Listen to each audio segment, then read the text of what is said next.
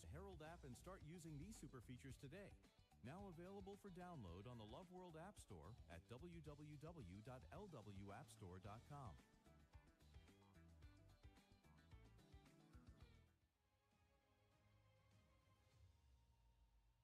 Glory, glory, hallelujah, and welcome to the March 2026 edition of the Healing Streams live healing services around the world are experiencing the manifested presence, the tangible action of the Spirit of God. We say a big congratulations. My name, of course, is James Cordwell, and I'm excited to be here with you. Absolutely. What a privilege it is to witness the power of God in action. Expect your miracle because God is here to meet your need. My name is Wamba Malama. We are so delighted to bring you special offers. Glory to God. Yes, indeed. Now, the Pastor Chris Digital Library is a one-stop shop for an array of transforming teachings that have the power and the potential to keep you in sound health, even till the rapture of the church. As the wave of healing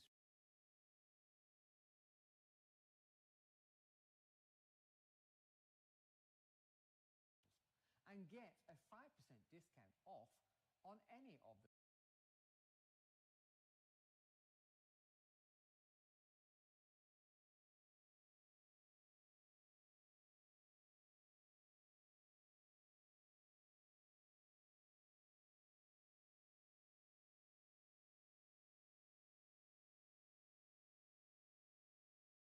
subscription plans. When you subscribe on the Pastor Chris Digital Library, go to pcdl.co/special offer to claim your special offers.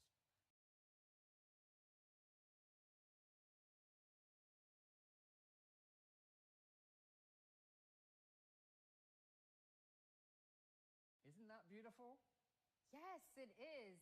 Also, for the duration of the Healing Streams live healing services, the Love World Books presents 2 book packs for just 2 SPs. Cool. Keeping Your Healing and None of These Diseases, or Keeping Your Healing and How to Receive a Miracle and Retain It.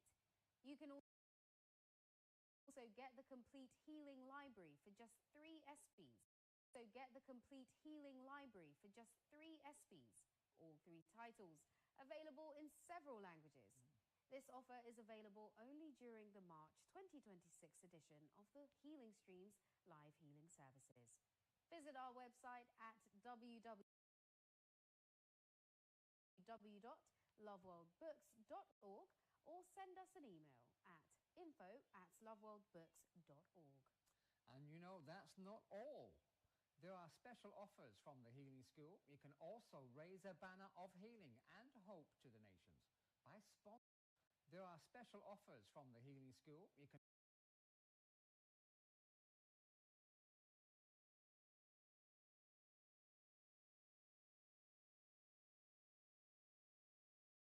also raise a banner of healing and hope to the healing,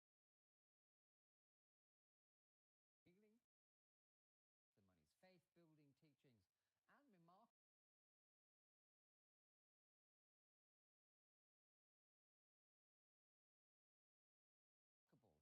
reports from around the world, bringing the reality of God's healing power to count copies. You will receive premium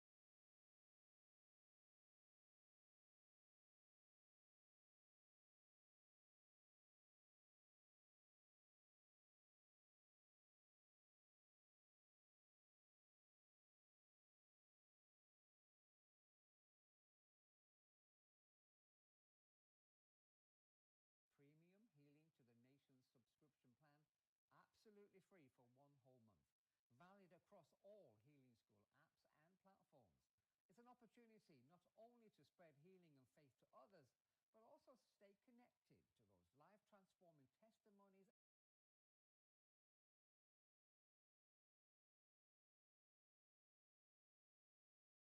and updates from the Healing School.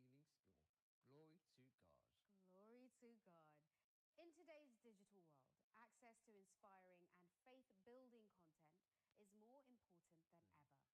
CFlix is a dynamic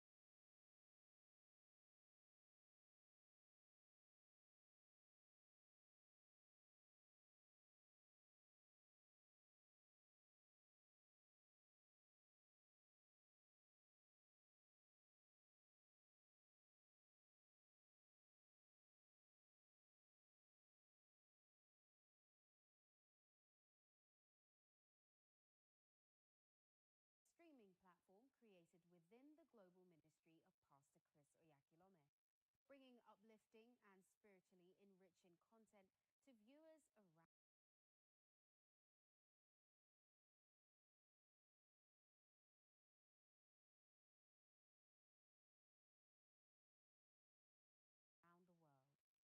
On Cflix, you can enjoy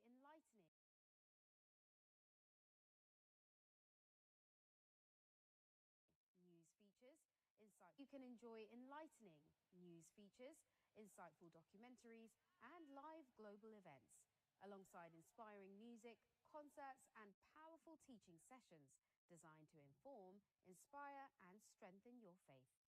Available anytime and anywhere on your mobile device, computer, or tablet, Cflix connects a global audience through inspiring media and life-transforming content.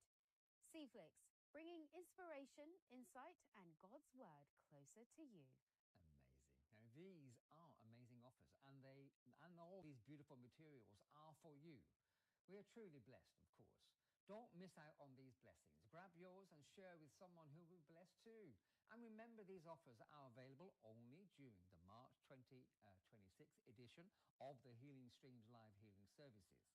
We're so grateful to our dear man of God for birthing all these materials to be a blessing to the Church of Jesus Christ.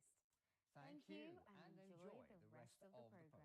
This is the Healing Streams Live Healing Services with Pastor Chris. This year, I want you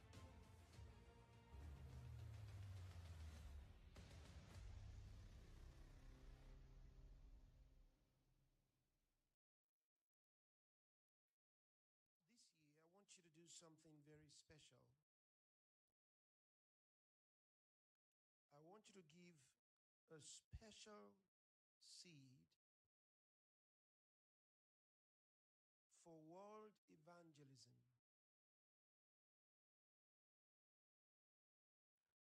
Everyone should give a special seed for world evangelism. You can give 1 SP and above, from one SP and above, according to your ability.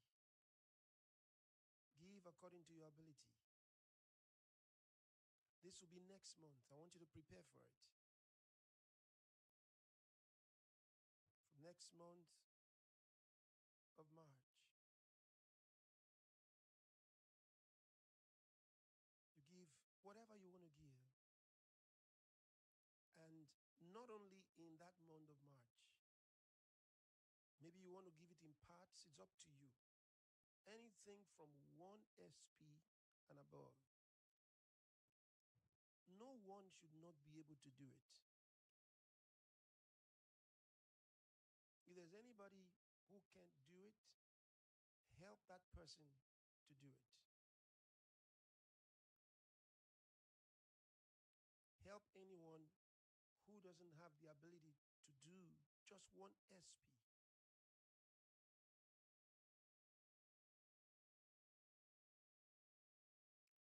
So start preparing for it. It will begin next month.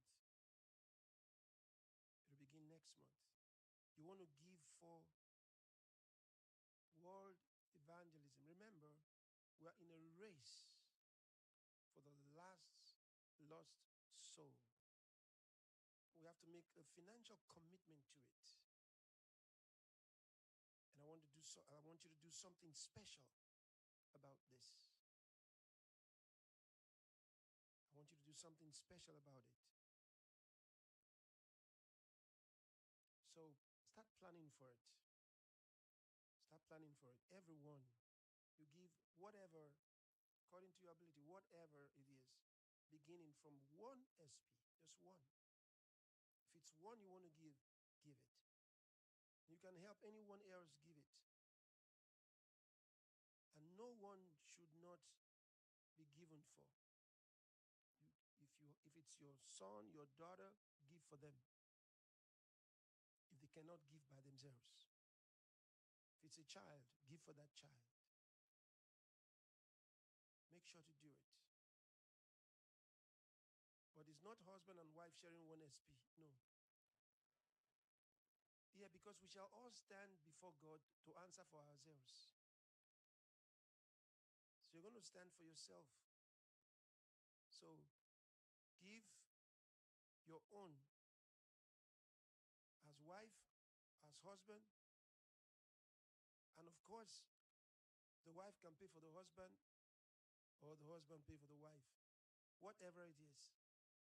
But from 1 SP and above, according to your ability. And when we have done it, I will let you know how we're going to pray together throughout the world about it.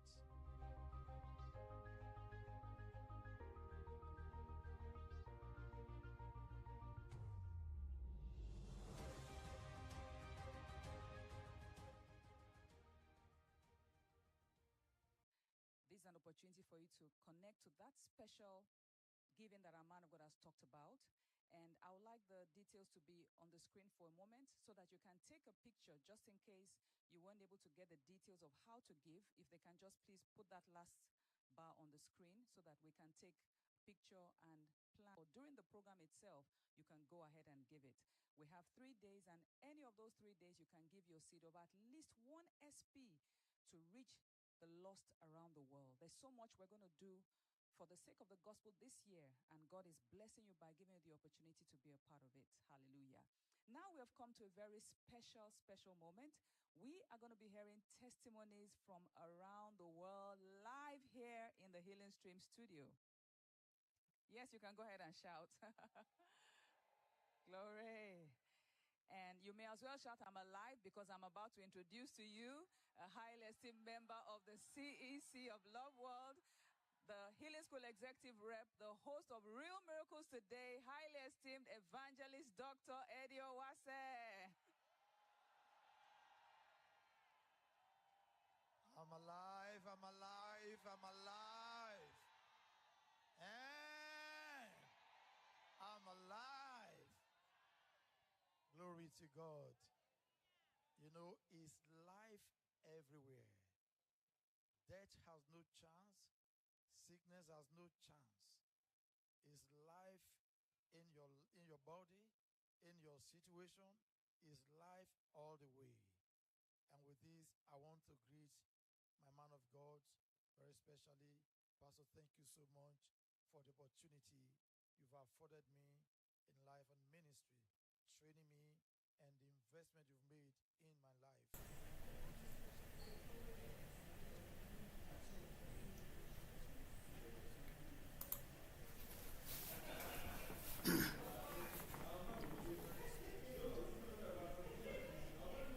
Inguva yakanaka chose, tine vanhu vari kupupura muno, tinavo shumiro yamufudzi Kristu yekuporesa yabata vanhu vakawanda kwamakore akawanda.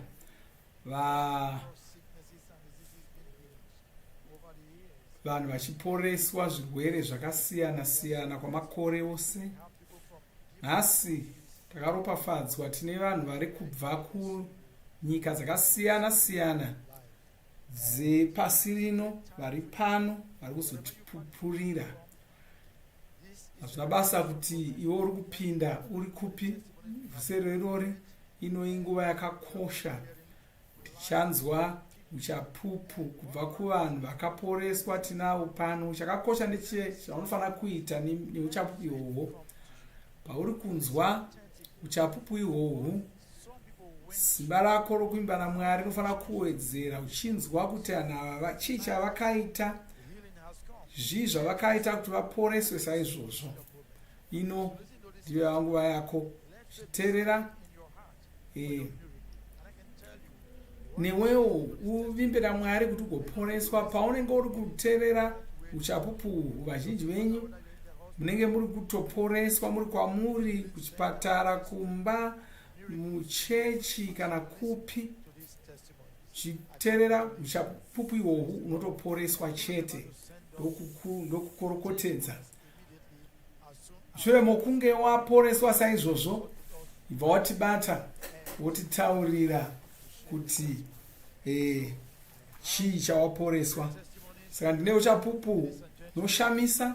Sit up and get ready to hear these testimonies. Hama dzangu ndoda kuti mugare muteerere uchapupu. Ndoda kuti muone unorondo iyi kuti tigotaura nezvemupupuri wangu wekutanga. Regai tinzwe rungano rwake.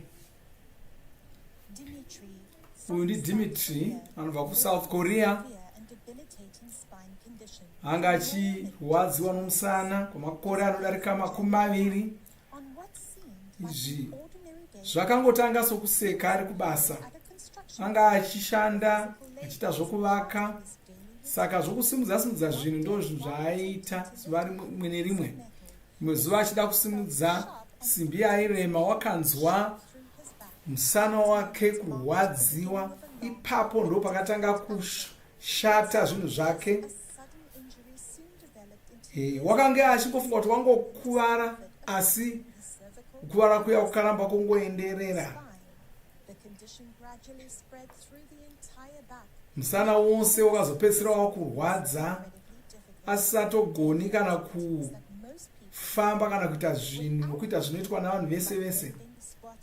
Vanga asagoni kana kukotama kana kutonona kana kumhanya. Marwadzo acho airamba achingorwadza. Mutsiba wake wakatanga kurwadza, asagoni kucheuka, kureva kuti kufamba kwake kumunetsa. Wakapiwa mishonga yakawanda achitsvaka kuti apore, asi kunyange zvake akaita zvose izvo hapana chakashanda. Wakazonyanya kurwara chaizvo kuti wakatonzi kuda ngaavhiyiwe, asi iye wanga asingadi zvokuvhiyiwa, achida kuti agozoporeswa. Saka wakauya mufudzi Kristu ndobva umushumira, ndiye ari kushumirwapo. Woyo kwanzi watopora, Dimitri. Woyo ndio wakakumhanya uyo. Marwadzo anga apera. Wanga ari kufara nokuti wanga apora. Hama dzangu, Dimitri ari pano. Ngatigamuchirei kubva kuSouth Korea, Mitri.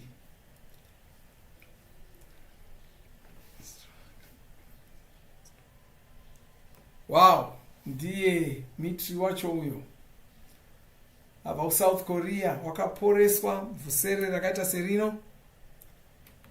Haleluya, regai tinzwe nyaya yake kuti yakafamba sei. Makorokoto ari kutaura nemuturikiri. Dzimai ari kuturikira. Regai tinzwe achitaura nyaya yake. Haleluya, watanga nokudanidzira achifara. Zita rake anonzi Dimitri, anobva kuSouth Korea. Anotori mufudzi wesangano rinoshandisa mutauro wechiRussia. Gore rapera wakauya kuvhuserere irori, wakauya namatambudziko 2. Dambudziko rokutanga ranga riri romusana wairwadza. Dambudziko rechipiri ranga riri rokuti wanga achisuruvara zvino, nokuti waisishanda chaizvo kare, achishanda pabasa pavaita zvokuvaka, chitakura zvinorema.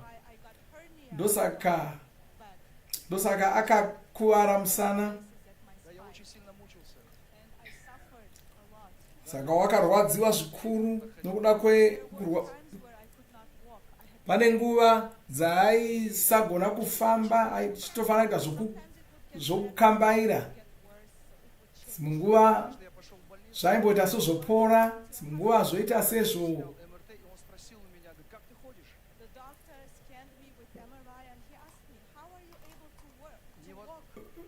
Vana chiremba vakamutaurira kuti wanga asingazogoni kufamba vakati rega tikuvhiye nokuti haukwanisi kufamba wakadero. Tsinga dzose dzanga dzatsikirirwa zvino, saka aiwaka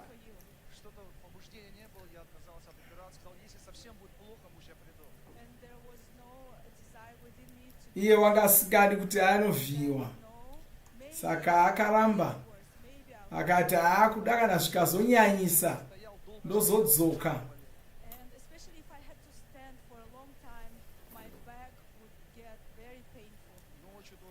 Waiti kana akamira kwenguva refu musana wairwadza chaizvo.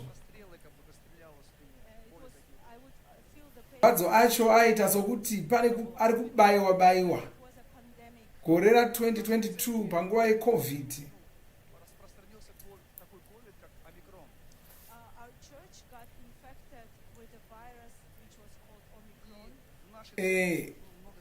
pane chirwere chakapinda kuvanhu vesangano rake. Vanhu vakawanda vakarwara,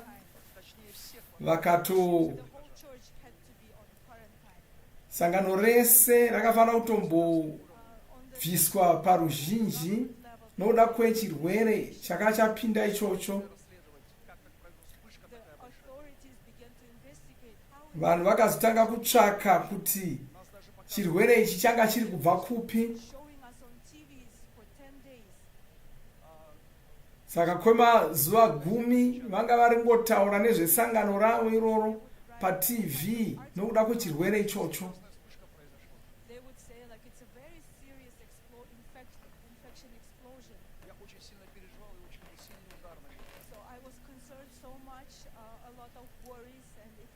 Izvozvo zvakamunetsa chaizvo, zvakamushayisa mufaro.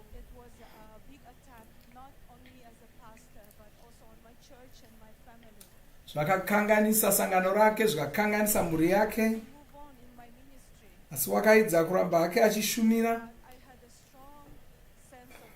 Asi wanga ari kunzwa aine mhosva yakahuru. Mwoyo wake wakatanga kurwadziwa, vanhu vachimunyorera vachimubvunza mibvunzo yakawanda wanda nokuda kwechirwere chachapinda musangano rake iroro.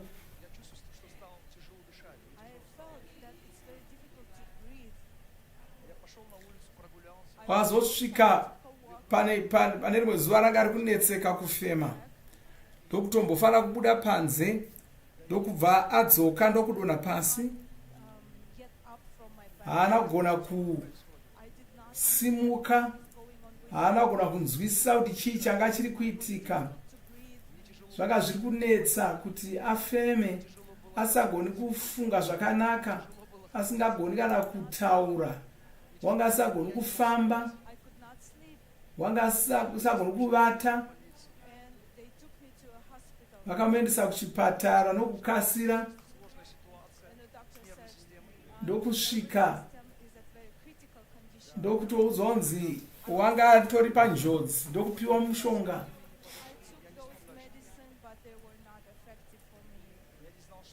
Wakatora wakamwa mishonga yase haina kumubatsira.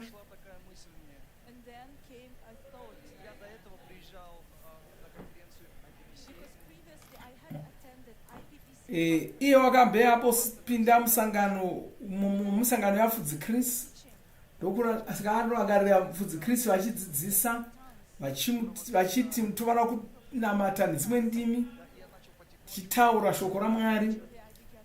Saka wakatanga kunamata achirangarira dzidziso iyoyo, akatanga kushandisa shoko raMwari pakurarama kwake, achitaura ndava chisikwa chitsva. Akatanga kuona zvinhu zvake zvishanduka.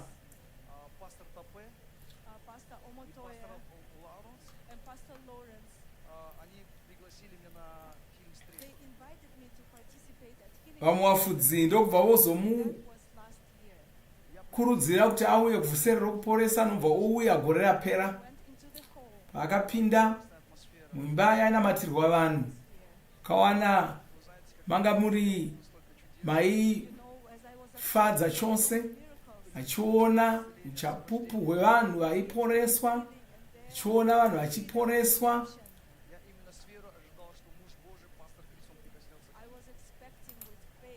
saka iyewo wakatanga kutarisirawo kuti akabatwa nomunhu waMwari anga ari kuzoporawo. Panguva iyoyo wanga asina simba, muviri wake usina simba, mufudzi Kristu ndokuzouya kwaari. Vakasvika ndokuverenga pachipepa chanda ndakabata, ndobva wobata pachifuva pake, ndobva iye ndobva onzwa simba raMwari richipinda maari.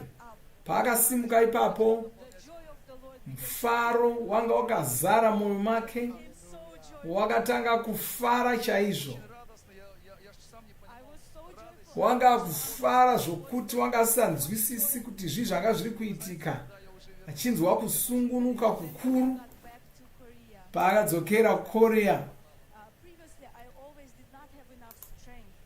Wakanga pamwe pese apa wanga asina simba.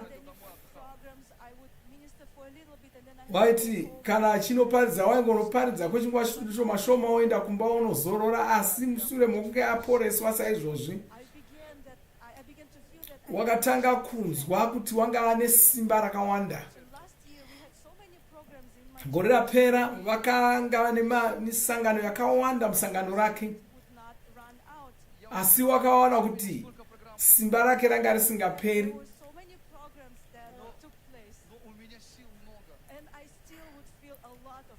Saka wairamba achingonzwa simba rokushumira, achingoshumira.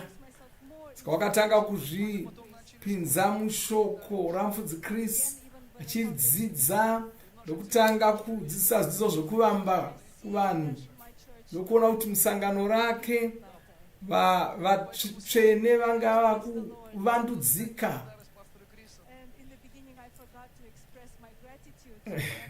Kwai ndakanganwa kutanga nokutenda mufudzi Kristu, saka unoda kutenda mufudzi Kristu zvakanyanya. Wow, hallelujah, hallelujah. Haachina kusuwa, zvese zvanaka.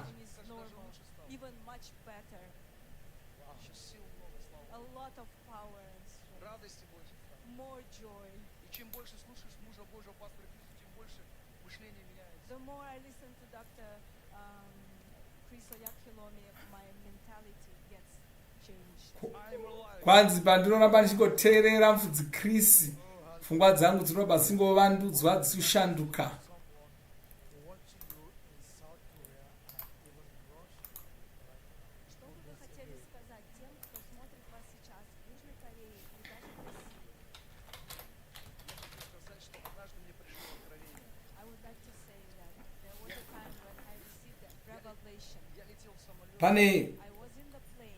Pane nguva yaakawana ari mundege achiona Mwari vachimuratidza mufudzi Kristu. Mwari nobva umuudza zvikanzi tarira kumurume uyu, zvikanzi ndiye unopa shoko rakanaka, shoko raMwari rakanaka, zvikanzi dzidza kubva kumurume uyu, upenyu hwako unozoita zvakanaka.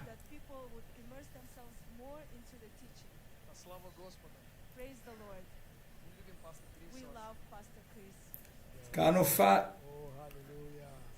Hallelujah. Wow. Tinomutenda chose Dimitri uyu. Hallelujah. Wow. Hallelujah. Hallelujah. Wow. Asimba. Ndiye wakudzokera uyo achifamba. Dimitri wabva kuSouth Korea. Glory, glory, glory, glory, glory. Hallelujah. The day the Lord has made. Rino ndiro zuva raitwa naIshe, zuva rekuporeswa, rokuponeswa. Ndo zuva rako rokuporeswa. Ndine umwe uchapupu hwamunofanira kunzwa. Ndoda kuti mugare moona uchapupu uhu tozodzoka tichitaura zvakaitika zvacho zvese. Uyo anobva kuIndia wanga ari kugara achishushikana, akasuruvara zvakakanganisa upenyu hwake. Pane chakazotanga kuonekwa patsoka yake, gwapa raivapo rikatanga kukwira negumbo rese. Vabereki vake vakabva muendesa kuna chiremba, asi mishonga yese yakapiwa haina kana kumubatsira. Chirwere chacho chakaramba chingoshata.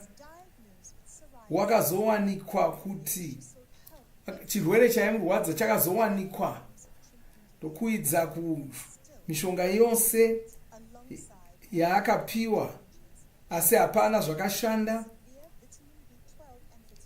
Unezve kare kumwe kudya kwaishayikwa muviri make. Muviri wake wakapedzisira wakupera simba. Kubata zvinhu kana kuita mabasa ari nyore kwakwa kumunetsa. Hana yake yagara ichingorova, achingokaruka hana yake yarova. Saka zvaimunetsa. Wakaita makore 3 achingonetseka saizvozvo. Saka wanga akutsvaka kuti chii chingamubatsira. Ndo paakanzwa nezvevhuserere rekuporesa. Saka wakauya mufudzi Chris ndobva umushumira kwaari. Ndo vari kushumira kwaari apo. Paakashumirwa kudaro, pane zvakabva zvaitika, zvirwere zvakabva zvabva maari. Wow! Onai ganda rake rashanduka.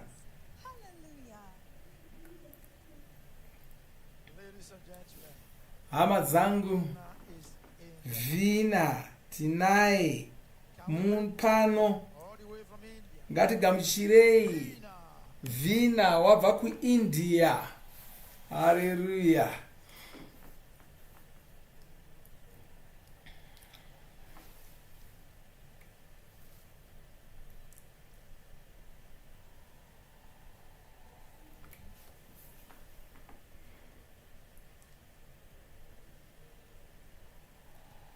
Wow, wow, wow, wow. Hallelujah.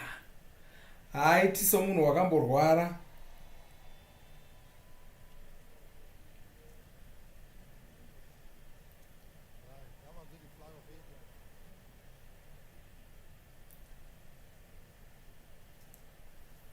Wow, wauya nemureza wekuIndia, makorokoto Vhina.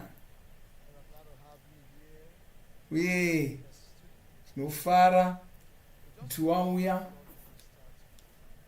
Taona mufudzi Chris vachishumira kwauri, tikakuona uchiuruka, asi chititaurira kuti zvii zvakaitika kwauri.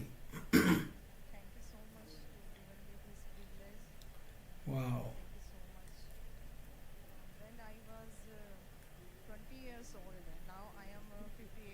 Zvakatanga namakore 20 kozvinova nemakumi 50.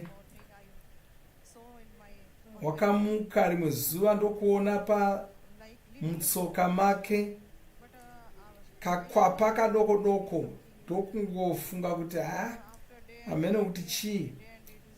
Ndokuona chikwapa chiya chiri kukura chichipararira negumbo rese chichikwira.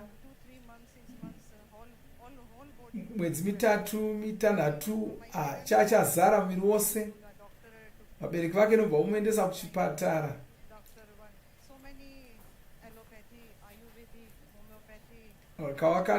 Wakatanga kushandisirwa mishonga yakawanda kusvikira vazowana chirwere chacho changa chiri kunetsa chakanganisa ganda rake.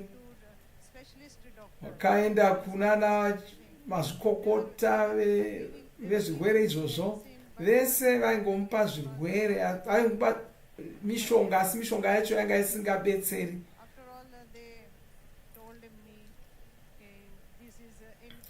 vakazopedzisira vamuudza kuti chirwere ichi hachirapiki, uchafanira kutorarama upenyu hwako hwese nechirwere ichochi, asi unofanira kunge uchingwarira.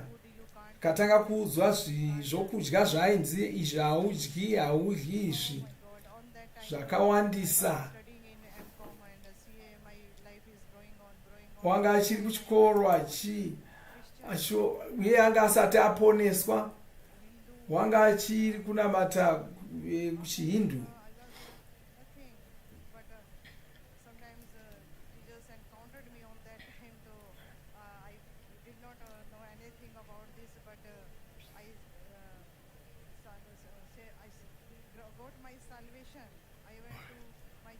Wakazoponeswa.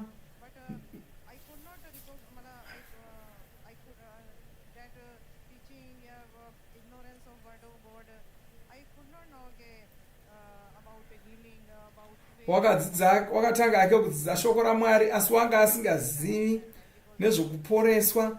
Wanga aponeswa hake asi haana wanga amuudza pamusoro poporeswa, achingoendawo kumunamato ndokupedza chikoro chake ndokuita zvese, asi chirwere chichingoripo.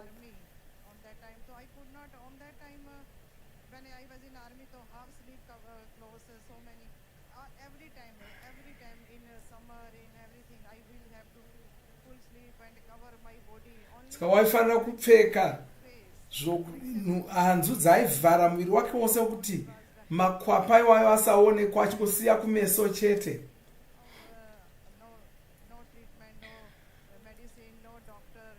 Paanga audzwa kunzi hapana chaigona kuitwa kurapa chirwere ichocho. Asi papapo waifunga pamusoro peminana yakaitwa naJesu yaaiona mubhaibheri. Saka washaya kuti minana iyi yanga isiri kuitika here ko zvino, si wanga asati aziva shoko raMwari ipapo. Saka wakangofunga kuti kuda minana hakuchisina.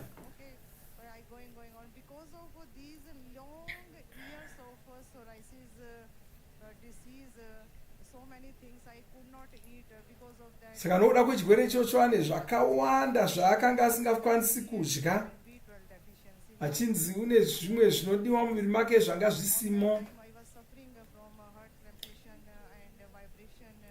Hana yake ichigara ichirova, dzimwe achisina rudo rwekudya, asina rudo nezvokudya, asingatodi kudya.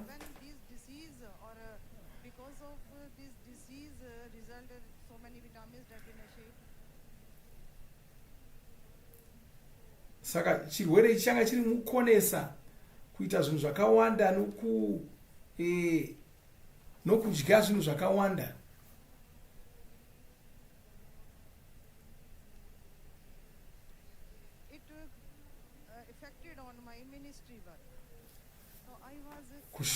Wanga kunetseka kushumira nokushandira Mwari kusangano rake, zvanga zvava kumunetsa.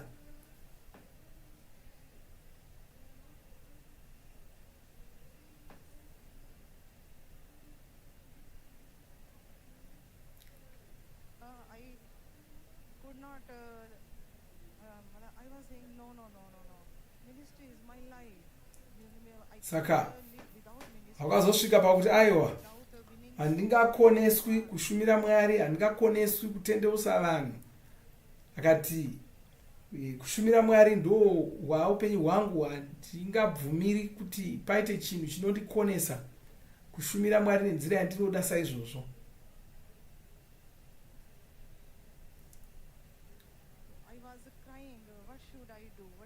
Anga kuchema achinetseka.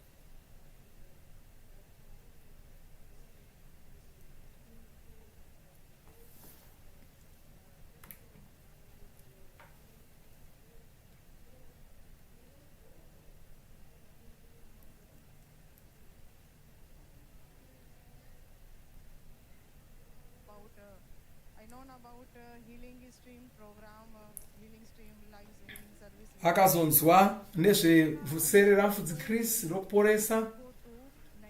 Muyamutsvererwa umuudza akati enda kuNigeria.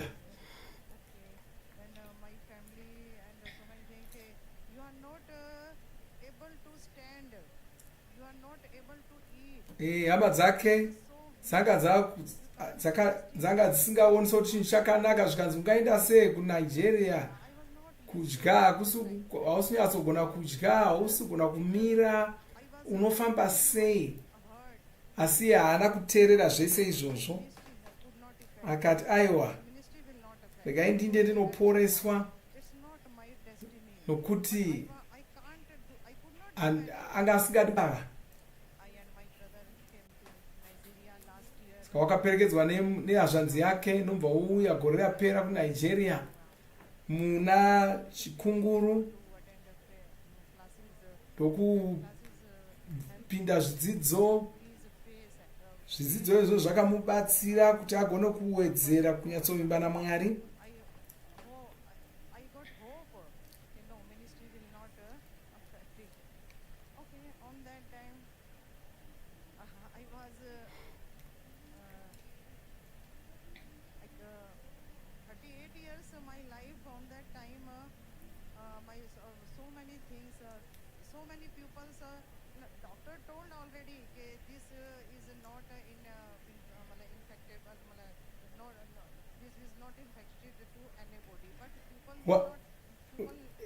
Wakanga audzwa zvake nachiremba kuti chirwere changa chisingatapuriranwi, asi hapana waizvinzwisisa, vanhu vanga vari kutoteta kuswedera pedo naye, saka waipedzisira agere ega, hapana waida kugara pedo naye kana kudya naye, chero zvazvo chirwere changa chisingapomeranwi. Saka izvo zvaimukanganisa, zvichimukanganisa chaizvo.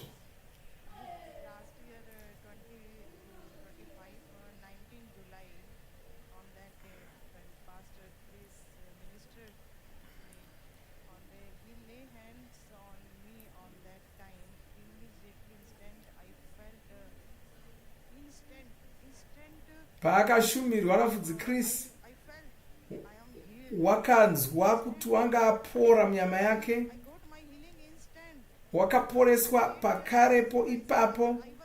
Chirwere changa chava namakore 37 chakabva changonyangarika ipapo.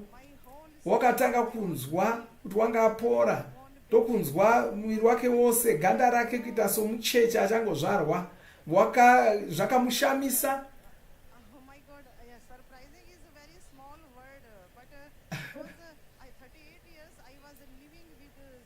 Wanga aita makore ese aine chirwere chaikanga ane makwapa paganda rake, asi achingonnamatirwa naMufudzi Chris wakakaruka atopora, zvese zvanga zvatoenda. Wow, haleluya! Iko zvino wakudya zvose zvaanoda, zvashanduka zvose, ndokudzokera kuIndia wanga ashanduka zvachose. Haana ngoporeswa muviri wake chete, nokuti kuIndia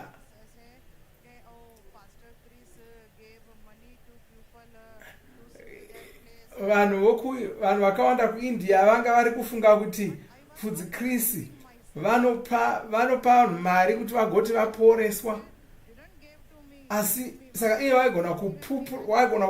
wakapupurira kuna vamwe vacho, vakati aiwa, ine handina mari yandakapiwa naMufudzi Chris. Mufudzi Chris vakandiporesa, ndikwai ndava nesimba rokutoporesa vanhu mandiri. Haleluya! Vanhu wow, saka vanhu vose vaimuziva vakazopedzisira vabvuma zvino, kono vakubvuma kuti aiwa, Mufudzi Chris vanoporesa pachokwadi.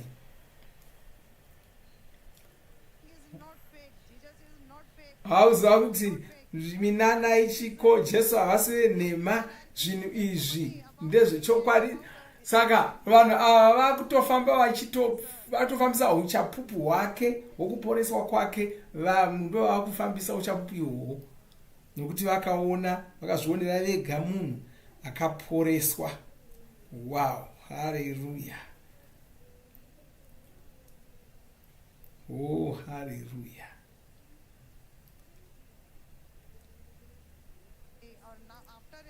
when I came to back India, I was not the same. I took so many crusade, business crusade, waka crusade, saka kuindia ikoko adzokera kudaro wakatanga kuita mavhuserere akawanda nevana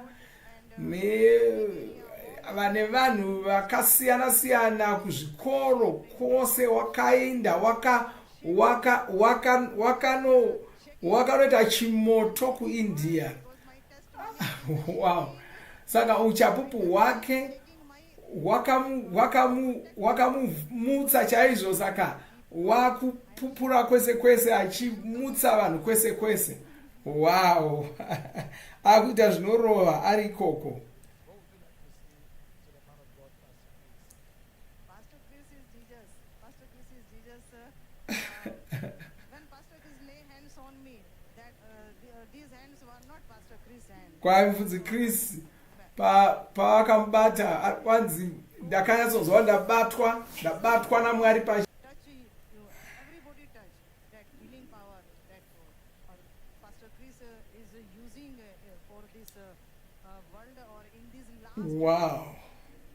Because of this healing power, because of this healing program, we will get that last soul to complete the number of Gentiles.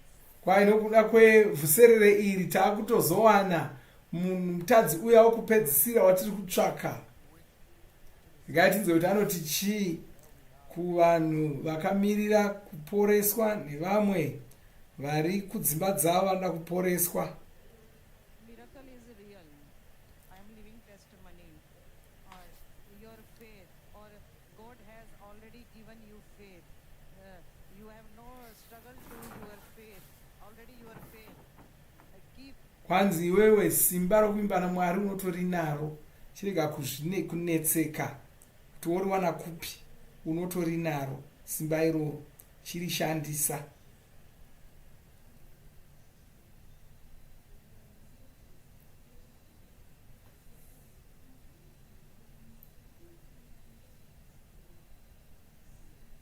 Put on your faith on action and action. Kwai chiita kuti simba rako rokuimba naMwari rishandise. Ita somunhu anoimba naMwari. Kwai upenyu hunonakidza, zvinhu zvese zvinonakidza, unogona kutonakidzwa neupenyu. Wow. Haleluya. Kwai zvinhu zvese izvi. Wow. Haleluya. Uchiteerera newewo watokurudzirwa kuti uvimbe naMwari namashoko iwaya, saka newewo uchaporeswa. Toda kutenda Vhina nokuda kweuchapupu hwake. Ndiye uyo gumbo rine makwapa apo ndozvarava iko zvino, zvakangoenda nomunamato zvikapera. Wow. Ndiye uyo haachafambi akazviputira zvaaita, wakufamba nomazvo. Haleluya. Rino ndiro zuva rawakagadzirirwa naMwari.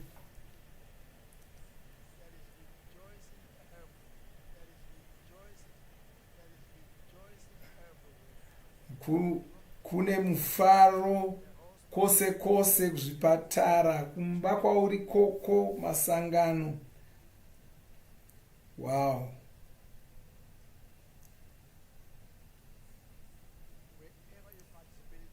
Kwose kwauri mufaro washe waputira kwose kwose. Toda kuti uzive kuti simba raMwari rinokuwana kwose kwauri ikoko, rinokubatira kwose kwauri ikoko.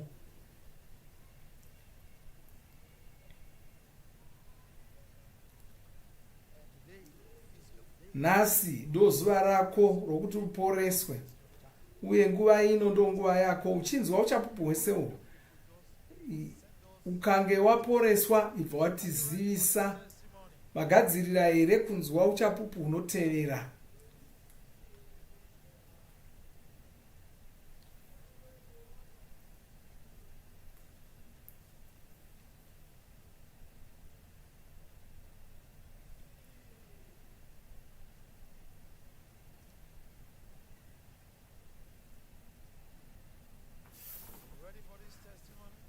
Magadzirira here kunzwa uchapupu? Garai ipapo muone nhoroondo iyi tigodzoka totaura nezvayo.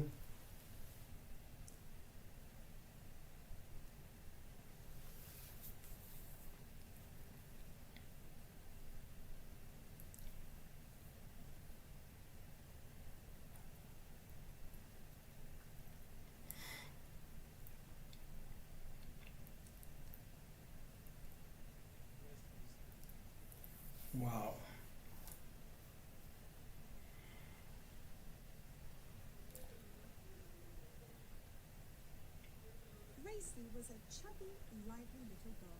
Grace wanga ari chisikana chaifara, wakazongotanga kurega kudya, muviri wake ndokutanga kupera, wanga asina shungu dzokudya, simba rake rakatanga kuperawo,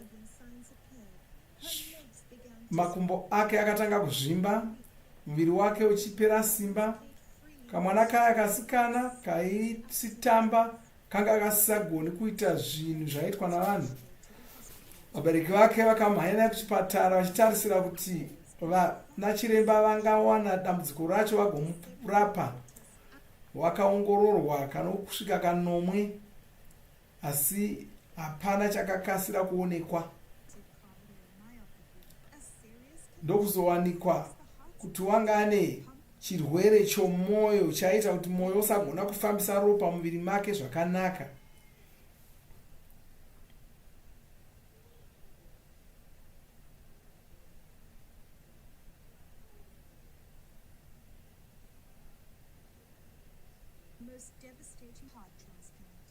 Saka wakanzi apuwe mwoyo mutsva.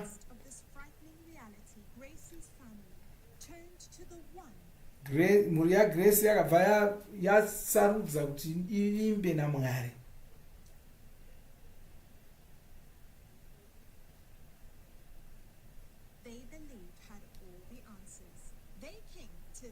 Ndo pavakauya kuvhuserere rekuporesa, vakatouya kuNigeria. Ndiye Grace apa mufudzi Kristu vachienda kwaari, vachinoshumira kwaari. Uyo ndiye ari kushumirwa namufudzi Kristu. Wow. Mufudzi Kristu achishumira kuna Grace, chimwana chidoko changa chamomoterwa neurwere husina kunaka. Wow. Chiri kuramba chakatarira pana mufudzi Kristu.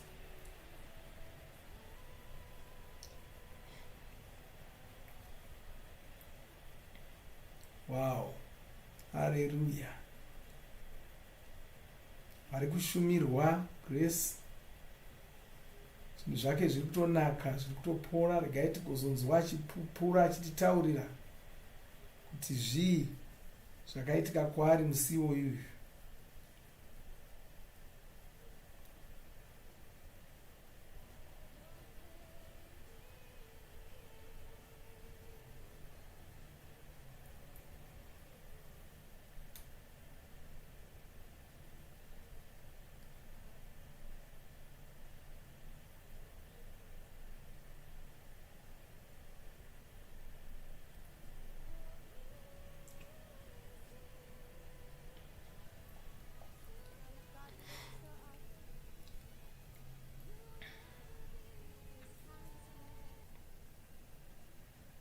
Kristu akatora nguva yavo achishumira mwana uyu.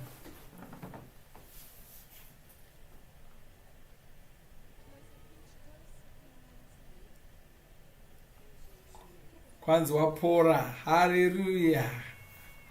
Kwanzi Grace wapora. Oyo ndiye wakumhanya uyo. Wow. Haleluya.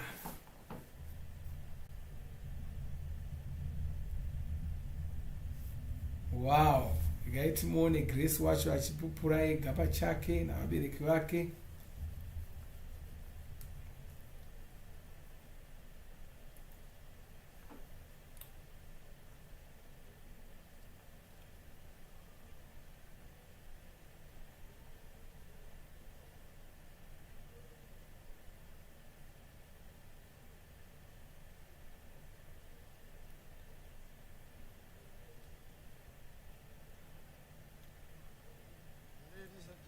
hama dzangu, Gracie is in the house. Grace tinaye pano. Haleluya. Regai tigamuchire Grace.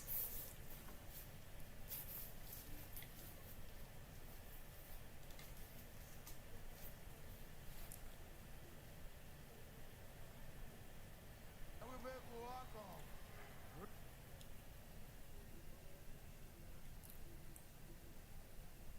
Gracie. Wow.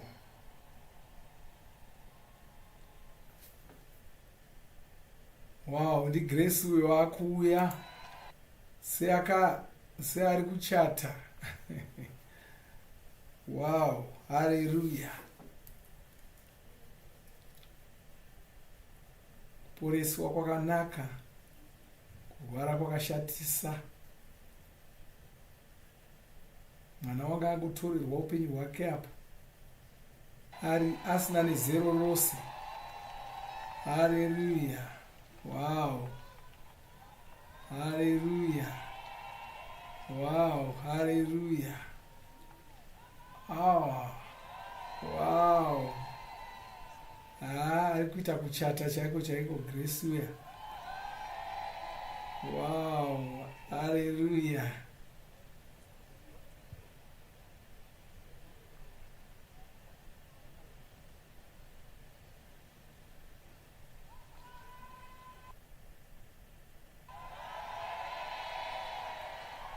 So take a look at Tarirayo Grace, hama dzangu. Munomuonawo here? Mwana uyu chitotori chishamiso pachacho. Ngaitinzwa achitaura ega, tisati ataura namai vake. Ndimai vake vauya navo avo. Wow.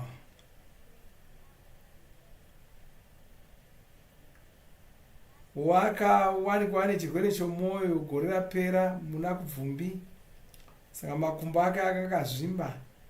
Wanga kufema kwako kwakumunetsa, asina mufaro, asagoni kutamba neshamwari dzake. Izvozvo hazvina kumufadza zvachose. Regai tinzwe mai vachititaurira. Regai tinzwe kuna mai kuti chii chakaitika.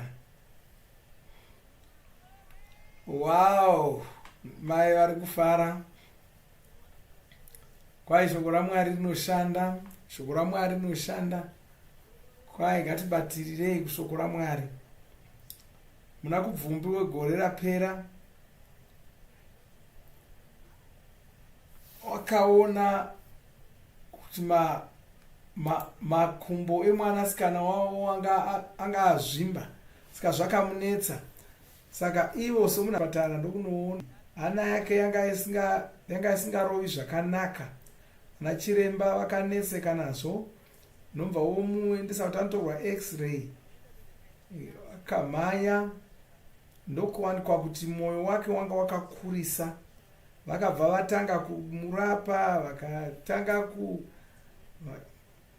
anga ari manheru mangwanani vakatanga kumuongorora. Ndokuwana kuti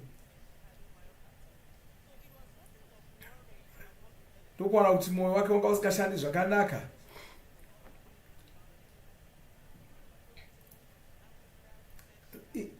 Izvozvo zvakavashamisa kuti zvazvafamba sei, nobva vomuti apiwe mushonga kwoupenyu hwake hwose.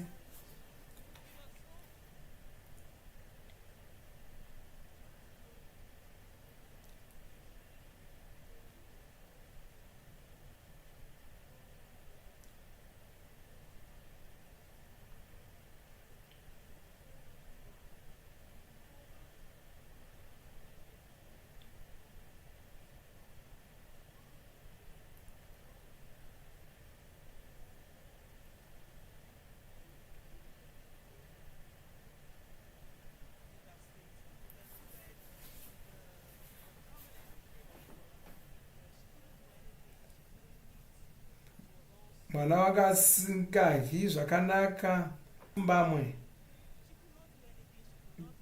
wanga asingagoni kudya, asingagoni kufamba, asingakwanisi kuita zvakawanda zvaifanira kuitwa nevanhu vezero rake.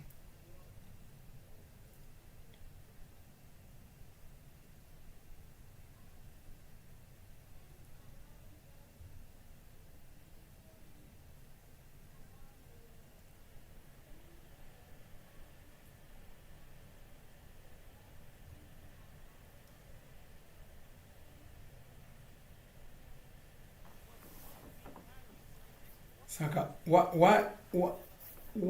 waingofanira kusimudzwa. Nhasi wakwira manera, asi waisagona kuita izvozvo. Waifanira kukotakurwa pese pese. Manera wanga asingagoni kuakwira, aifanira kutosimudzwa kuti akwire manera saizvozvo.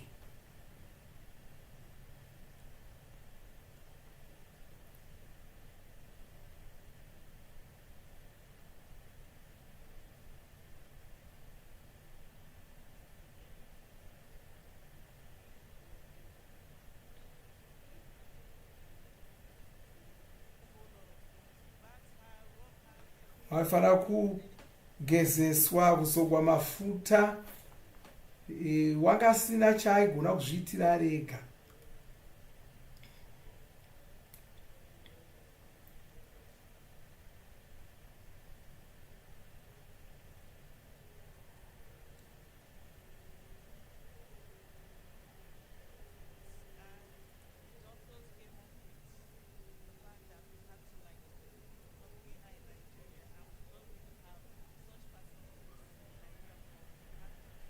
Saka varachirembe vakazosvika pakuti aiwa ngaabviswe mwoyo waanawo apo mumwoyo. Asi kuti zviitwe izvozvo vanga vasingakwanisi kuzviita muNigeria maanogara.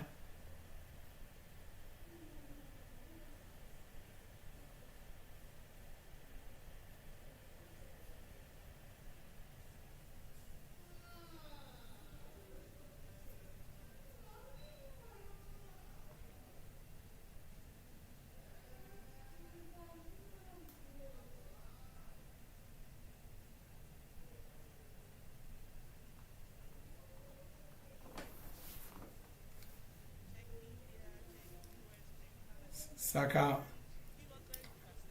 vakatanga kutsvaka kunyika dzokunze, vana India, vana America.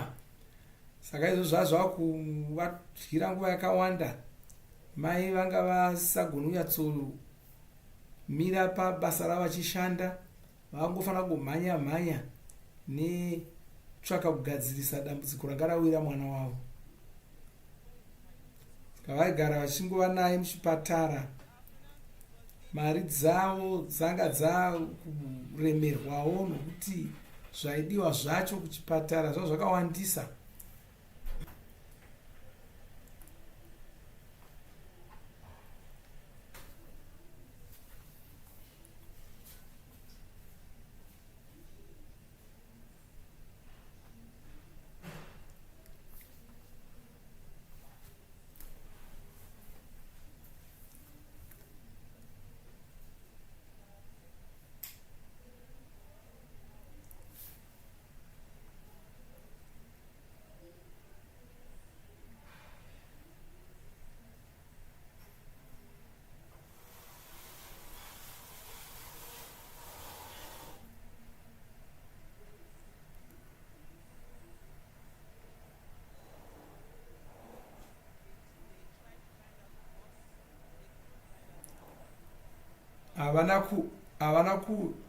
havana kuziva kuti chirwere ichi chatangira pai chaizvo.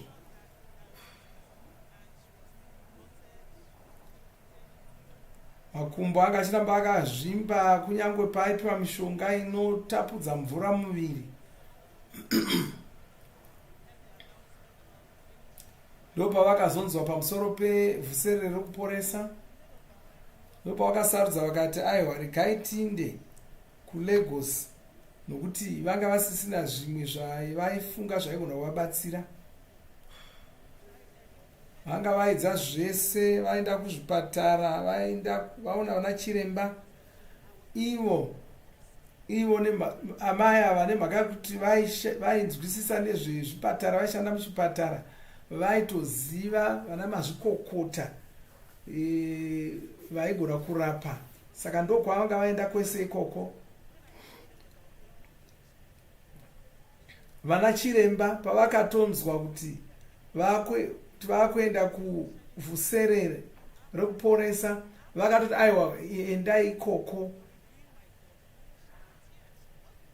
Zvatosvika pakuti vana chiremba vaitoti vachirapa mwana vaitobuda misodzi.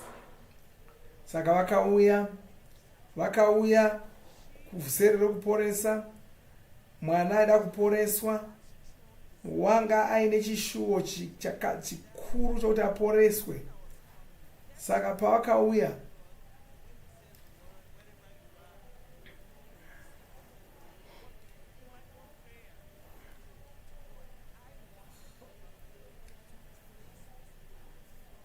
wongu vaiziva havo kuti mufudzi Kristu agona kumuporesa ari kwaari, asi amai vanga vari kunamata kuna Mwari kuti mufudzi Kristu vanyatsobata pahana pacho ipapo. Saka vakauya mufudzi Kristu vakatora nguva yavo vachishumira kwaari, vachibata pachifuva. Saka paakabatwa pachifuva, amai kwai ndakaziva kuti wanga atoporeswa. Mwana uyu paaishumirwa pese ipapapo, meso ake anga asiri kutombobva pana mufudzi Kristu.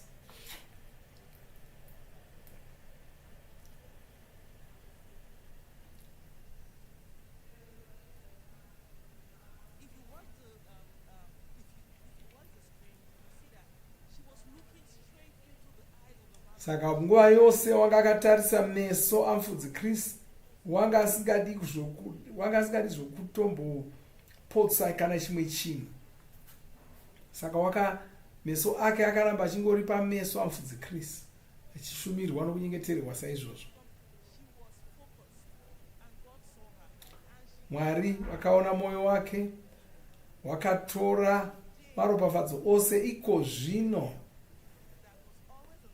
uyu ndiye mwana wamunoona uyu waigara achingori muchipatara nokuda kwomwoyo wanga usashandi zvakanaka, chimwana chidoko saizvozvi.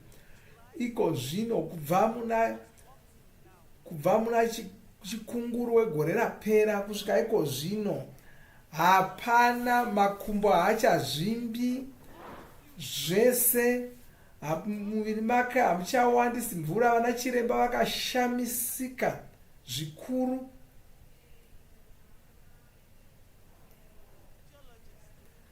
Zvokuti vana chiremba vacho vavo vakatobvuma kuti vanga vaona kushanda kweshoko raMwari paupenyu avo. Asati apora, wanga asingagoni kuenda kuchipatara, wanga asingagoni kuenda kuchikoro. Kubva paakatanga kurwara kusvikira muna chikunguru wacho haana kuenda kuchikoro. Iko zvino wakaenda kuchikoro,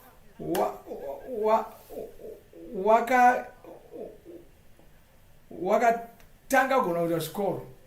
Ngaitinzwe achitaura.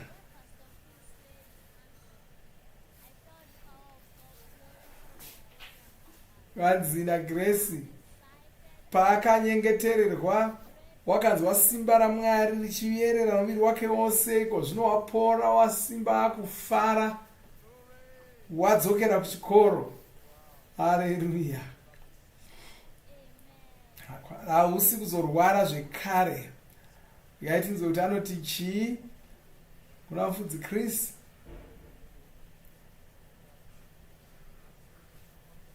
Ngatizoda kuti kudii kuri vana vari kuda kuporeswawo.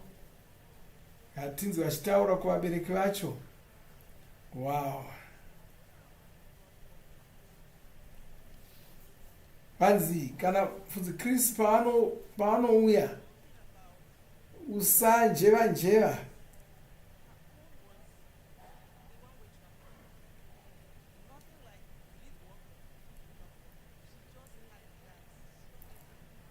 Grace wakangouya achiziva kuti akangoona mufudzi Kristu ari kuzopora. Saka wakatora maropafadzo ese ndokubatirira kushoko raMwari. Iko zvino unodza vana chiremba achiti ndapora, mufudzi Chris vakandiporesa. Moyo wake, shungu dzake dzaiva dzokuuya asati atomboporeswa, wanga ari kutogadzirira kuda kuzodzoka kuzotaura kuzokuporeswa kwake. Saka paakauya wanga ari kutarisira kuzodzoka kwake achizopupura. Saka imiwo muri kwamuri muchida kuporeswa, batirira shoko raMwari. Kana mufudzi Kristu vati waporeswa, watopora, hapana chinozvishandura.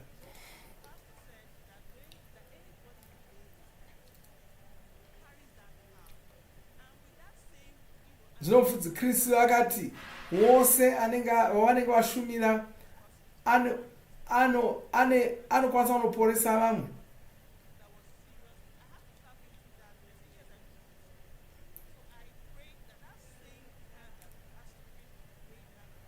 Saka ivo amai pavakaona munhu airwara chaizvo muchipatara maanoshanda, vakashandisawo simba iroro vakaporesa munhu iye wanga achirwara. Grace anotenda mufudzi Chris kuti vakabvuma kushandiswa naMwari kuporesa vanhu vakawanda. Chivatenda nokuda kuti vanofarira vana vechidoko navakuru. Wow, haleluya, wow, wow, haleluya. Amai vanotendawo mufudzi Kristu zvakanyanya.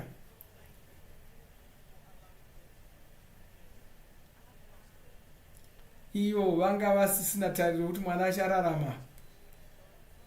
Ndiye mwana wavo wokutanga. Vanga vatora mwoyo, asi zvino mwana wavo aripo, wavapo mupenyu.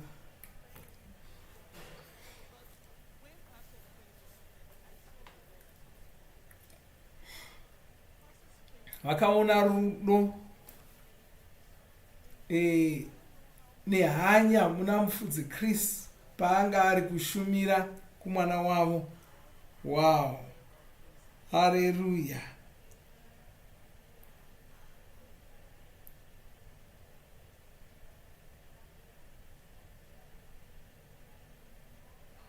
Wow, haleluya. Ndiye wakukwira manera mwana uya uyu. Wow, wow, wow, wow.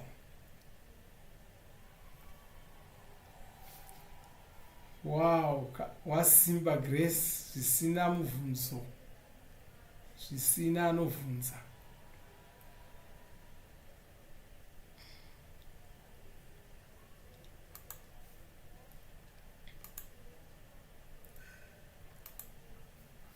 Hama dzangu, magadzirira kunzwa uchapupu unotevera here?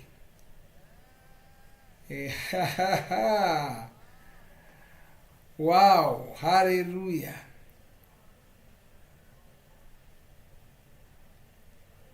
Simba raMwari riri kushanda zvinoshamisa mupenyu hwako kwose kwauri. Simba rokuimba raMwari riri kuwedzera mauri. Ino ndiyo nguva yako. Utapupu hunotevera unofanira kuhunzwa. Kuti ugare ipapo muone nhoroondo iri pano, tigozodzoka totaura zvakaitika zvacho zvese.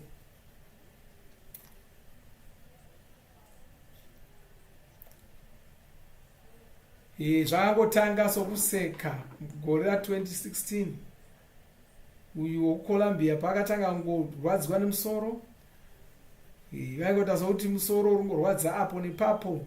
Wakazoenda kuchipatara ndokupiwa mishonga yakasiyana siyana, haana kupora. Wakatoramba achitoporesa, akatotanga kupinda kurwara. Ndopaakazoona ropa mutsvina yake, ndokudzokera kuchipatara. Utano hwake ndokutoshata, anga akuchitorwara. Upenyu hwanga hwakutomunetsa, wanga asagoni kuenda kubasa, wanga asagoni kuzvibikira, achipera simba. Mhuri yake yanga apererwawo. Ndopaakazoudzwa nemwe hama yake pamusoro pevhusere ramufudzi Kristu wokuporeswa. Ndopaakanyoresa achitarisira kuzoporeswa. Musi wakazoporeswa wakapinda vhusere iri ari pamhepo, ari panhare.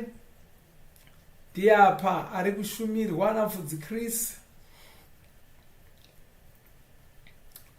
Mufudzi Kristu ari kushumira, chimutaurira kuti simba raMwari riri kusvika kwaari nomumhepo yaanofema iyoyo.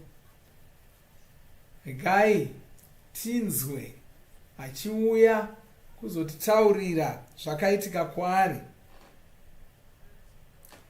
Hama dzangu, Jeni tinaye pano, Jeni tinaye pano. Ngatigamuchirei Jeni Alexandra wabva kuColombia. Wow, ndiye uyo nemureza wenyika yake.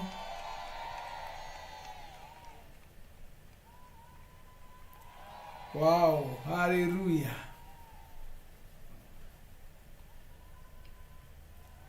Wow, ombotanga rokushambadza mureza wake. Haleluya. Wasikawarira pachigaro chake. Haleluya. Tinofara kuva naJeni makorokoto. Une nyaya anofanira kutiudza Jeni uyu.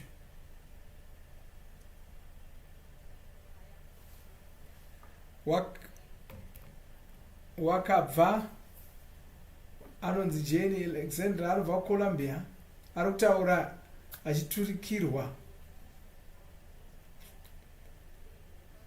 Kwai ari kuti uchapupu hwake hwakadzama chose. Wakatanga uchingori musoro mugore 2016.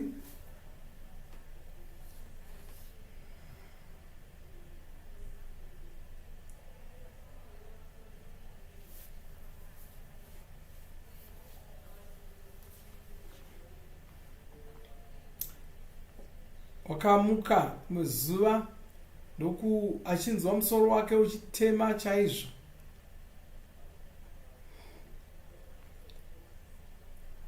Ndokuenda kunotsvaka mapiritsi. Asi musoro wacho waramba uchingodzoka.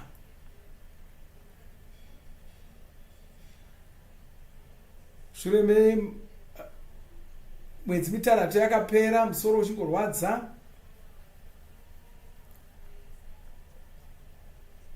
Wakabva aenda kuna chiremba kunoongororwa.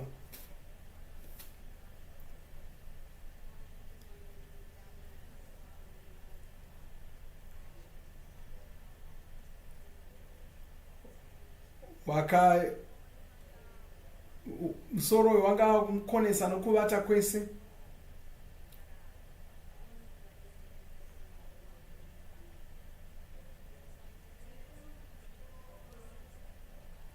Akaongororwa ndokupiwa mishonga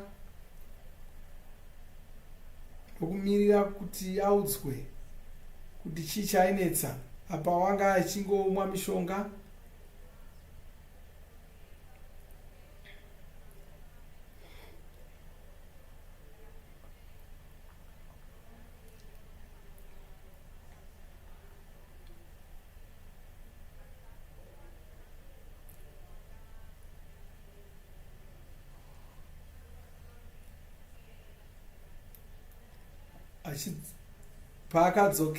Akadzokerazve kuna chiremba wakandowedzerwa mushonga asi wakaramba achingorwara.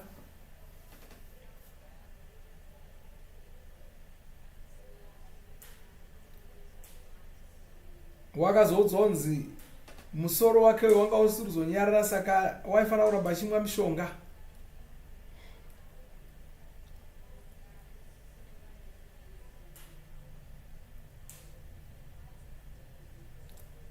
Achiramba achimwa mishonga iyi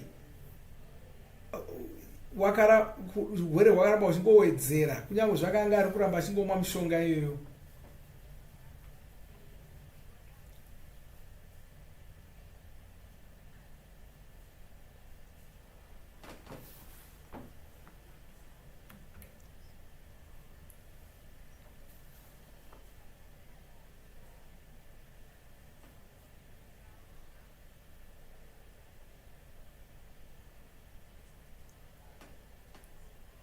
Wakatanga kuita zvirwere zvakangosiyana siyana mumwiri make.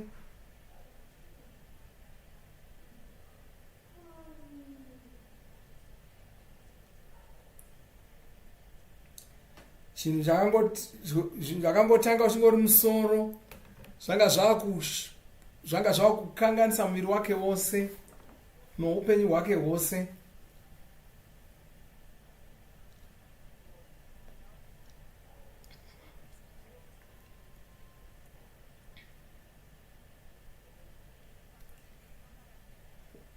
Wakazotanga kubuda ropa.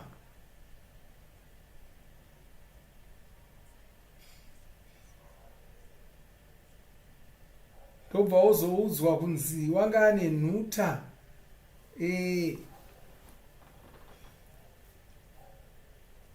Wanga ane nhuta muura.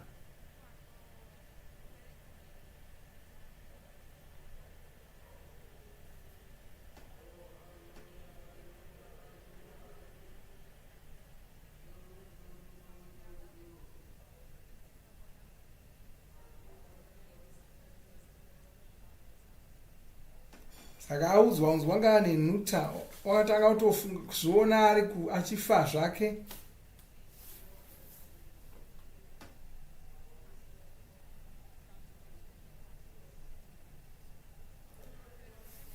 Chiremba wakati wakamudza kuti wanga asiri kufanira hake kubva atovhiyiwa ipapo.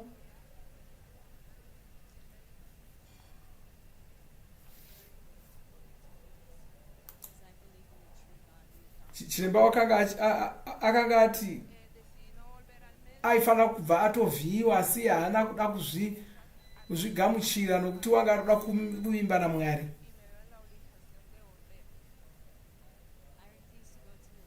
Saka akaramba kuenda kuna chiremba asi marwadzo akamumanikidza kuti adzokere zvekare.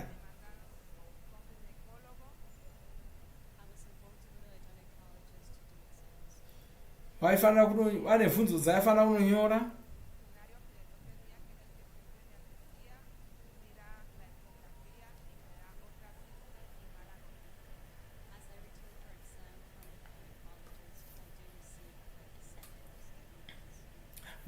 Akanoongororwa zvekare, saka amirira kuti audzwe kuti zvii zvavakanga vaona. Ndopaakaudzwa zvinhu zvaimusuwisa.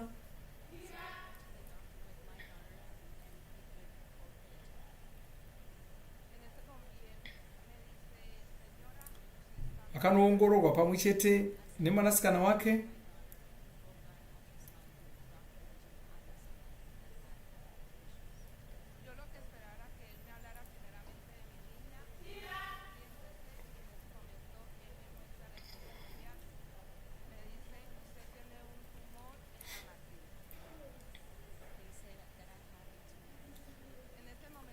Pavakamudza ipapo kuti wanga ane nhuta.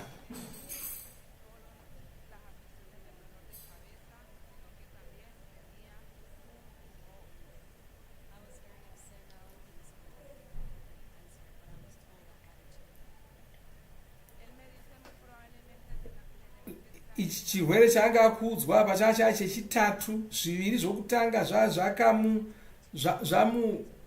zvamusuwisa chose, asi zvino wanga akunzi une chechitatu chirwere.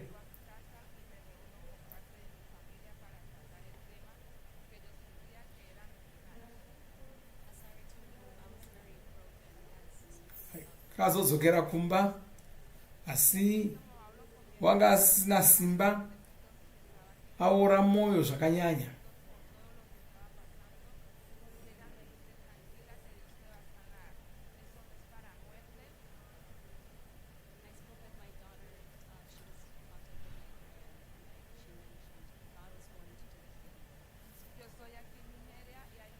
akazotaura nomwanasikana wake ngari kuNigeria,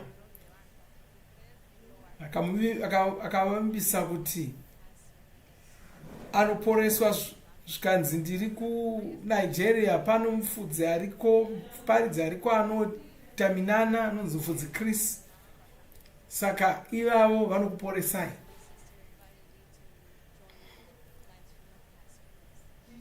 Saka ipapo ndo paakakurudzirwa kuti apinde vhuserere iri, achiripinda ari panhare yake ari kwari.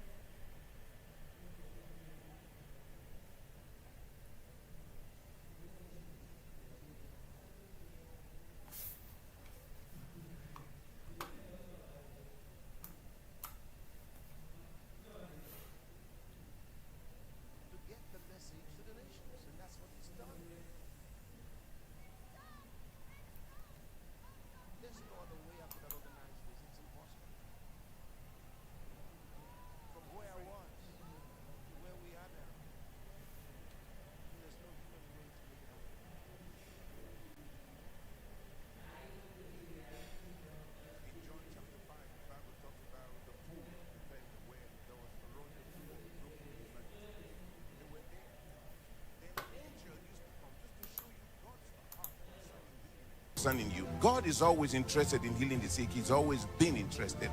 An angel will come and trouble the water. It was healing. And the first that gets in gets healed. But today, everybody can be healed. And everybody will be healed. Healed. And just as you participate, that's the key word, that's the code. Participate, and healing is right where you are. Doesn't matter what you've been experiencing.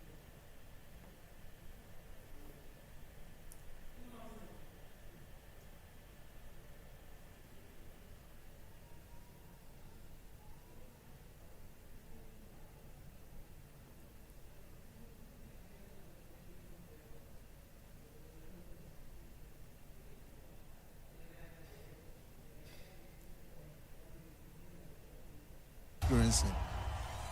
3 years ago, my back was injured in the process of repairing my truck. I couldn't walk straight. I was mostly in a supine position.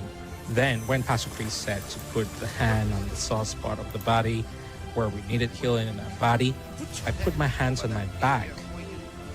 After the ministration by Pastor Chris, I knew I had received my healing. I got up on my own without help and started working smoothly and did exercises for my back. Now I believe that there is a God who heals us.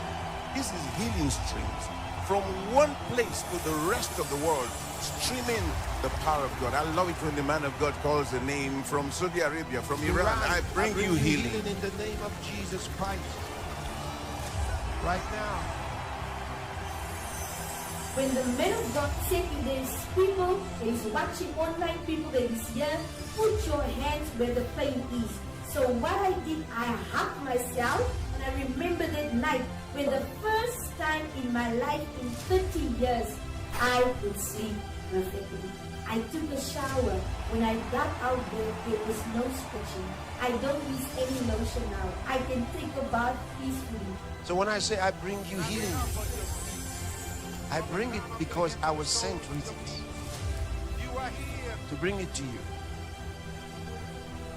It doesn't matter that your bones were broken from an accident. That's got nothing to do with it. What's important is you have a need and he can meet the need. Here was his plan. The one who can meet the need is present, and he's willing, and he loves you. That's what matters.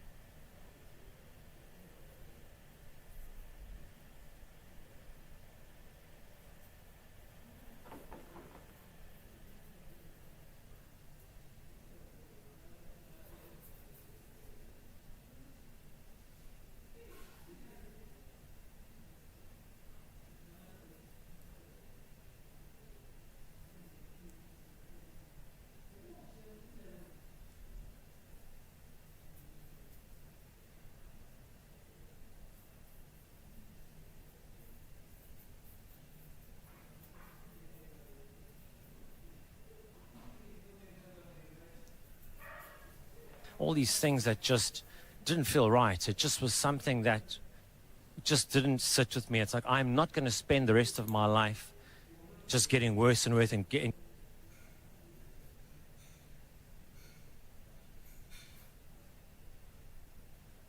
giving up. Jesus is going to do something for my life. I was absolutely sure. I could feel it in my heart.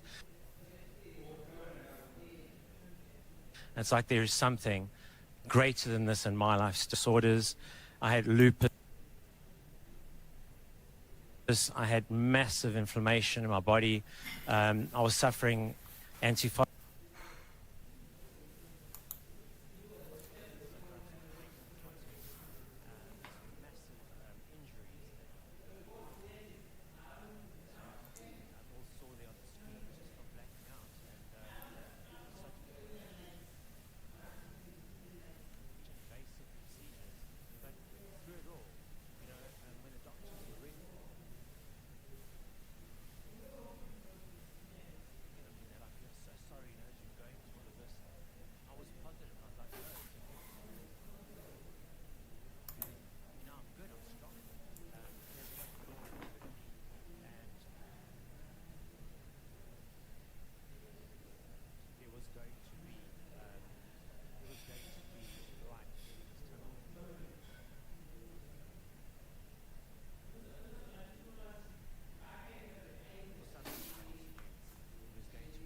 Muindo umwe mupupuri anga ane zvirwere zvese izvi.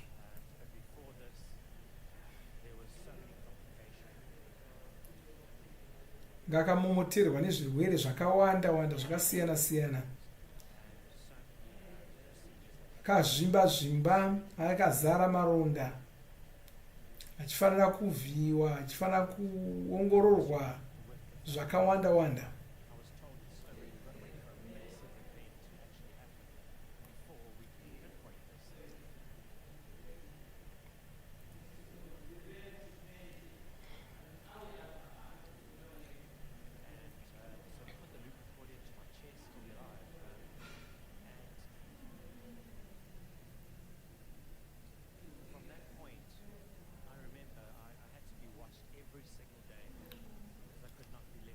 Wanga asagoni kuti asiwe ari ega, wakafanira kuongororwa kunge akarindwa nguva imwe neimwe. Zvisagoni kuti asiwe ari oga. Mishonga nezvimwe zvichigara zviri pedo kuti kana akapera anomuswa.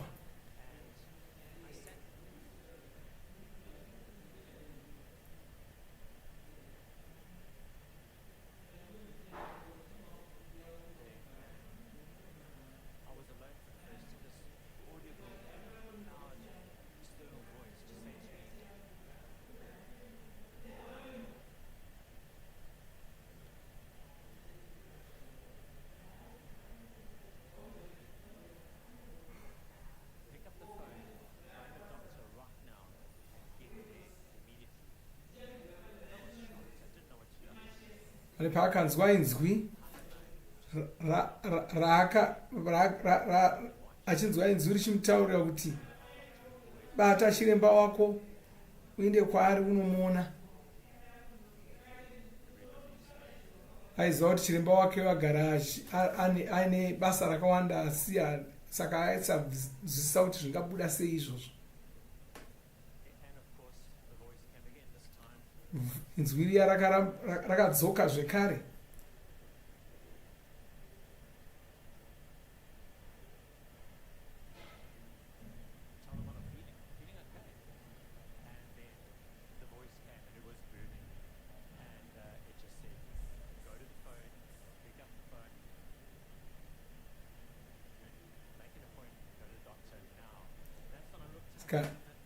Zuri akaramba richitaura kudaro zvikanzi, taura, bata chiremba wako panhare, uende kwaari unomuona.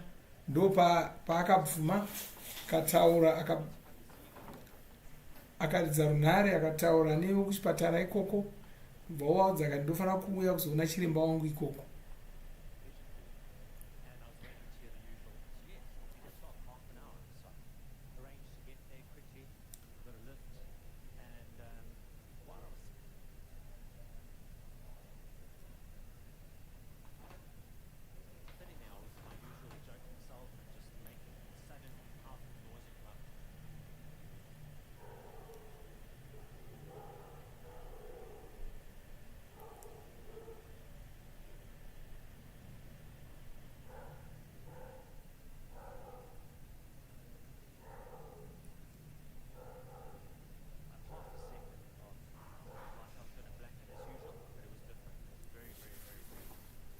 wanga akasvika achifara hake achiita zvese, asi ndopaakangowira pasi, haana zvaakazorangarira kuti zvii zvakaitika.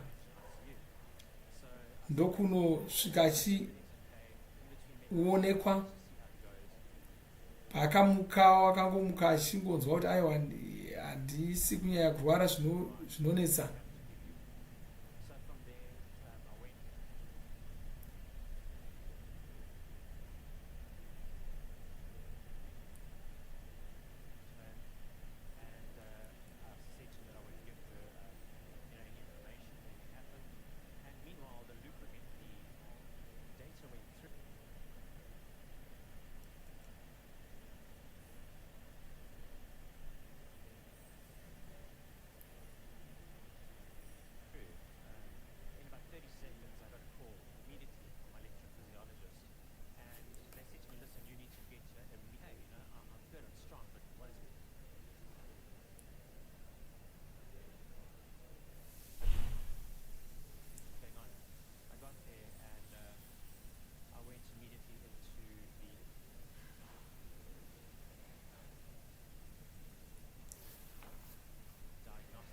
Where they did an ECG and said, "How are you doing?" And I said, "No, I'm doing well, thanks, doctor." And he says, "Do you know why you're here?" So I said, "Well,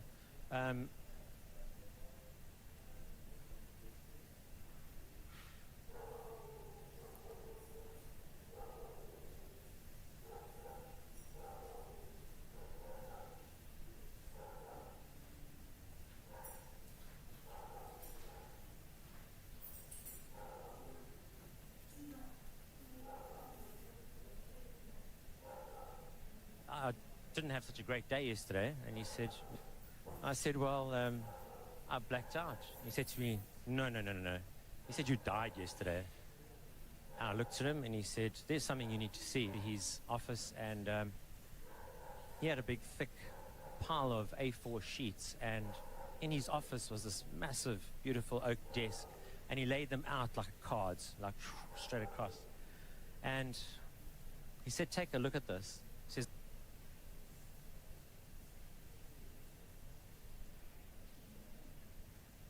"This is something I've never seen before." And across all of the, as straight as they'd been drawn, as if with a ruler, right across, for a period of about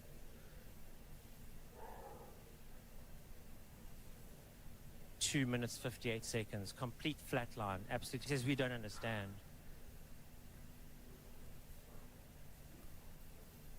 And he said, "But you are going to need a very special pacemaker that's going to be able to run your heart because of this failure of the AV node that you have." And I thought there in the back of my mind, I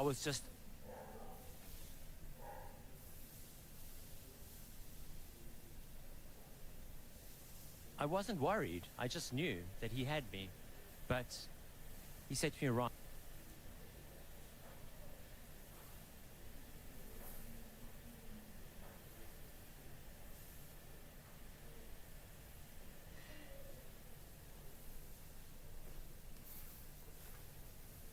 Right, so we need to arrange this, and it's going to be a huge lump of money. It was, compared to a normal pacemaker, it was about 10 times more. And I said to him, "Look, it's just something I cannot afford." And he said, "We're Cape Town," which was something very rare. This was an operation, he said to me, that they would only do maybe once a year because it was so rare a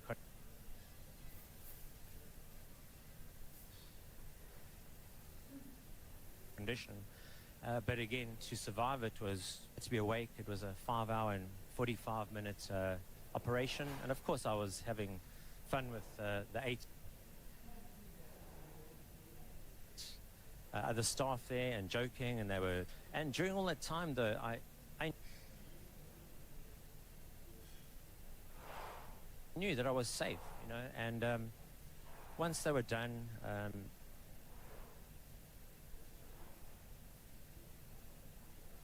the specialist came to me, the doctor came to me, and he walked out towards the exit of the theatre. And I just remember looking at him, and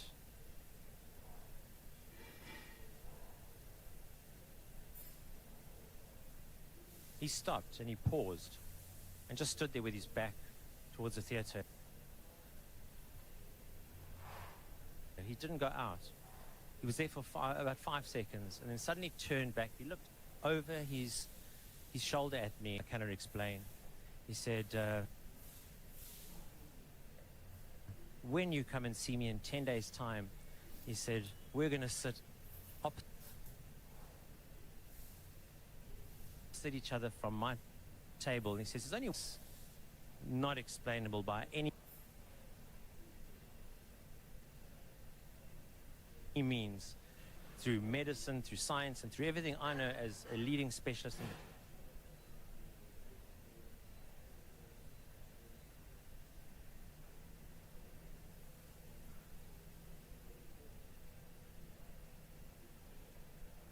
the country. And so things from there got better.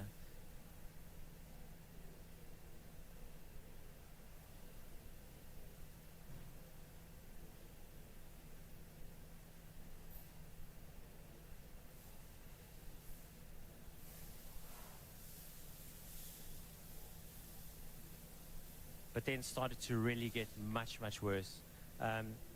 And a lot of people around me were very supportive, but I started up all as a result of all the inflammation and everything else that was going on.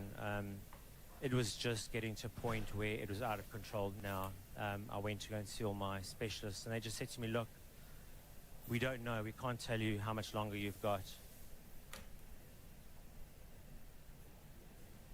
You're losing all this weight. You cannot absorb any. There's only so much we can do now, you know.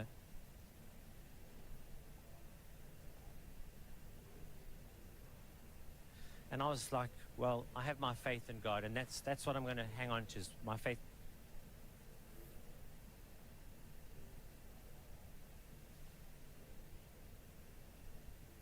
in Jesus. I'm going to be okay. And a very dear friend of mine got hold of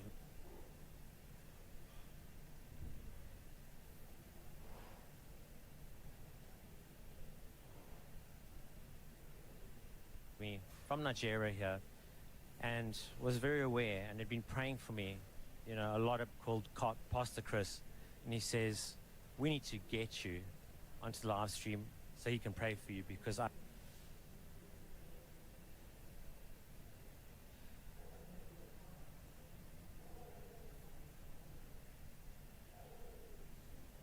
really feel that this is going to bring you, set me free. And for whatever reason it was,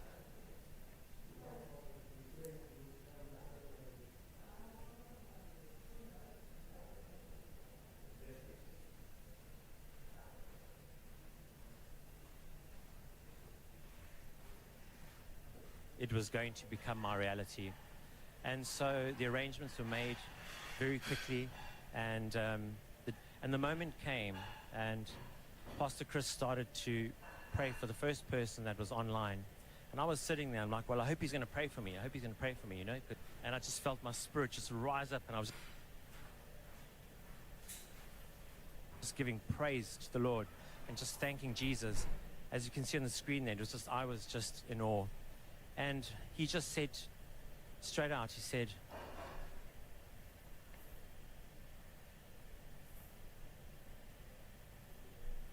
in the name of Jesus, says, you are healed, it is done, you are free. And at that exact moment, a force that I can't explain, a power, a heat, just, I felt the hands of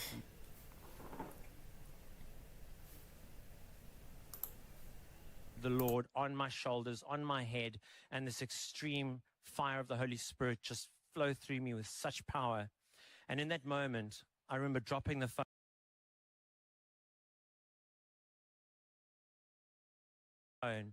and I knew that I was different. And I got up, and the first thing I did was, I said to myself, where's the pain? Where's the pain, Lord? And I literally stood up. I stood up and I just started checking everything. And I was like before, I could not move. I couldn't even get out of bed. I was in agony. I would scream. And there I was like a child, you know. I was jumping around. I was doing press-ups. I was twisting and dancing, and I was just giving praise. And I just had tears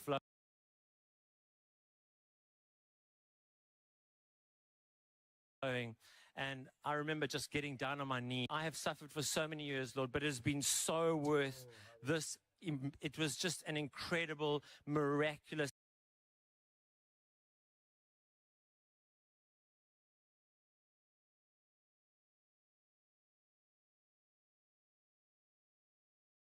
instantaneous healing from so worth this.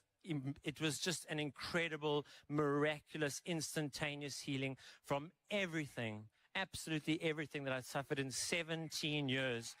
And I tell you, I was in awe and experienced the most incredible movement of the Holy Spirit. And I went later. I mean, it was, son, you are healed. You are no longer sick. Your body is whole. And I said, but Lord, I can feel it. Everything in me feels like before that day, 17 years ago, I feel as fit and strong as I was then. And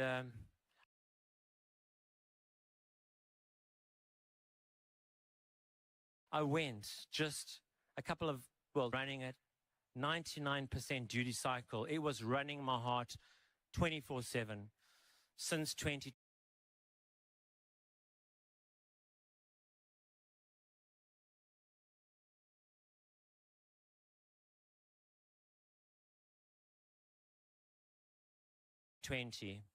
until 4/7. If this machine stopped, I would have stopped. And last month, I decided I've been so well, Lord, and every day get proof that what you have done for me is real. I'm going to get medical proof because I know that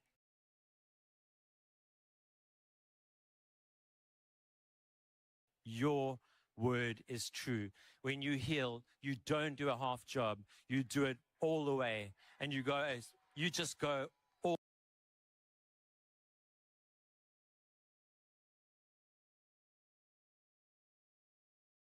all the way. There's just nothing you cannot do. So I made the appointment, and in I go, and they start to do the scan, and I see there's confusion, and the technician looks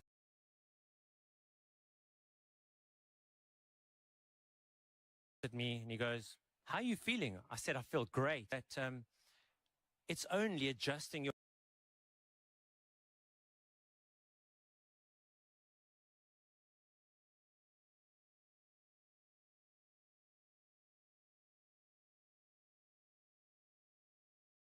heart rate according to what we've set it at, to just keep it in the range. He says, but it's not pacing your atriums, it's not adjusting your timing, it's not contracting or retracting your ventricles.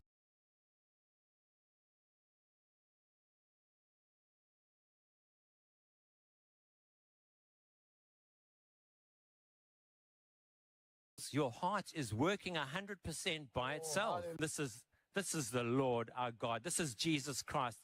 And he just looked at me and said, you know what? He said, I really absolutely believe that. He says, because I've GP. Because again, since all this time, I had no symptoms at all. There was no working of the pacemaker. I had no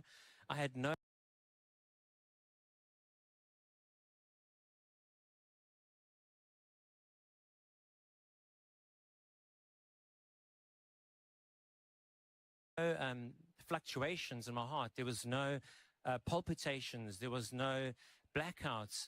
There was absolutely perfect synergy in my heart. There was no fibrillation. And I went in and she said to me, the moment she saw me, she says, my goodness, she said, you look so amazing. You look so well. She said, I haven't seen you for so long. She says, I don't know what's happened. She says, but this is miraculous.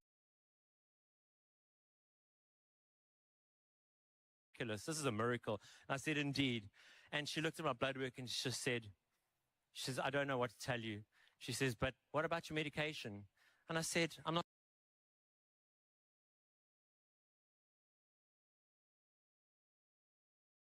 taking any. I said, I've stopped it all. She says, you're taking nothing. I said, nothing. Nothing at all. I said, it's been an incredible miracle, and I feel so. Amen. Glory to God. Glory to God. Glory to Jesus. Amen. Very briefly, what would you like to say to someone or watching you who needs a miracle? Very briefly. All I can say, from the bottom of my heart, one thing I know for sure is that our Lord Jesus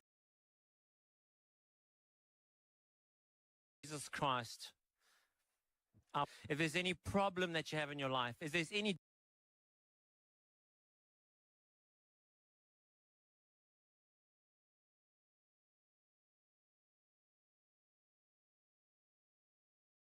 disease, if there's any hassle that you have, if you call upon his mighty name, he will make it happen. And I am standing after 17 years, and I know that he is above all things in this world and in this life. And I say, have fun. What would you like to say to the man of God, Pastor Chris? To the man of God, Pastor Chris, I just want to say thank you so much.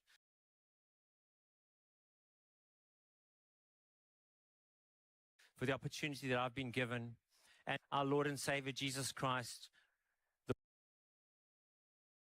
the way he works through you, your faith in him. I just want to thank you for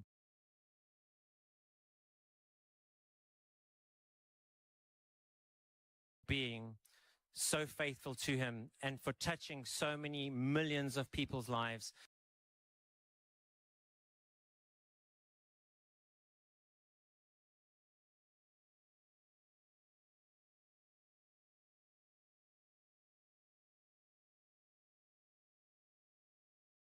And I just ask the Lord to bless you and to just continue on this path in his power. We give him all the glory and we give him all the honor and praise. So thank you so much.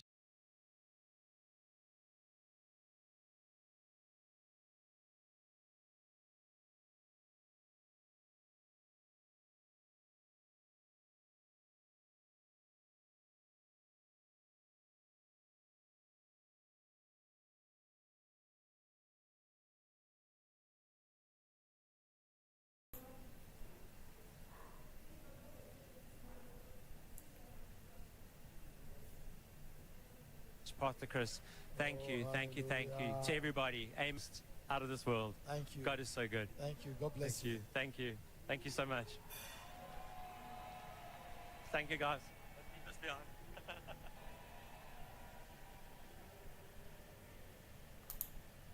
Oh, hallelujah.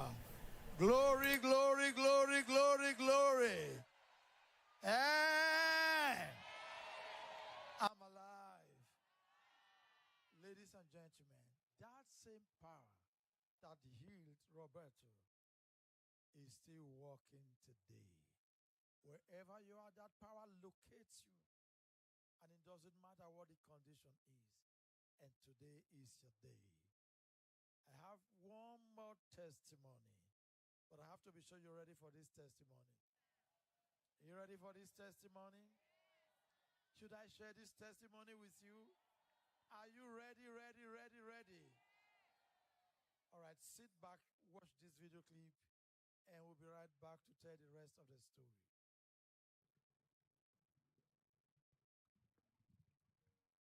Stefania from the United Kingdom grew up with a passion for sports. For many years, she lived an active and fulfilling life on the volleyball court. Running, jumping, and competing in high levels were all part of her daily routine. But as time went by, something sports, but the pain did not go away. Instead, it grew worse. The inflammation in her knees increased, and gradually, walking became more and more difficult. What began as occasional discomfort slowly chakatanga chingo chase marwadzo madiki diki akazenga marwadzo akamukanganisa kusvika azoenda kuchipatara. Vana chiremba ndopavakanomuongorora vachitarisa zvakawanda wanda ndokuwanikwa kuti mapfupa ake anga ari kudyika. Saka nemhaka izvozvo waigara achizvimba, makumbo achikonwa kunyatsofamba zvakanaka. Wanga kufanira kugara aine zvinomubetsera kuti agone kufamba, asi zvazinganyatsobetsera. Ndopakazonzwa pamusoro Vhuserere ReKuporesa, ndopakanyoresa, ndokunge ari kuNigeria kuna Mufudzi Chris. Ndiye uyo wakagara pasi achishumirwa ari ipapo.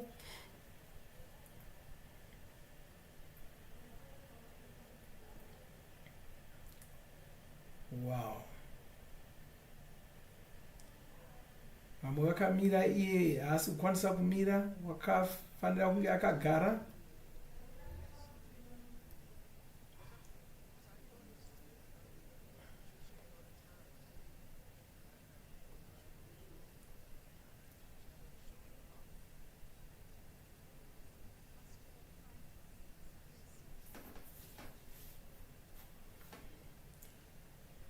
Mufudzi Chris vari kushumira kwaari, vari kubuda kumbonzwa zvakanga kuti chii chakaitika kwaari.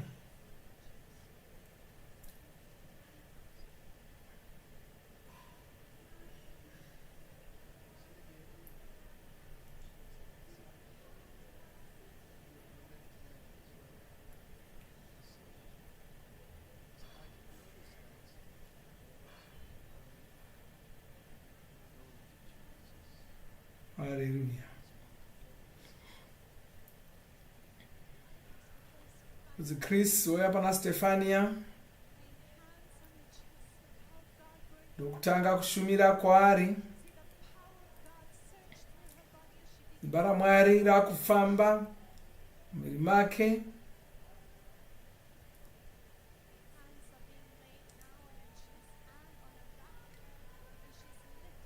Wasimudzwa asi haasi kugona kumira.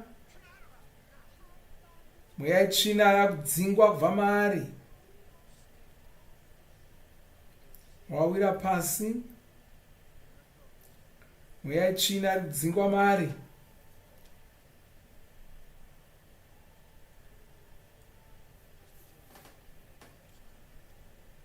Wabatwa makumbo ake zvikanzi watopora uyo. Stefania wapora.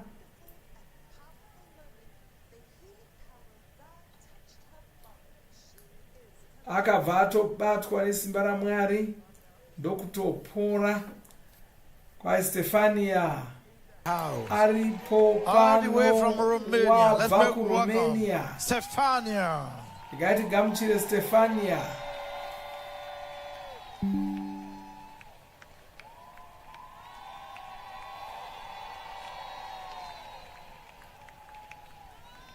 Ndiye uyu ari kuuya nemureza wenyika yake, wabva kuRomania. Wakaporeswa zvinoshamisa. Tamuona achishumirwa naMufudzi Chris.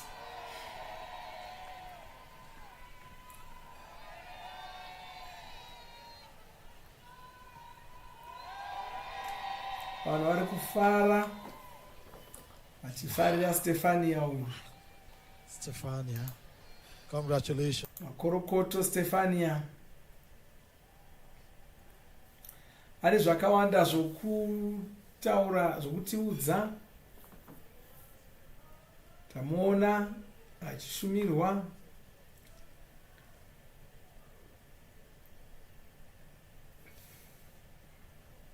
Vana chiremba vakanga vati chirwere chake chaisarapika, asi zvino wapora. Tamuona achidigaira achiuya. Wow, hallelujah. Wow, hallelujah. Kwanzi Jesu vapenyu, Mwari vapenyu. Oh, hallelujah.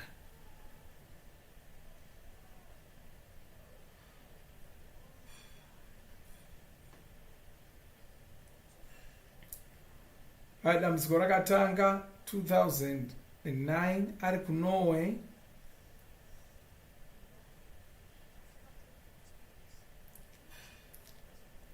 Wanga ari kunzwa mapfupa ake mabvi ake achirwadza.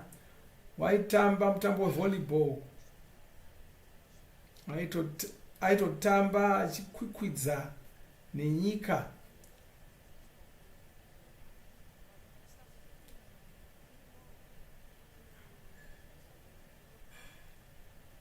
Wakabva aenda kuna chiremba kuda kunonzwa kuti vamubatsire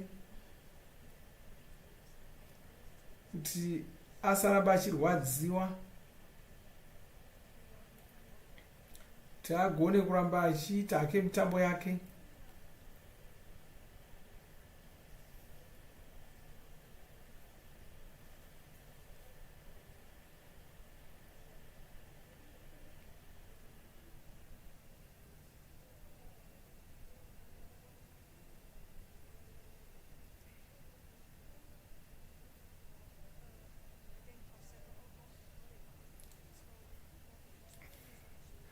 Vakange vamuti usanetseka, ndambonozorora zvichapera. Asi marwadzo aya haana kuenda, akaramba achingowedzera.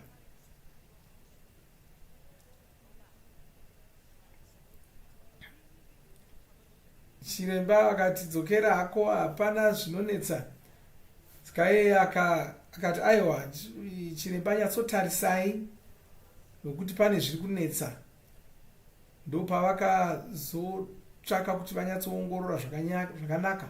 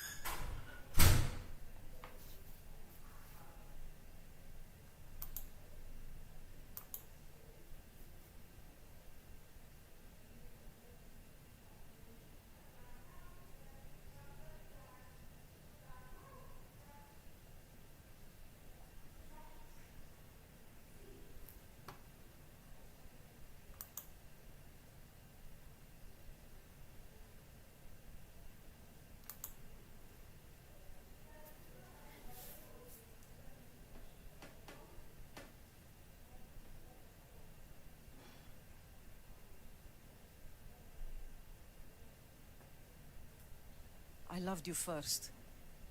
And France to England. Now I've moved to England with my family.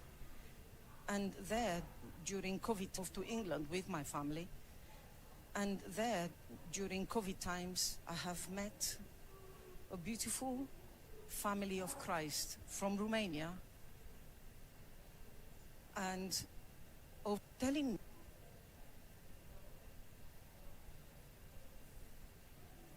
I have met a beautiful family of Christ from Romania, and of telling me about Pastor Chris Oyakhilom's teachings from Nigeria and how the Lord is working in such a powerful way. yaiziva nezvamufudzi Chris yakamuudza pamusoro pedzidziso dzamufudzi Chris. Saka mutungamiriri weboka iroro wakatanga kuvadzidzisa shoko raMwari, zvikanzi vachimukurudzira kuti enda unopinda vhuserere rokuporesa ramufudzi Chris. Ndo zvakamusvitsa pano. Saka wakauya muna gumiguru wegore rapera, ndo paakazonamatirwa namufudzi Chris.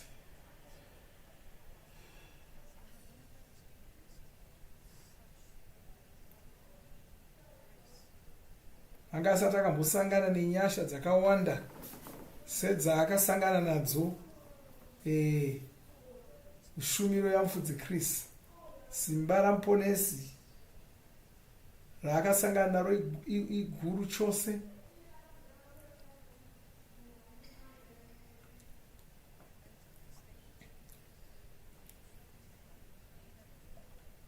Mufudzi Chris pavakapinda kwaenda kanzwa sokuti denga raburuka. Anga asisaoni. Mufudzi Chris wanga akuona Jesu vari muna mufudzi Chris. Saka paakabatwa pauma achinyengetererwa,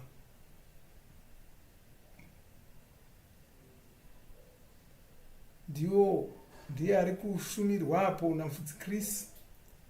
Chris vachimunyengeterera vachishumira kwaari.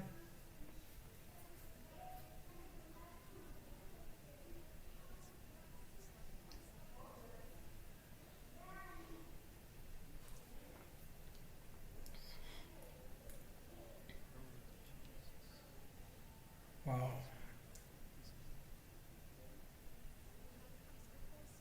It's a Chris Lope. Oh.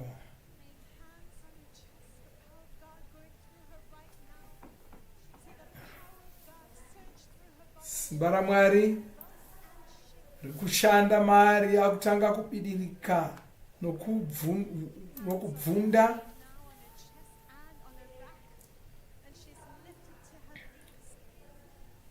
Wabata awira pasi, mweya itsvina iri kudzingwa kubva maari apo.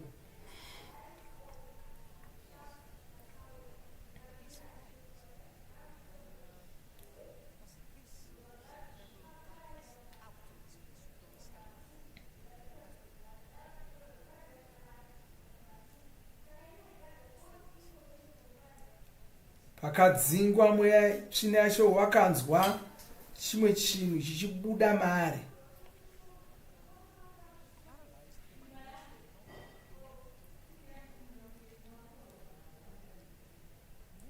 Chinhu ichocho ndo chakabata chakabata mabvi ake.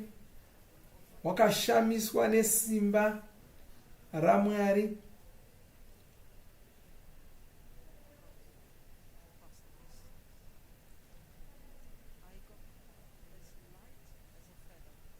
Wakanzwa kuita sokuti wangari bepa zvake, kusanzwa kurema kwaanga achinzwa pesapa kwakapera.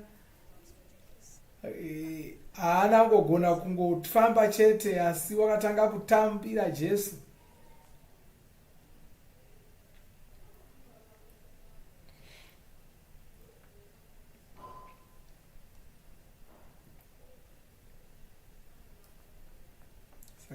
kuporeswa kwakaitwa ikoko. Tinzwe kuti kubva ipapo zvakadini.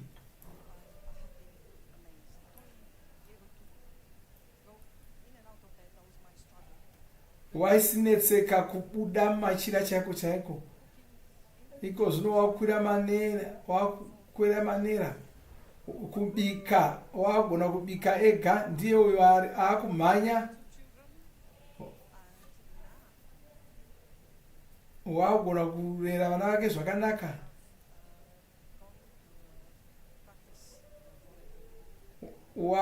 Wakadzokera kumitambo yake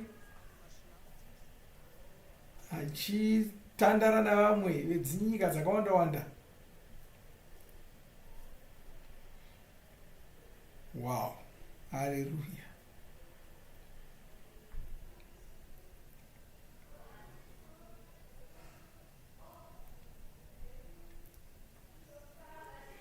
Hallelujah.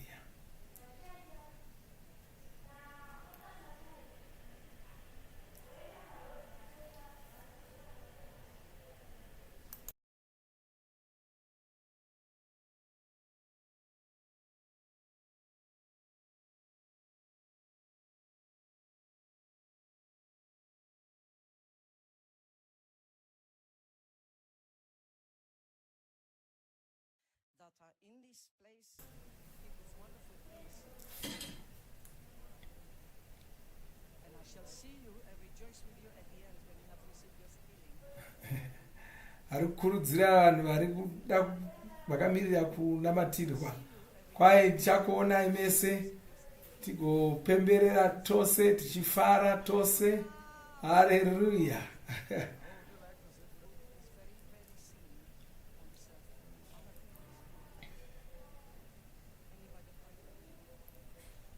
Ari kuti pamusoro pamufudzi Chris, kwai handisati ndakambosangana nomumwe munhu akaita semi.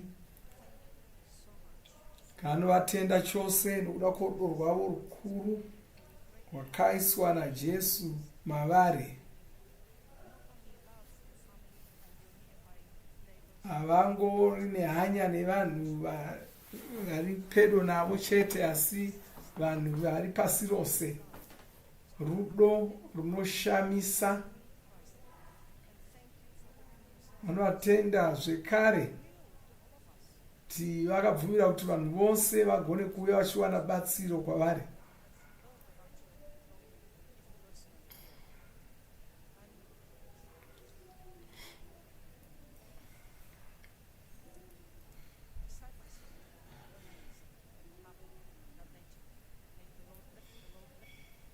Wow, hallelujah. Wow, Stefania wakaporeswa. Oyo.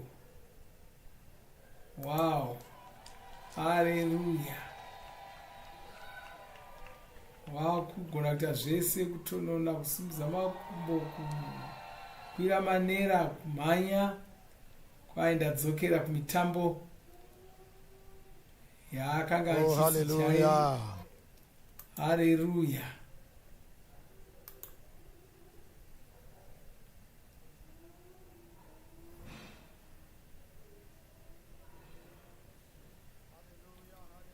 Hallelujah, hallelujah.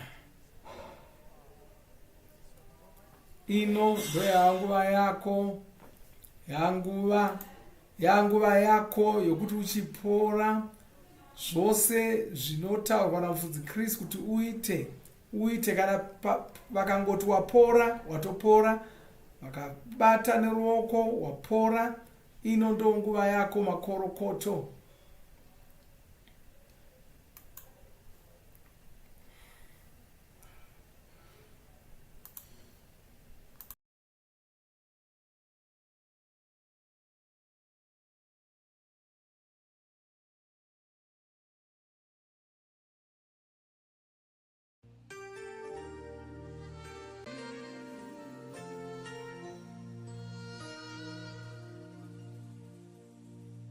Do you feel like your life isn't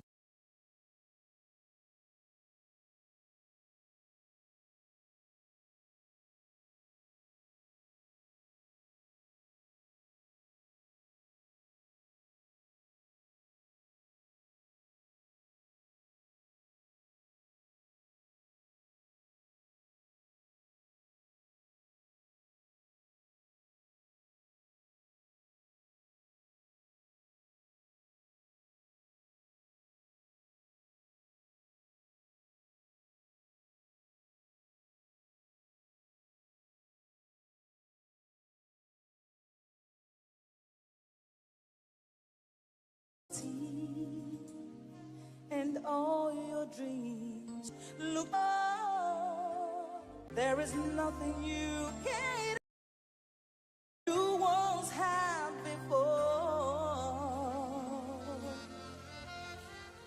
He's the joy you need. He's the life you love.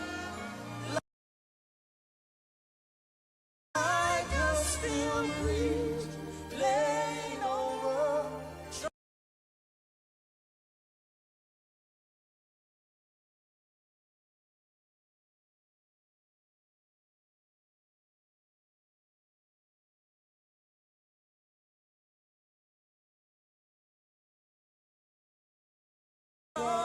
You will live again. Your great dreams, He will help you bring to life.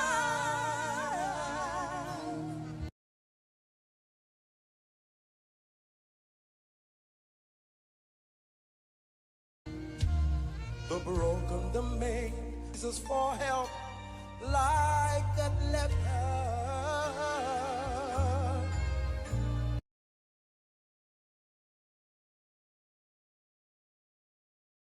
Who came to Jesus saying, Master, if you will please cure my leprosy. And Jesus said to him, I am made whole. Be made whole. And instantly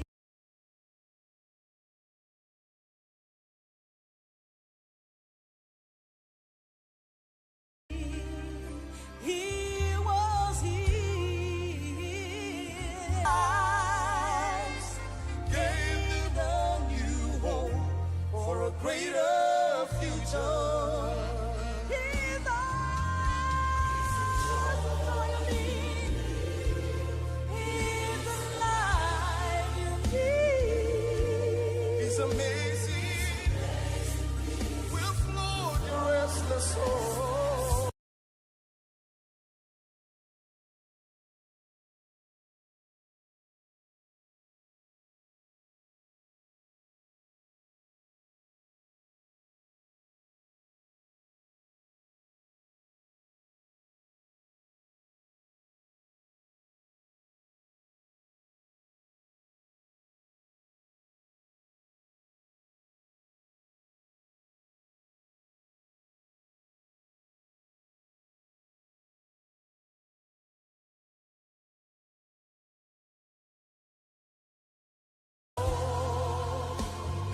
Like a steel.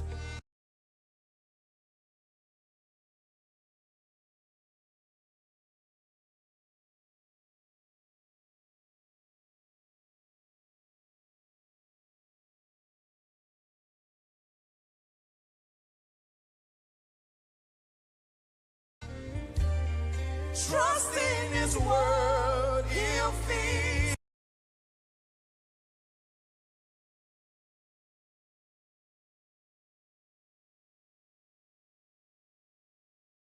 It's your life.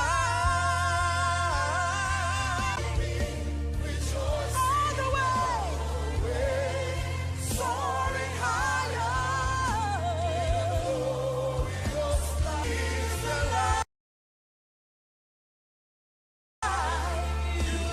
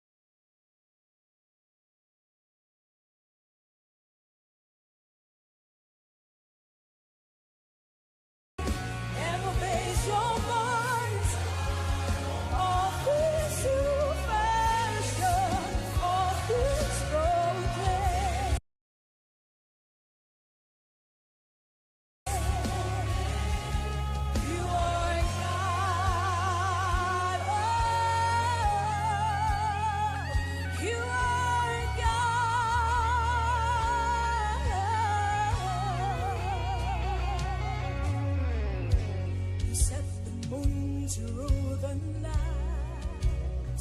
Yeah, the lights by day you call it sun. Oh, you told the sea how far to go. Lord Jesus manifested in creation. Oh, the cold, the heat, the storm, the calm, the rest is your calm. The earth was formed at your command and moves by your word.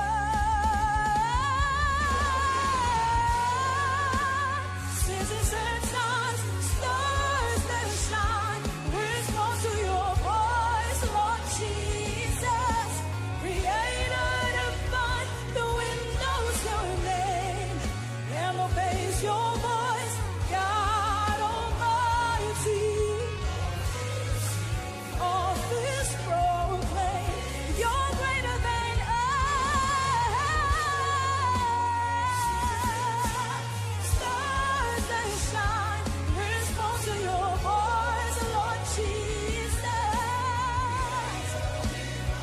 The wind knows your name and obeys your voice, God Almighty.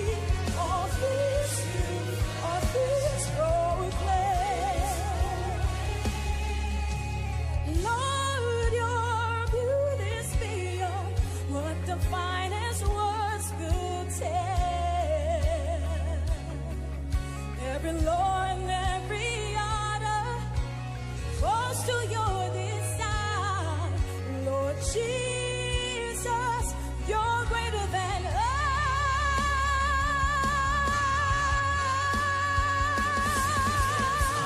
Stars that shine respond to your voice, Lord Jesus. The wind knows your name and obeys your voice, God Almighty. All this proclaim you're greater than us. Stars that shine respond to your voice, Lord Jesus. Creator divine, the wind knows your name and obeys your voice, God all this you fashion, all this proclaim.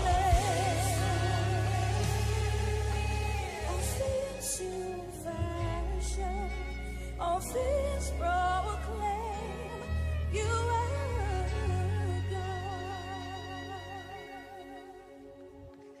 Oh, thank you, Lord. Thank you, Lord. Hallelujah. Tinokutenda Ishe. Hallelujah, hallelujah, Hallelujah, hallelujah, hallelujah, hallelujah, hallelujah. Tinokutenda Ishe. Ndoda kuti tiimbe kambo kanozikanwa pasi rose. Mwari ngavapiwe mbiri.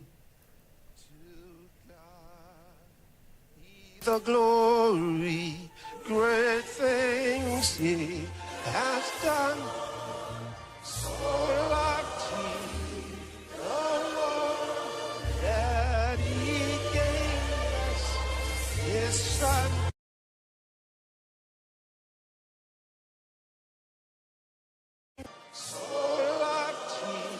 But Pastor Chris is now live, and this is the time for you to get ready.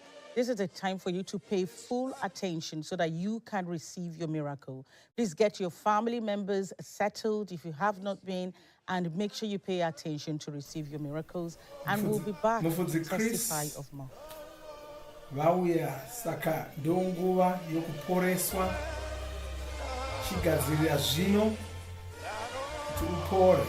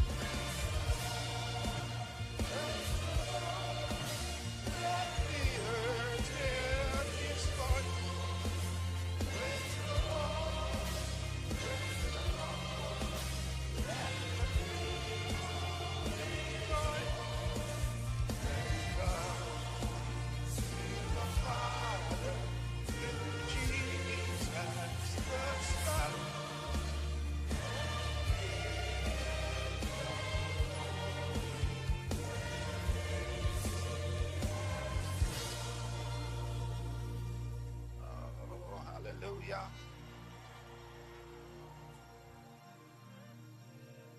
Let the earth hear his voice. nyika yose ngainzwe inzwi ravo. Malebo sata kapala trama jigistroma garia. Macreto misaria galstreme joki bron takila straka brodea.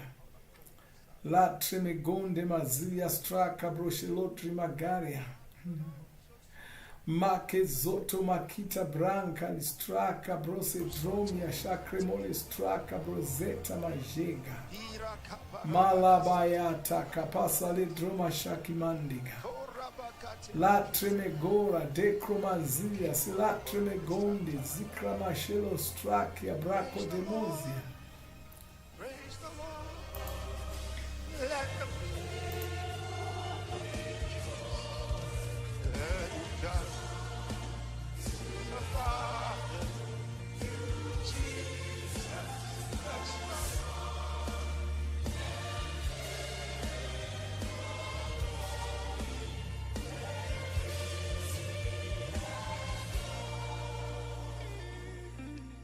Thank you, Lord. The Lord is gracious. Mwari vane nyasha dzakawanda vakakodzera kuudzwa nesu nokunamatwa nesu.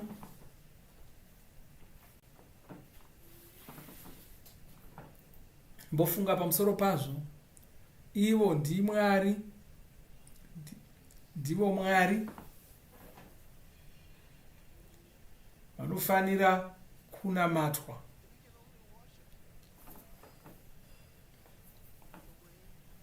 Unongovanamata chete nenzira yavakarayira yavanoda ivo. Jesu akati Mwari mweya, vanovanamata vanofanira kuvanamata mumweya nomuzvokwadi, nokuti Mwari vanotsvaka vakadaro kuti vavanamate. Ngosimudza maoko ako uri kwauri koko. Makelostrama kalamande. La tremekora mazilia straka mashika bale kronta. La tremekosa malistraka brashile stromigaria. O mantero takamalabaya. Le pragrate molestra cabroshelo tramakase tramakaria. Le prodamizia sante. Mare tokamazia sancreto masheke. Pareko tamarendo. La brachidizia sancreto mare. Palestra cabrolestromishaga brande. O maseke monde capadero. La prato calestra camalestro ashigimala kunde. Lepros drachima grancia listra cabrakima. O sadraka brotesa. Mareto.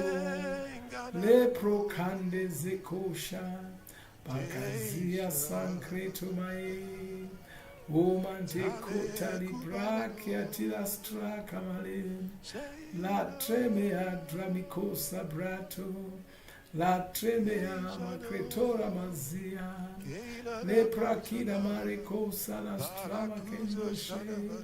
Marete keberunda kalastra kababose. La prakadizia straka brote maram. Masetro makira bale pronkatia. Makrito listrakia mashiria ganstre listraka brokaria. Thank him for your life. Vatende. Thank him for the grace that he's given you. Nokuda kwoupenyu hwako Thank him for nenyasha blessings in your life. dzavakakupa, maropafadzo avakakupa. Vatende nokuda kwetsitsi dzavo. Vatende. Vakakuitira tsitsi, vakakuitira nyasha. Vatende. Kazetu makira dalimara kuta zilatria. Saka ikozocha imba kambo.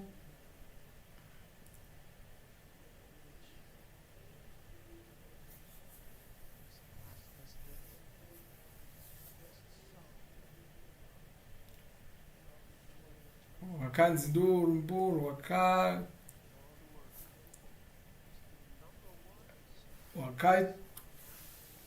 wakanyatsobuda zvakanaka, wakakurira dzimwe nzvimbo dzose mugore rapera.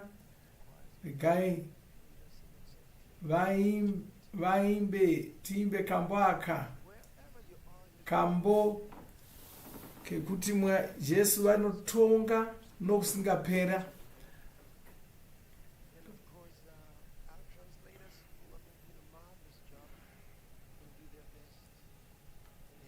Vaturukiri vachakubetserai kuti zviri kuimbwa.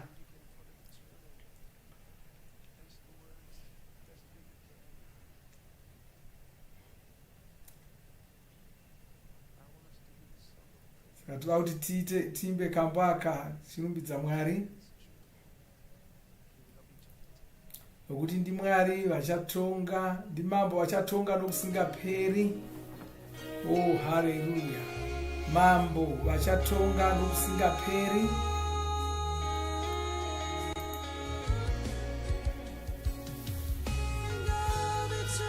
Oh, haleluya! Oh, shamagosa.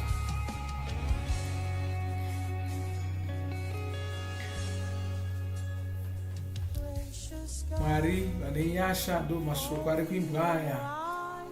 Munoera vakarurama uye munofarira vanhu imi Mwari. Chigaro chenyu choushe chiriko kumatenga. Muri mukuru wezvose, ndimi mwanakomana waMwari. Muri shoko benyu, ndimi shoko rakanga rina Mwari kubva pakutanga.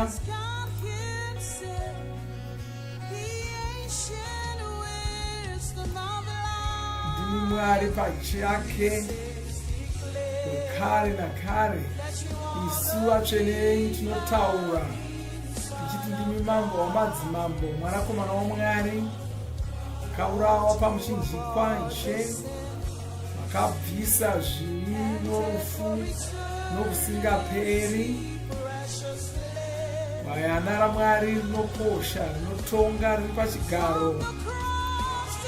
Mukabva pamuchinjikwa mukaenda gomba romoto, mukadzoka mukazokwira pamusoro pazvose. Saka munotonga nesimba guru. Muri Mwari vakuru vanoshamisa Ishe Jesu. Ndimi Mwari vanotonga zvese, vakasimudzirwa kumambo waMwari nokusingaperi. Mugere pachigaro chechokwadi nesimba rakadzama, nyasha norunako nokusingaperi peri. Oh, haleluya! Ndimi mambo vakamuka kuvakafa, takatarisira kudzoka. Muri Mwari vanobwinya, mambo vachatonga nokusingaperi, vanotonga nokusingaperi peri. Oh, haleluya!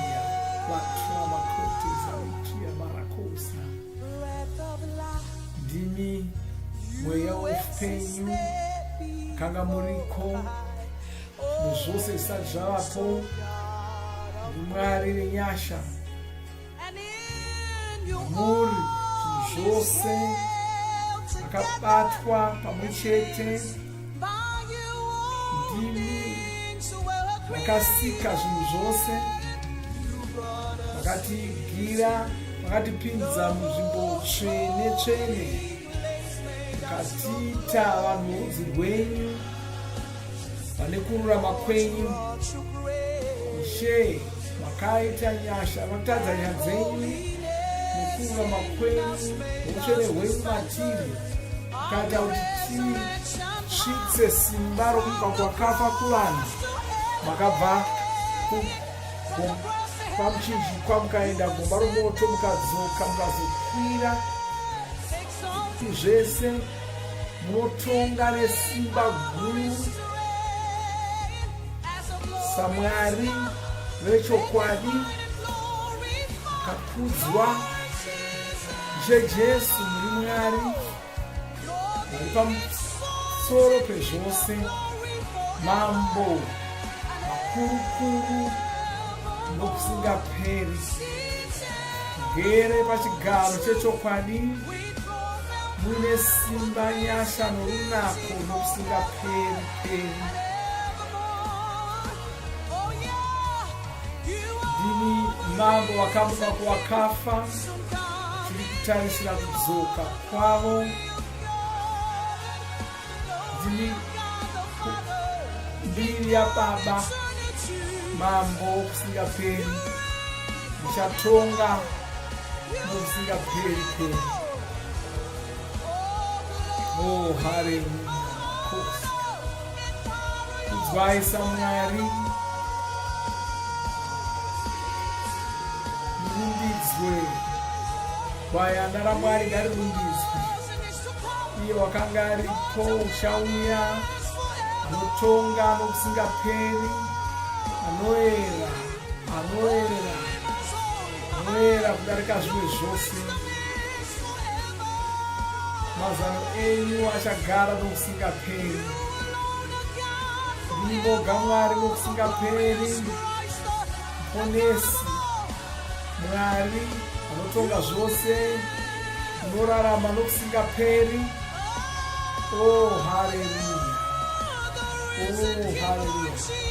Ndimi mambo wakamuka kuvakafa dzitarisira kudzoka nguva ipfupi inotevera. Oh haleluya.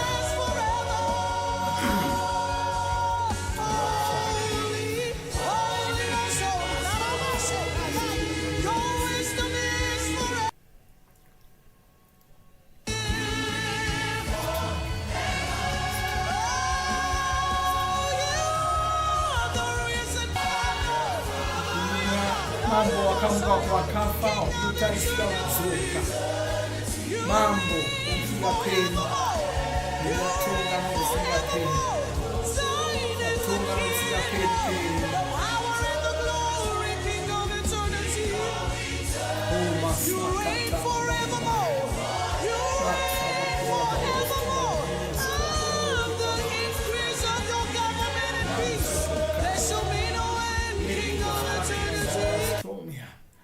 oh kadasa grunta di prata gazia sacre mogenta ma you reign forever Lord.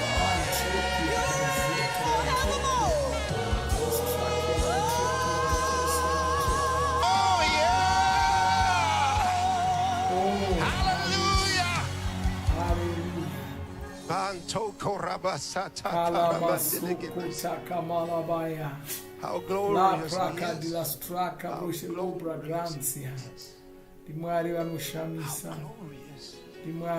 Open your mouth and thank him by yourself. How glorious he is.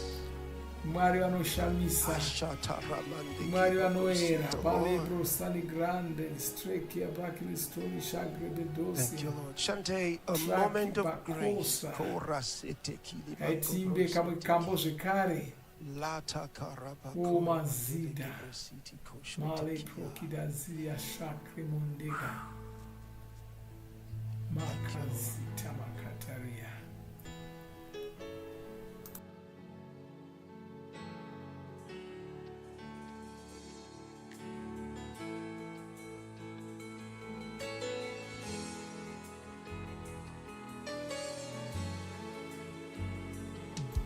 Akanonzi nguva yenyasha.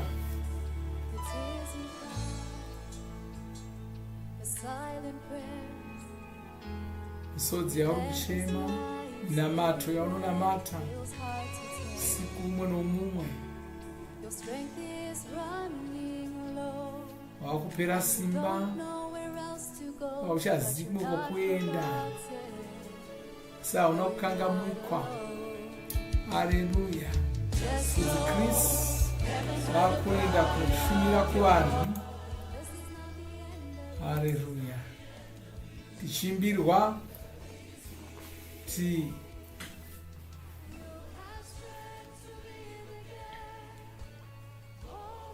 tariro haisati yapera.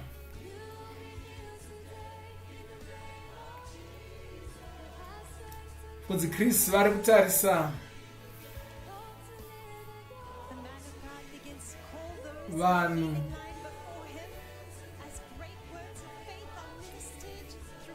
vasimudza vanhu vokutanga vari kushumira kwavari.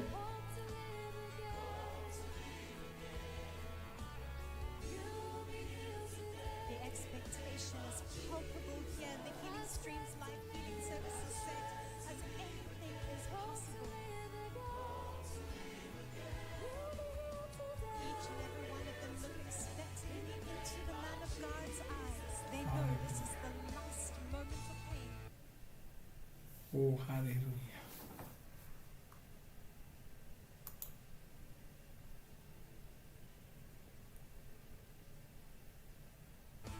And their healing is here right now. Oh, hallelujah.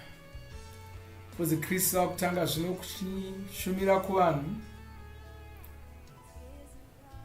Vakuenda pane wokutanga votarira zvakanyorwa pabepa raakabata. Kubata kamwe chete. Pamapepa apo ndo pakanyorwa zvirwere zvavari kunzwa. Fudzi Kristu vanosvika votarira ipapo voona kuti uyu anonzwa chii, voshumira kwaari sokutungamirirwa kwavanoitwa naMwari neMweya Mutsvene. Pane vane mukondombera ipapa vari kutopora. Vari kutopora.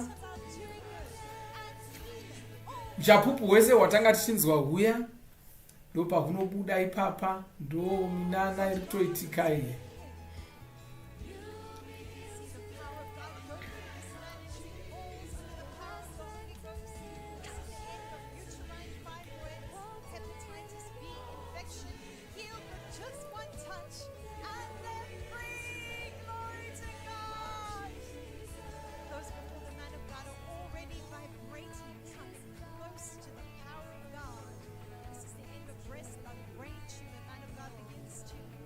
Wow. Ari kushumira kuna vamwe vari vaviri vaviri. Uyo wanzi ngambodzoka zvekare. Kushumira kwacho hakusi kungonyengeterera vanhu. Mweya Mutsvene vanenge vachitovatungamirira.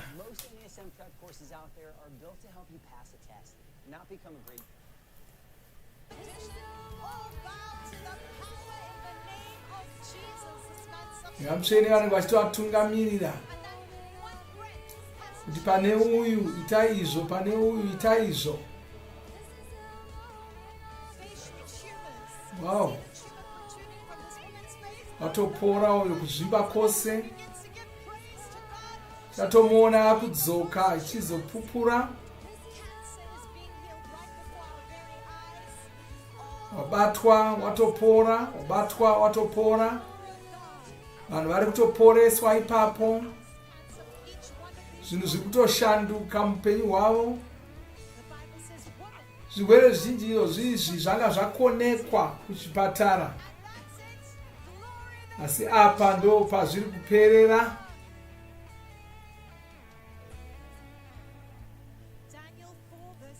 Wow. Hallelujah. Vakutotenda Mwari vanoziva kuti vatopora. Vamwe vanofuridzwa, vamwe vanotendekwa, vamwe vanongobatwa, vamwe vanongogumiwa, vamwe vanongotaurirwa shoko zvobva zvatoita.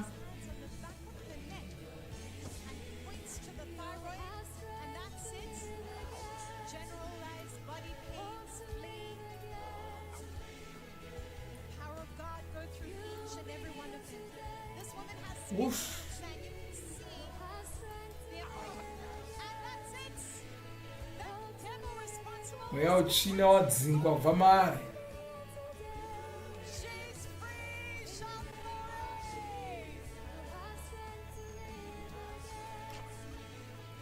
Vanyengeterwa vari vaviri.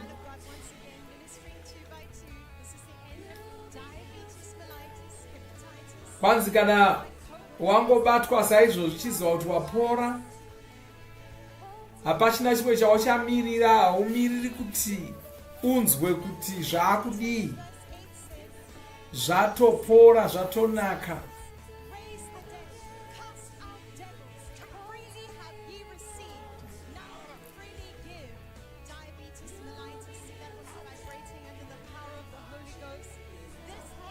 Oh, masakata malatra sakrika barata gazi dreki ya mali strake ya bakopi ya libu ya santri mukasi.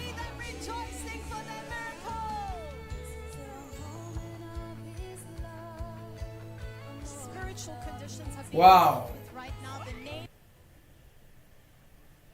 zvinhu zviri kushandurwa. Tambudziko, kushungurudzwa nemweya yetsvina, zvese zviri kupera ipapapo. Marwadzo, zvirwere, zvose zviri kupera ipapapo. Mweya yetsvina iri kubva yaenda.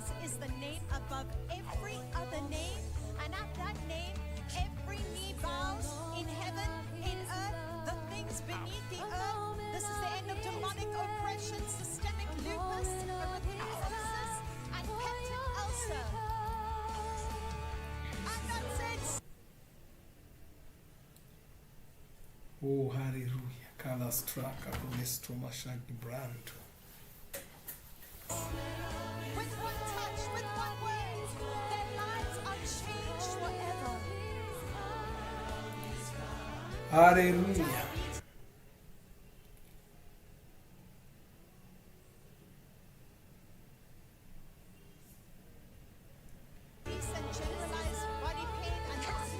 Wow.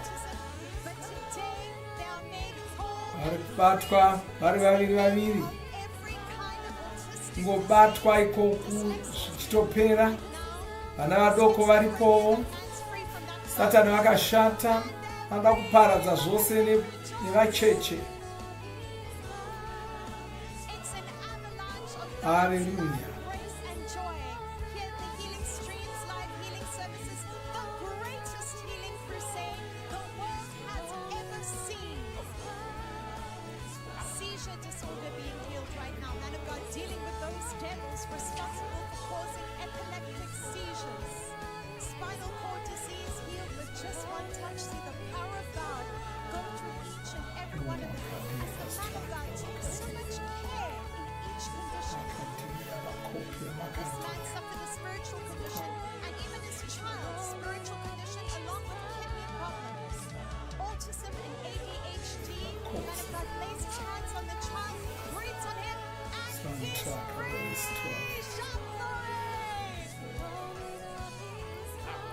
Wow. Wow. Vatema, varungu, vose varipo ipapo. Labo satikamande.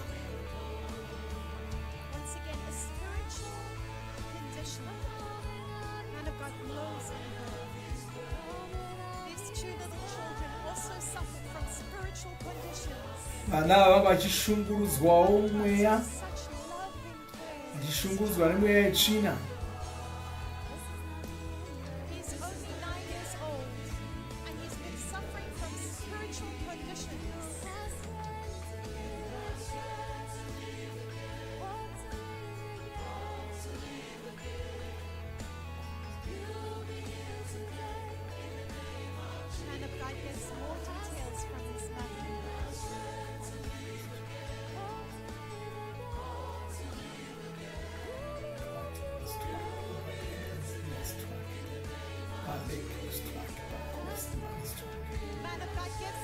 Wow.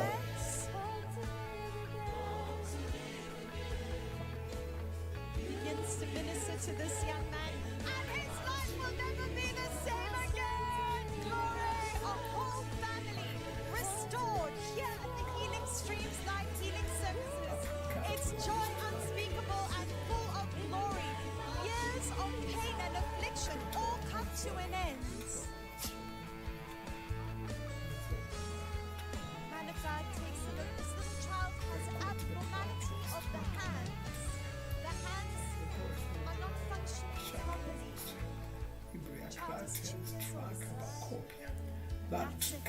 tuberculosis, Nigeria, stroke, bronchitis. Zvirwere zvakasiyana siyana zviri kuporeswa ipapapo, zvemuchibereko, zvemura, musoro, makumbo, maoko, musana.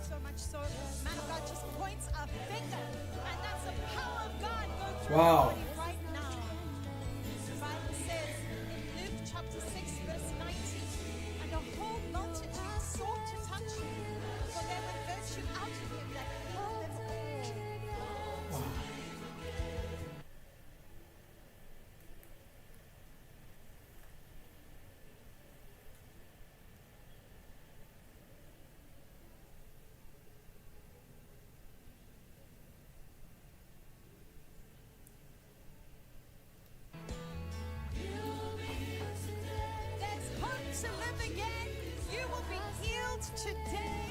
Vaimbi vari kuimba kuti uri kuporeswa nhasi. Ndozviri kuitikawo nyange kwauri ikoko, uri kuporeswa nhasi. Uri kutoporeswa nhasi.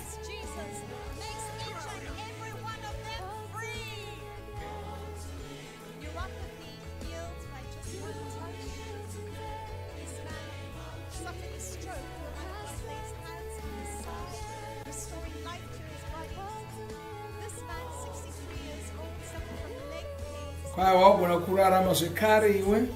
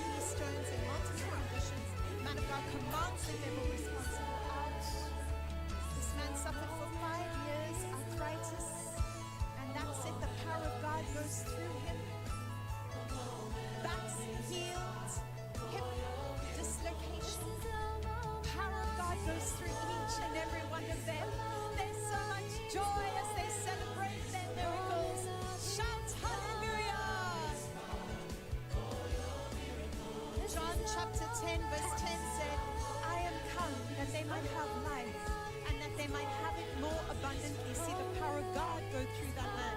Heart palpitations, generalized body weakness. The man of God commands the devil out. And that's it. Glory to God. They're free.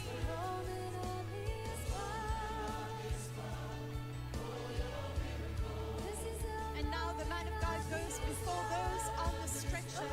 This is Bertha. Bertha is 40 years Kristu vauya zvino kune vakarara panhoo. disease for 5 years. You can see that her stomach is protruded from the condition. Tone chirwere icho. Man of God begins to minister to her, holding her hand, lifting her Kristu up. akushumira kwaari. Atonzi apora. Wakutomhanya. 18-year-old Wisdom. He was diagnosed with a cancerous cyst in the renal cyst. He's only 18. For 3 years he suffered this condition. Man of God instructs him to take deep breaths. The power of God.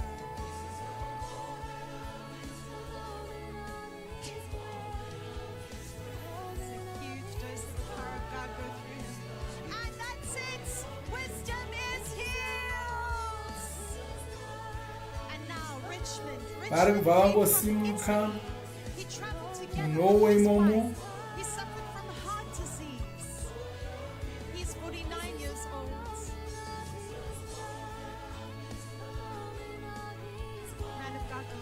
Richmond to take deep breaths. The power of God goes through Richmond. 10 years of chronic heart disease, as well as back pain being healed right now.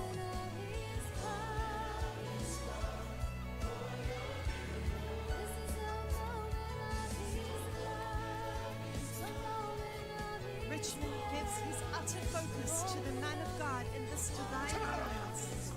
Man of God commands the devil out responsible. Richmond is a pastor in Milan.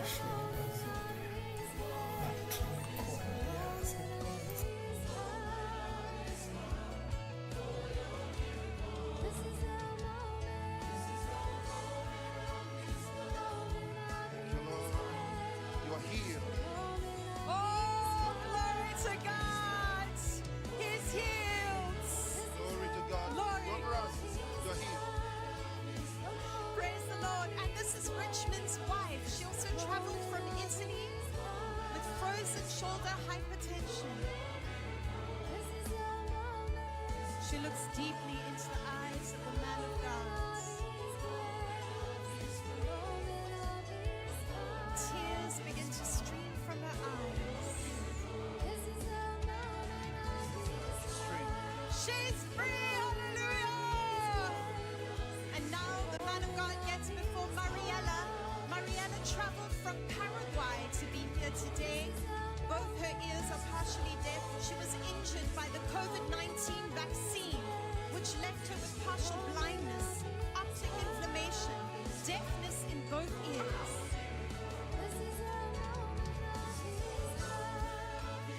What is impossible with man is possible with God. Man of God lays his hands on Mariella's chest. And she's healed. Yes, glory to God. This is Joanna. Joanna came from Poland together with her husband. She suffered infertility, body pain, exhaustion, and also digestive issues. She explained that she has not eaten food properly in 10 years, yet she's gained 10 kilograms not eating. It's a huge dose of the power of God go through Yana. Free, you're healed. Yana is healed! Yes, yes, yes, glory to God!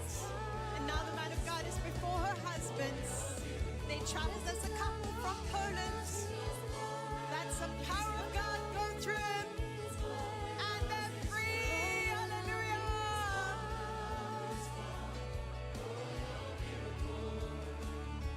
Adebukola suffered cystic kidney disease, polycystic kidney disease. kuzikrista amira zvekare pamberi rimwe boka revanhu vari panhoo.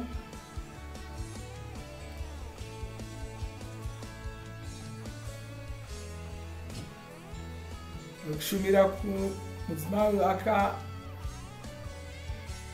vakamutendeka nechipimo chavo, atonzwa pora.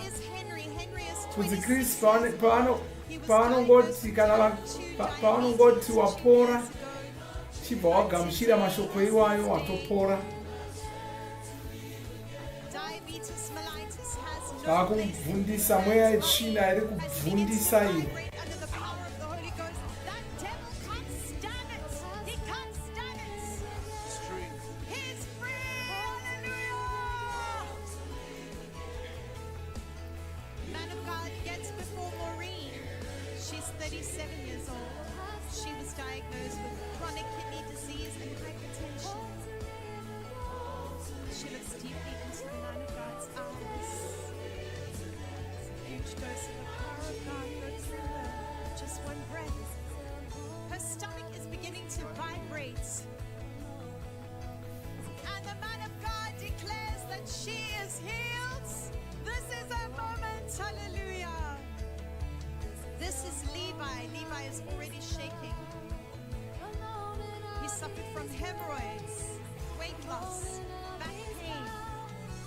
Diagnosis of colon cancer. He's vibrating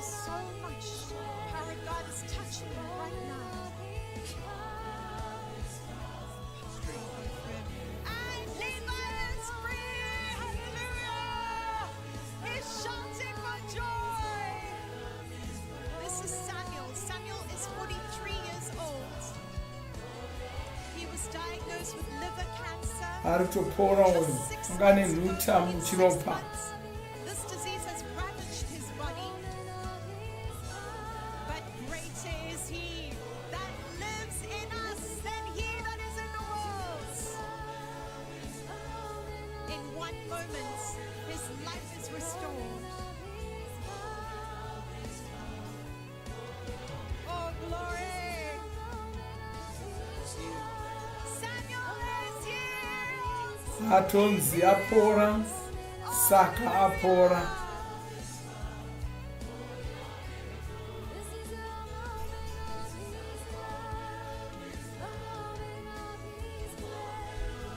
This is a moment of his love, a moment of his grace.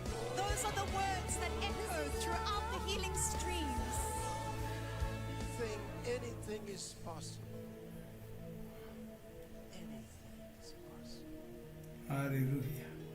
The atmosphere of faith here tonight is literally palpable. Amira pamberi perimwe boka zvekare. Vibration of God's love in the air, as each one of them know that this is their moment of healing. Destinies are transformed and families are restored. Your miracle today, the pain you feel. Can you hear that song? From that infirmity, your body will be gone. We can see a large tumor. These are keloids. Wow. Keloids all around his face and neck, protruding Wow. from his body. Ane mahumbu akawanda. He says, I will restore health to you Ai, and we. heal you of your wounds, says the Lord. Vese vava zvishamiso zviri kutoitika pavari. Multiple conditions. We see this man Vose vava kuti Kristu vabva vatanga neuyu vakudzinga mweya wetsvina. Kwaiwe mweya wetsvina buda mumuviri womurume uyu, nezvose zvakamera izvo ndozvirayira kuti zvibve mumuviri wake muzita raJesu. the power of God go through his body right now. It's free. That's it. Anzi wasungurwa kubva kwazviri zvese. Nothing is Oh, impossible. hallelujah. Wasunguruka zvatopera. Minister to them one by one. This man Zvari kufamba achitoremera completely swollen. zvatopera. Blows on him. Uyo paziso zvatopera. HIV. Zvatopera. Isaiah 53. Atomirira musi anodzoka achipupura achitaura kuti He was bruised for our iniquities. wakapora. The chastisement of our peace was upon him, and with his stripes we are healed. That's the end of HIV. See them rejoicing for that miracle. Oh, hallelujah.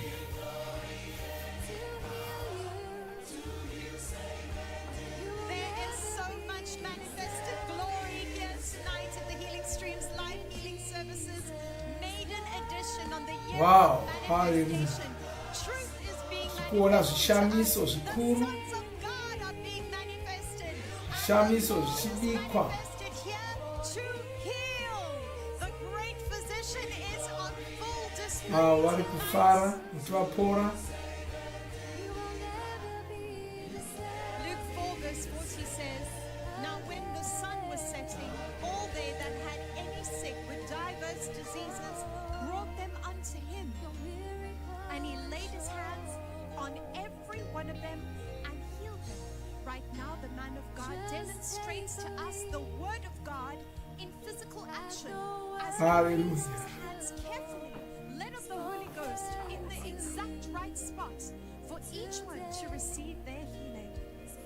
This woman is shaking. Wow. That devil Mweya responsible for wetsvina epilepsy is leaving her. watovhunduka uchitiza The uchibva. power of God go through her. This man was diagnosed as deaf. The man of God places his hands in the ears. kwanzi wanga asinganzwi nzeve dzatovhurwa. Parkinson's disease. But now he is called home as the man of God ministers to him. That's the end of Parkinson's Wow. disease and dumbness. Glaucoma being healed right now as the man of God ministers to this man, and see them rejoice for their miracle. Glory to Wow. God.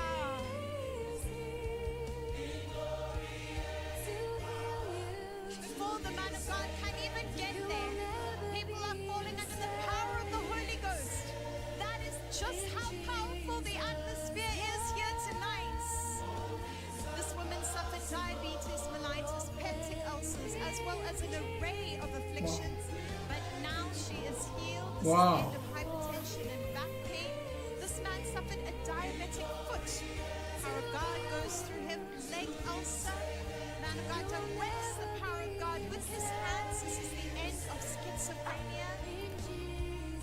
Jeremiah 32 verse Vari 27. kuporeswa vese. Behold, Saka mufudzi Kristu vachipedza kushumira kuvanhu vese ivava vari kuzoshumira kune vanenge vari panhare, vozouya voshumira kune vanhu vese pasi rose. Ipapo ndopauri kupindawo ipapo, asi izvozvi simba racho rinotoyapo. Ndogoda kutorigamuchira nokuritendera kuti rishande mukati meupenyu hwako, mukati menyama yako. Chronic pelvic pain, man of God lays his hands around the pelvis. Chronic waist pain, just directing the power of God with the finger. Does the power of God go through that woman? Asthma is being healed right now. No matter the name of the condition, the name of Jesus is above them all.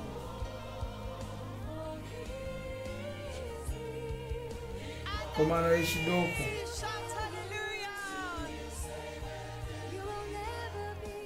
Man of God ministers vana varipo vatopora. healings. The mothers are rejoicing. Look at the joy. This is the end of spiritual conditions and stagnations. Ephesians chapter 3 and verse 20 says, man of God takes time to minister to this woman with so much love and compassion. She suffered from dementia.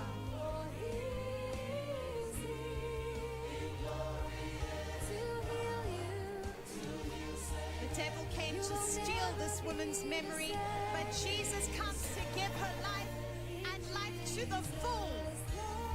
Right now, her mind is being restored. All forms of dementia leaving her right now.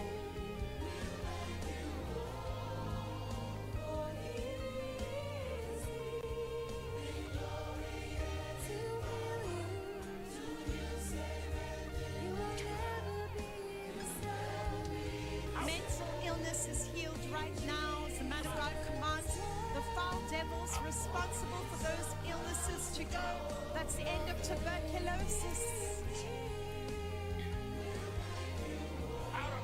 And they're free. Hallelujah. Wow, haleluya. See them jumping and rejoicing for their miracle.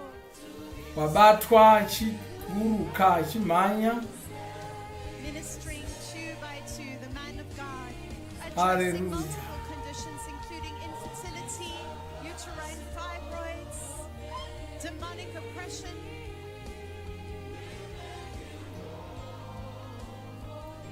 That devil is leaving that woman with just a wave of the hand. He knows his instruction is to go, and he will never hurt her again. This is the end of depression and drug addiction for that young girl. And that's it. Glory be to God. Their free joy is restored. Haleluya.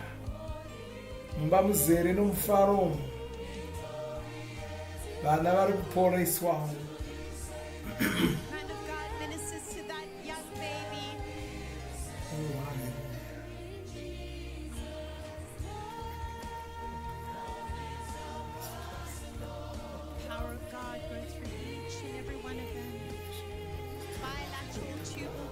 touch. Healed with just one touch. Gastric ulcer.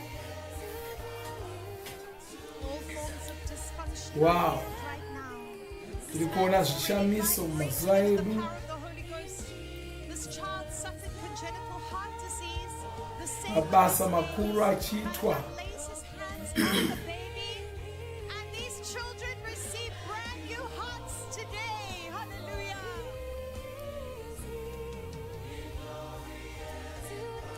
This man suffered a spiritual condition. Man of God waves a finger, and that devil is left him. This is the end of stroke.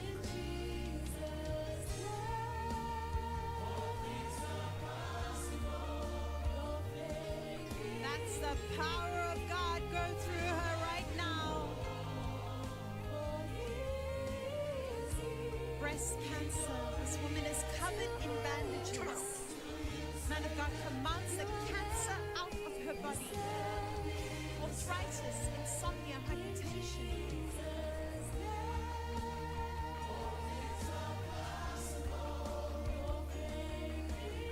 This child suffered a spinal cord injury. Man of God lays his hands on the baby's back. The power of God, and that devil responsible for that injury is leaving this Vana vari child right now. kushumirwa. Mai nomwana vanga vakuwira pasi. Kunzi Kristu akushumira kune vari mungoro dzevakaremara. Man of God is now brought before those on wheelchairs. This is Emma sitting before the man of God. Emma is 55 years old. She was diagnosed with high blood pressure, thyroid disease, kidney disease for 2 years.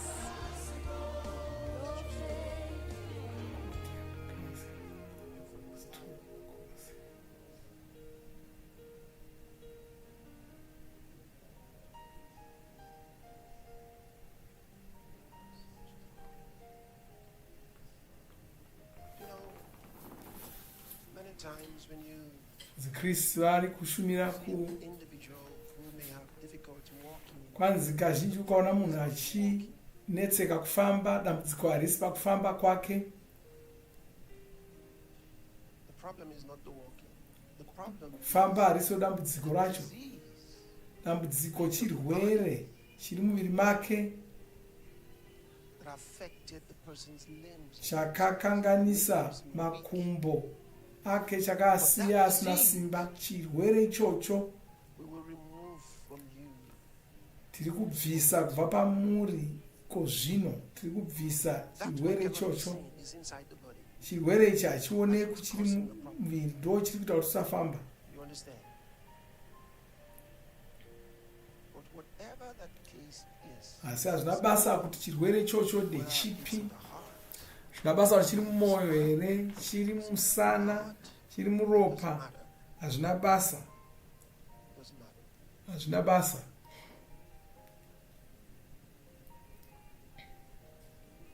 Oh, Put your hallelujah. hand on that woman's back and on her chest. Hands are being laid on Emma's back right now. She's free. And that's Uyu it. She's free. watosungunuka uyu. Emma is up on her feet smiling. Look at the Uyu. joy. The joy of the Hallelujah. Lord. Wow. She's so Azere happy. nomufaro. Goro yevakaremara This is Felix. haichisina basa. Felix was diagnosed with lumbar disease, prostate cancer, hypertension, and glaucoma. Felix, were you in France? Felix, a devil of darkness come out of his body. Return no more to him. When you live here, live a joyful life. Hai paunobva pano, Did you hear me? kwai paunobva pano enda unofara. Ndo zviri kuudzwa Felix. I didn't even know that. He speaks French. That's interesting. Anotaura Okay, speak the French very well too. French. Even though Yeah. Tell him I said, when you live here, akuudzwa zvataurwa mufudzi Kristu kuti kwai kana ukabva pano enda unorarama wakafara. that devil is out of your body. Mweya wetsvina iwoyo wabva mumwiri mako, And you are cleansed wasukwa from your head to your feet. À partir de ta tête jusqu'à tes Stretch jambes. out your legs. Alors bouge tes jambes maintenant. Look at Felix stretching Wow. his legs. He's moving his Felix ankles. Free and you are strong. wasungunurwa, kwanzi wagwinya, wasimba. Uyo wakusimudzwapo. Wow, wasimba, wasungunurwa. Kwai zvapera, I said it's over. kwai zvapera. Take off the brace. You don't need it. Wakakasunga muchiuno, kwanzi hauchibvisa hako, wakubvisa. You're free. Tu es libre. Oh, hallelujah.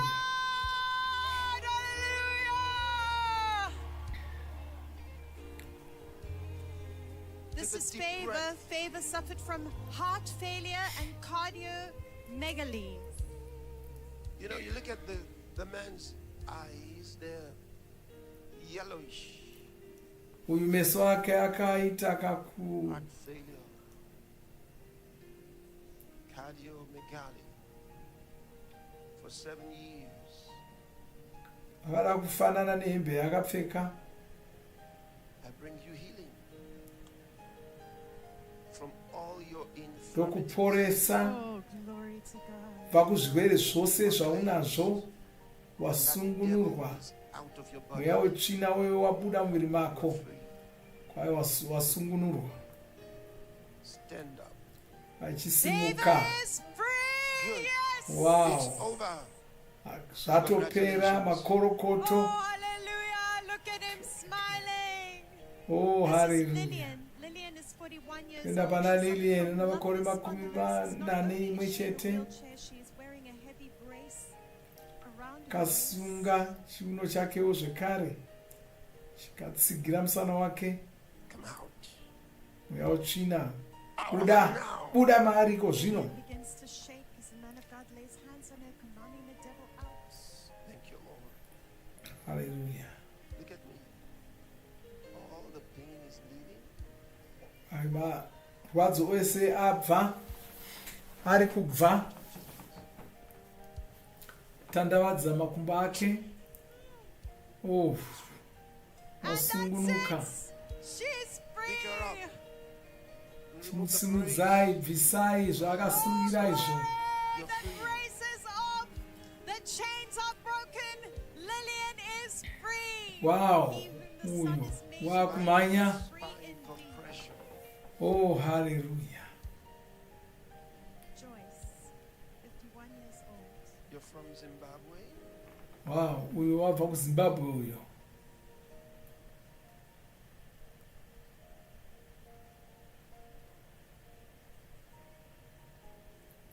You are healed. Waporeswa. Wow. Wow. Wow. Joyce begins to smile. Ai, waporeswa. It's over. Zvatopera. You didn't come from Zimbabwe for nothing. Hauna kubva kuZimbabwe uchifambira mahara. Hallelujah. That's the end of cervical spine Uyo wakumhanya. Wow, wow, wow, wow. lumbar spondylosis. Misana yavanhu vazhinji vacho vari kunetseka misana. There's a brace inside. Vakasungawo misana yavo, kutsigisa misana yavo. Pick him up on the inside. I want to do something. Wow, ngaitione zvaari kuitwa apo. He's 63 years old. Ane makore 63. Not only was he diagnosed with lumbar Remove the brace. Vaibvisai but with scoliosis, a severe curvature. zvakasunga muchiuno make. power Wow. of God goes through him. mweya wetsvina wabva wadzingwa, wabva asungunuka. Glory be to Hallelujah. God. He's free. This is Mullen. Mullen Wow, is 53 wakumanya. years old. She was diagnosed with rheumatoid Wakutonetsa arthritis kumisa. for 10 years. She's already Rheumatoid. vibrating. Hallelujah. You're loose from your infirmities. Uyo And all your body wasungunurwa goes kubva limber. Come. kuzvirwere zvose. Uyo wabva kucanada. From Canada. Really? Wow. Imagine the long flight with Talk such like a this. condition. Do this. Oh well. Do that. Haasi kugona kumira. Following the instruction of the like a little girl. Wow. Just like a little girl. Wow. Hallelujah. Oh. Oyo. Hallelujah. Couldn't have done that. Hallelujah.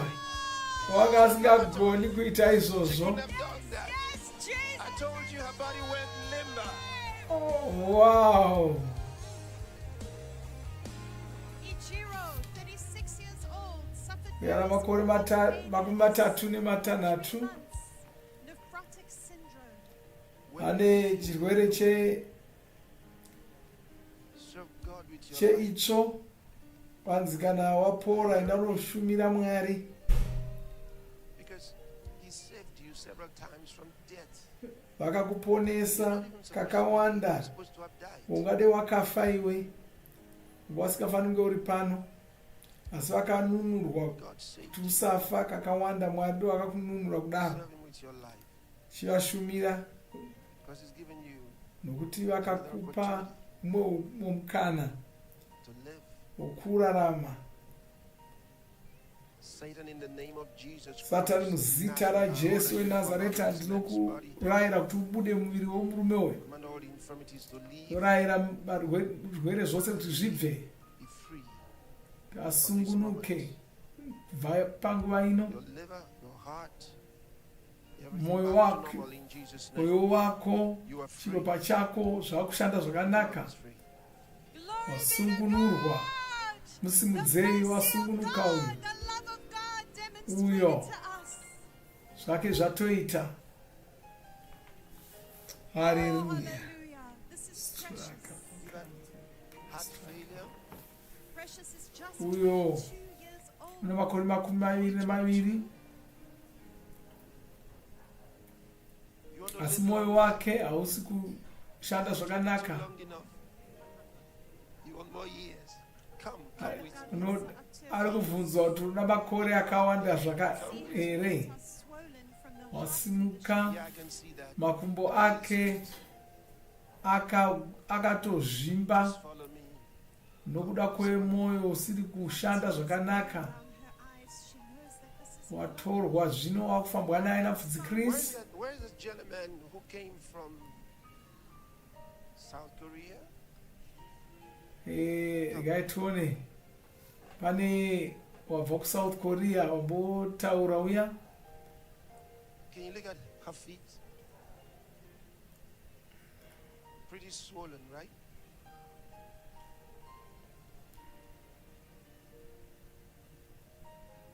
Come, Thompson. So much love. I want you to put one hand on her back. No. The problem is in the one hand on her back and one hand on her chest. Hanzi abate musana nepachifuva. Achirayirwa kunzi audze Satani kuti abvepo wadzinga mweya wetsvina. Wow. Mweya wabva adonha. Wow. Hallelujah. Watorapa munhu, waporesa munhu. Wasungunuka. Wow. Oh, Kazante Karamai. 43 years old. Degenerative disc disease, acid reflux disease, Uyo musana wake wakachigwara musana. From all your infirmities. Ndinofara kukuudza kuti wasungunurwa kubva pazvirwere zvako zvose. chibvisa zvakakusunga-sunga usimuka wapora. Oh, hallelujah. Hallelujah.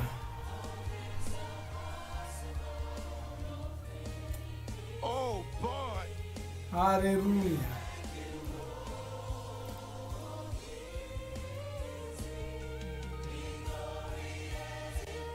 You know, I'm looking at that. Vhudzi Kristu vakuenda kune vari panhare.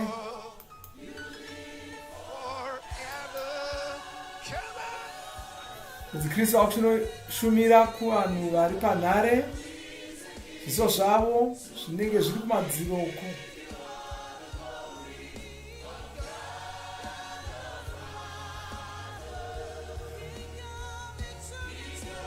Mambo kusingaperi atakachimba.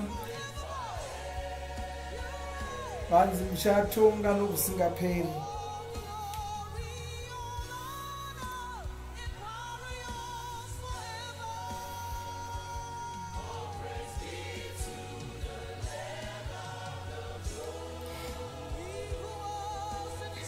Oh, hallelujah. Oh, hallelujah. Maliba sonde katayata.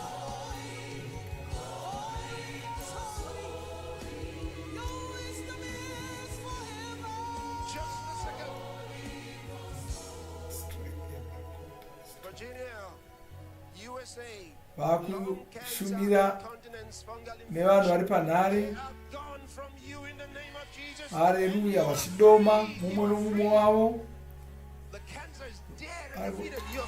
Vari kudoma mumwe nomumwe wavo. Vachibva ipapa vakuchizoshumira kuvanhu vese. Saka kana uri koko kwauri gadzirira. Vachipedza ipapa vari kuuya kwauri. Oh,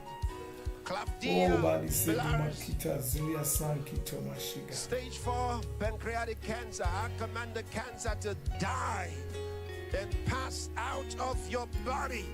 You are free. It's gone from you. It's gone. It's gone. Thank God it's gone. How? China. Intracranial hemorrhage. Visual impairment. Thou devil of darkness, come out of our eyes.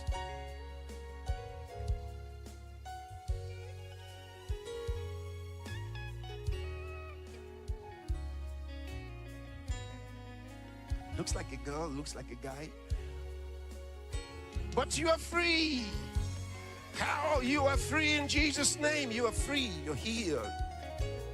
Abhilasha, India. Diabetes, alopecia, receding gums, blurry vision, all are gone from you now. In the name of Jesus, you are free. You are free. Glory be to God. Vanhu vose vari kushumira kwavari. Vari kubatwa panhare kureva kuti vari kudzimba dzavo, vari kunyika dzavo, vachishumirwa vari koko, vachiporeswa vari kwavari koko. Hypertension, migraines, they're all gone from you. They were caused by the same devil, and that devil is gone from you, and you're free in Jesus' name. You're free. Glory be to God. Nongwani, South Africa, that devil leaves you now in Jesus' name, and you are free. It's done, it's done. Soon coming King, you are the glory of God. Rosa, Germany, diabetes and insipidus. Well, that devil leaves you now in the name of Jesus Christ, and you are free. It's done unto you. Hallelujah. Harsha, India, sciatica. You are healed, Harsha, you are here. Your dominion is forever. Martin, Slovakia. Multiple sclerosis, difficulty in walking. I command that devil to come out of your body, Martin. You are free in the name of Jesus. Get up and walk.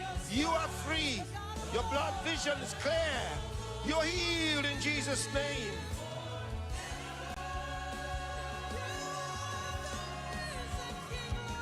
Elijah, Uganda, you are healed. You are healed of all your infirmities. Elise, Cecilia, South Africa, breast cancer. The cancer dies right now and is passing out of your body from this moment. It is leaving you in Jesus' name. Dora, Colombia, breast cancer.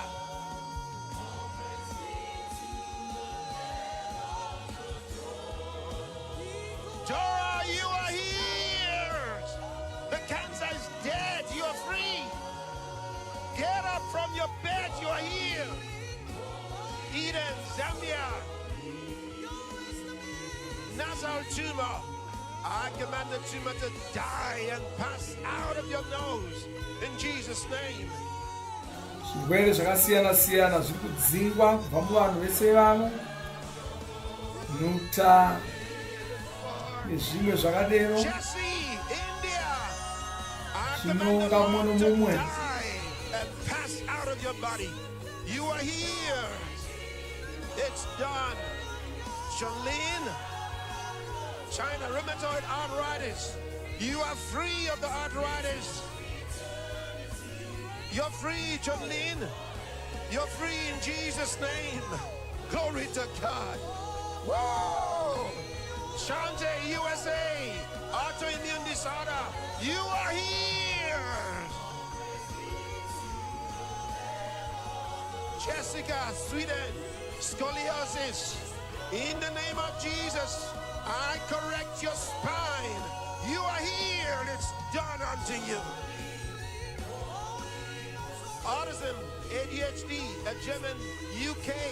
I bring you healing in the name of Jesus Christ.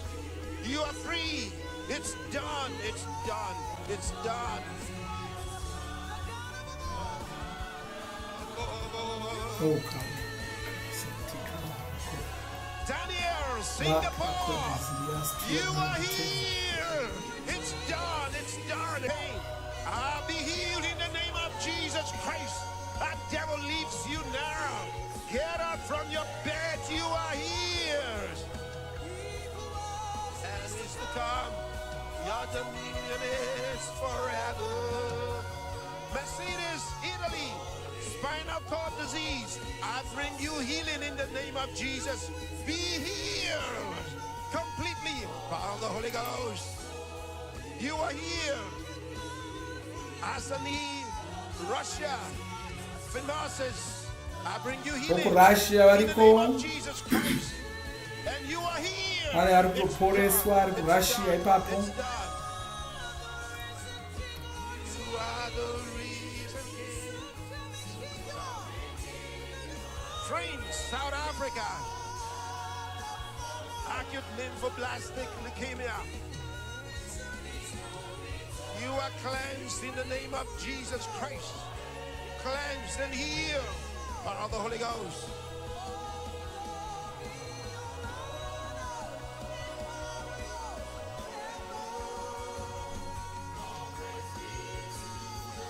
Leo, China. I bring you healing from cerebral infarction and all the infirmities. You are healed in the name of Jesus Christ. It's done, Leo. It's done. Jasmine, Sweden. I command that devil to come out of this girl's body.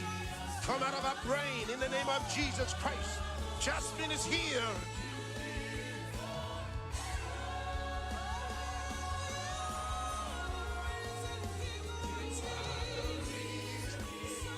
Boston, Canada, degenerative heart disease, spinal stenosis, arthritis of the knee and hernia. Well, they are all gone from you and you are healed in Jesus' name. It's done. It's done. It's done. It's done. Near Austria, I bring healing for your child. In the name of Jesus Christ. uyo mwana ari kuAustria kuporeswa Enter no more into her. mweya itsvina yarayirwa kuti isadzoka zvekare. I restore her whole body. Thou epileptic spirit, return no more to her. In Jesus' name. Thank you, Lord.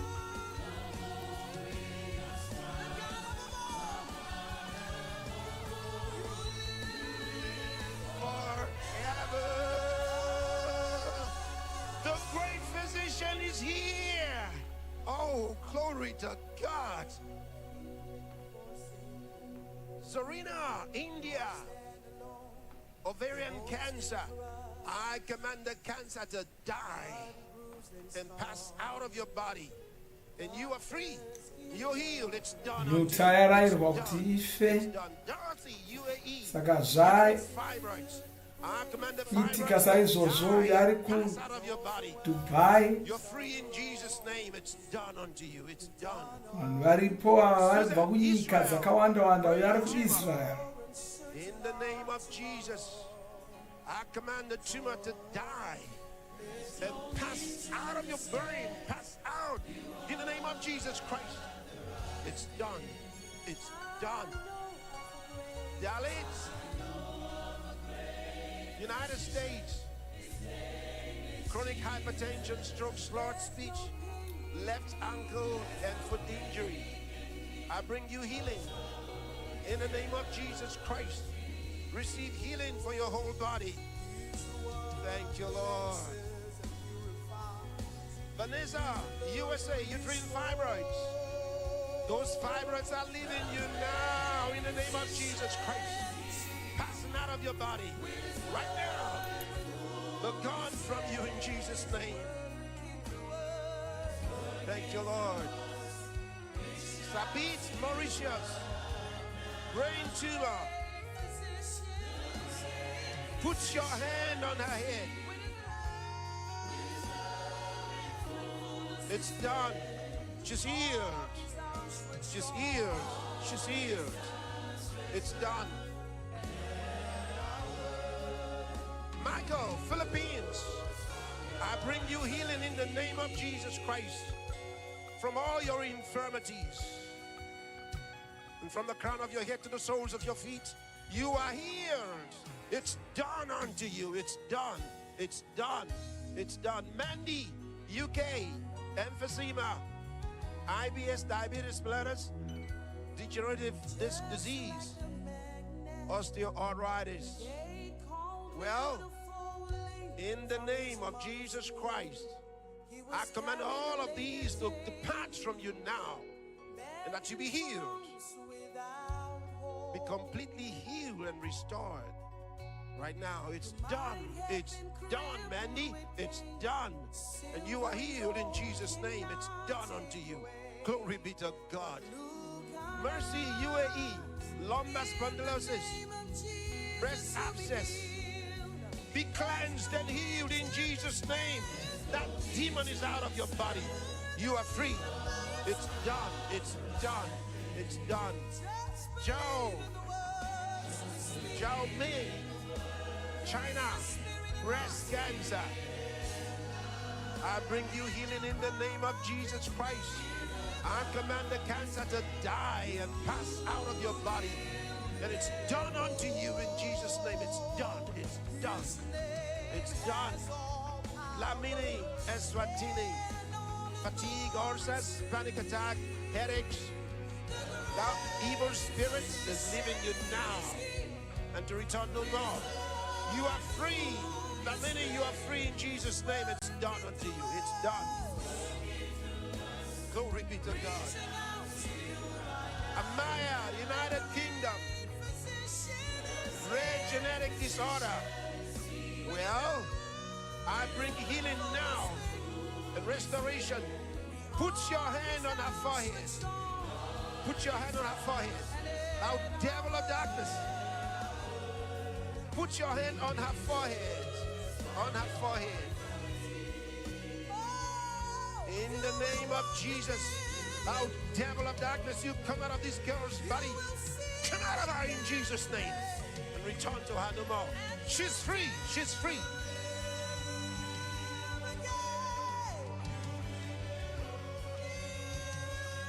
Tanya Young, Singapore. Mental and sight issues. Put your hand over his eyes.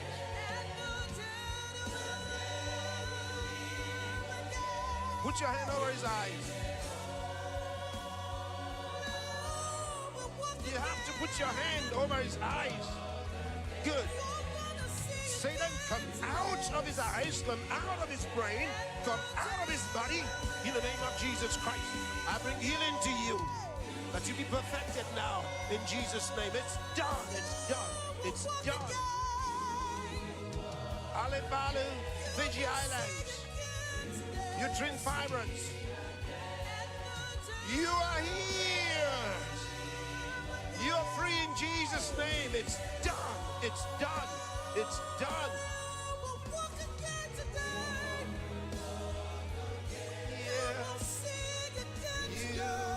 vaimbi vari kuimba kuti vachikurudzira vari kunyengetererwa kwayo uchafamba zvekare, uchaona zvekare, uchamhanya zvekare. Saka ndozvaunofanira kuona iwe pachako uchiita, uchifamba. And this be done to you as we're singing in the name of Jesus Christ.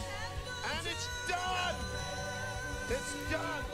Zvione uchiona, uchifamba, uchiita zvose zvanga usingakwanisi kuita. Nhasi ndo zuva racho. I command the cancer to die and pass out of your body. You are healed in Jesus' name. You are healed. It's done. It's done. It's done. Marriages. Zimbabwe. HIV positive arthritis. I bring you healing in the name of Jesus Christ. I command these infirmities and diseases to pass out of your body. Be healed in Jesus' name, and it's done unto you. It's done. It's done. Doreen, South Africa, partial blindness, memory loss, mobility issues. I bring you healing from the crown of your head to the soles of your feet. Be healed in Jesus' name. It's done.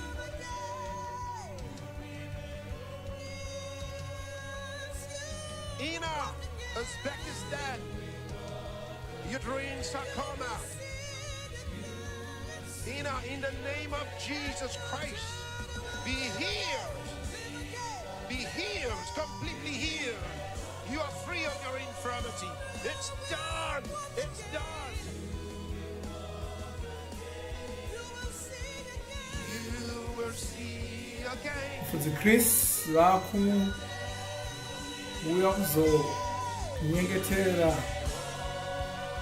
vanukose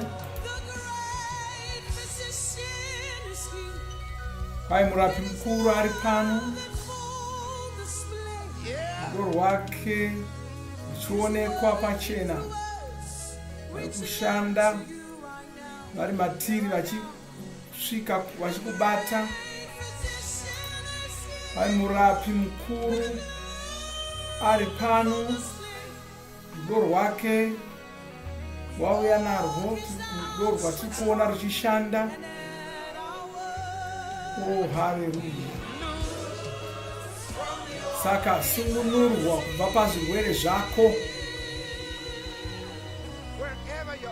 Saka kwose kwauriko zvino panyika pano, hazvina basa kuti chii chauri kunzwa. Ino inguva yokuti munhu wese aporeswe, nokuti Mwari vanokufarira. Mwari vanokufarira. Hazvina basa kuti marwadzo acho ari papi, chirwere chacho chiri papi. Hazvina basa kuti chirwere chacho ndechipi.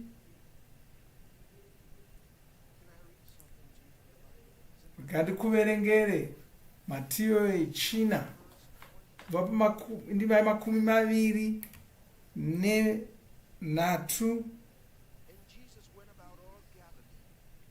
Jesu vakapotedza Garirea rose achidzidzisa mudzimba dzokunamatira, achiparidza shoko roruponeso roumambo hwaMwari, achiporesa zvirwere zvose zvaiva muvanhu.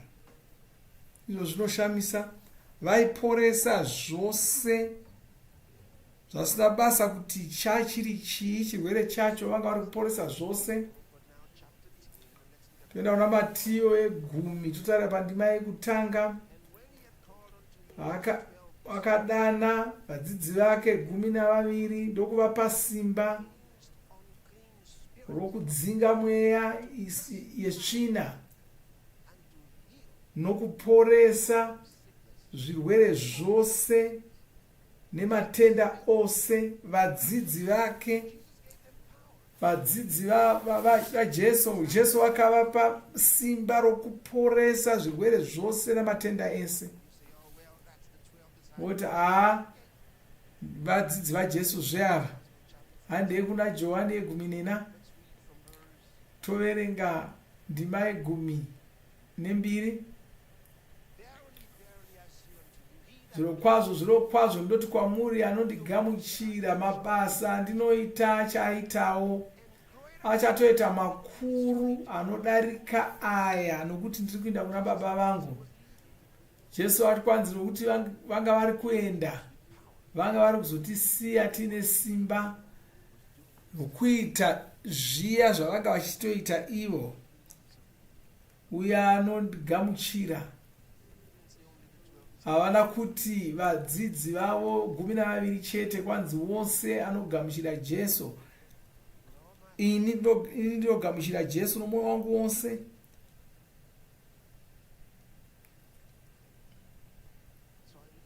Saka ndinoita mabasa aJesu. Vakatipa simba.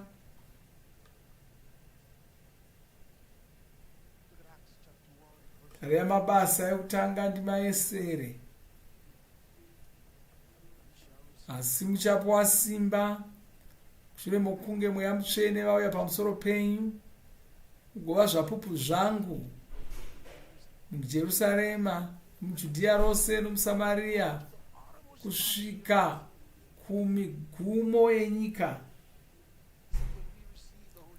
Kwai tikange tagamuchira mweya mutsvene, togamuchira simba rinobva kuna mweya mutsvene.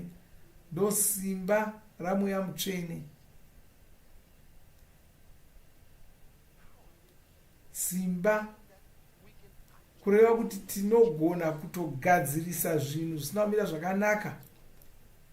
Izvo zvinoshamisa. Zvinoshamisa chose izvozvo. Zvinoshamisa chose.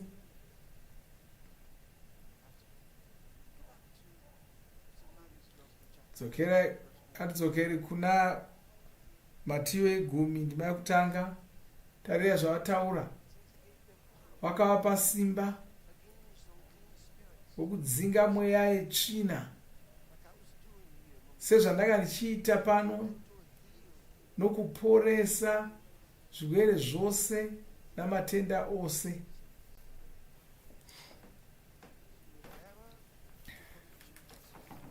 Zvina basa kuti chii chauri kunzwa iko zvino. Ndinoda kuchigadzirisa nokuti simba racho ndinaro. Saka ndoda kubatsira.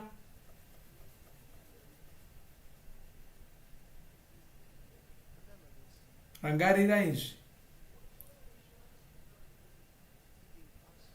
Vakatipa simba rokuti nemvumo yokuti tizikanwe nezita ravo, tishandise zita ravo.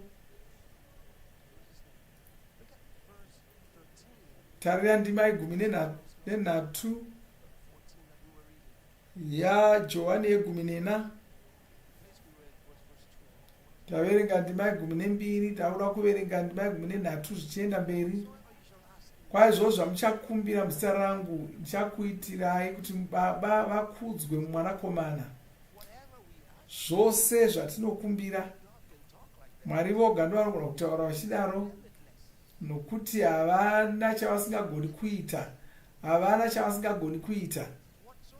kwai chose chamungakumbira mutsa rangu ndokupitirai kuti baba vangu vagokudzwa muna mwanakomana. Bata paunoda kupora iko zvino, bata paunoda kupora. Kana ari mwana wako mubate, kana ari munhu anga ane nzeve dzisinganzwi, isa zvimwe zvako munzeve dzisinganzwi idzodzo. Kana ari meso asingaoni, bata meso iwayo. Hazvina basa kuti chii.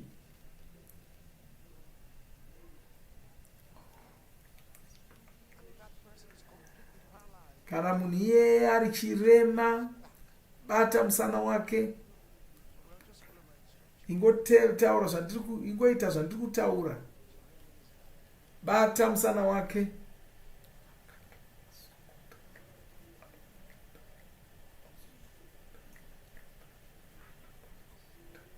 O masaka takabala basonta katala straka brakala straka.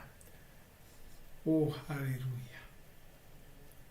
Muzita raJesu muponesi, mwanakomana waMwari vapenyu, ndinotaura kumweya wakaipa unorwarisa vanhu, mweya unopofomadza vanhu, kuremadza vanhu nokuita kuti vasanzwa. Mweya yose yakaipa iri kuremadza vanhu, mweya iri kurwarisa vanhu, ndinokurayira iko zvino muzita raIshe Jesu muponesi kuti ubude mumiviri yavo. Buda kubva mumiviri yavo iko zvino, varegedze muzita raJesu.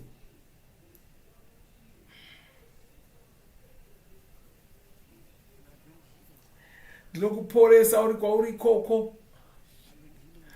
Ndinokuporesa uri kwauri ikoko. Ndinokuporesa kubva mumarwadzo ako muzita ramuponesi Jesu. Pfuma kuti wapora. Ndinorayira kuzvimba ikoko kuti kupore. Zvose mapundu ese abve pauri uporeswe muzita ramuponesi Jesu. Wapora. Wapora.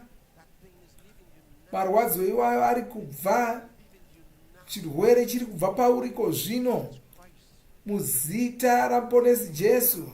Vatende iko zvino, vatende iko zvino, vatende iko zvino. Watozviitirwa, wazviitirwa, wazviitirwa. Zvose zvanga zvichirwadza munyama yako zvabva, uye uri kunzwa kuti wanaya, wapora. Chivatenda nokuti wapora, vatende nokuti wapora. Zvaitwa, zvaitwa. Haleluya. Waitirwa, waporeswa, waporeswa, waporeswa, waporeswa, waporeswa. Oh, haleluya. Makazia strakia bakosa, straka bakonze la drakia bakopa. Rakadikosi alipria zaki makote. Oh, ushakima zoki damiria granzia. Lipria strakia bragunde masoka.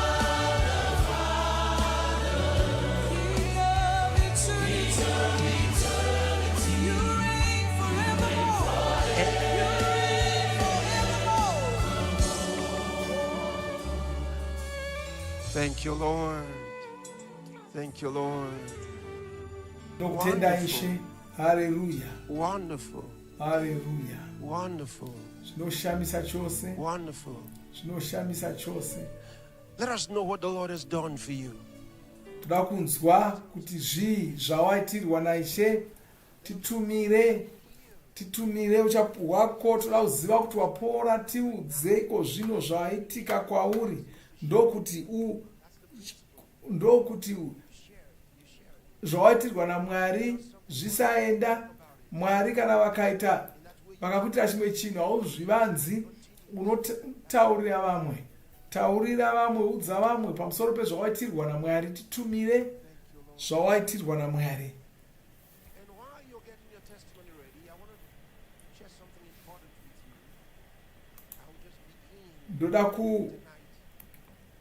toda kudzidzisai zvinhu shoma shoma nhasi.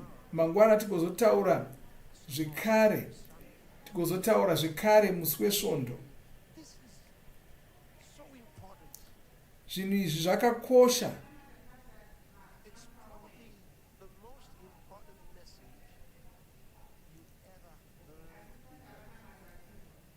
Dzidziso iyi inogona kunge iri yakanyakukosha yawati wanzwa muupenyu hwako. Ndoda kutaura kwauri pamusoro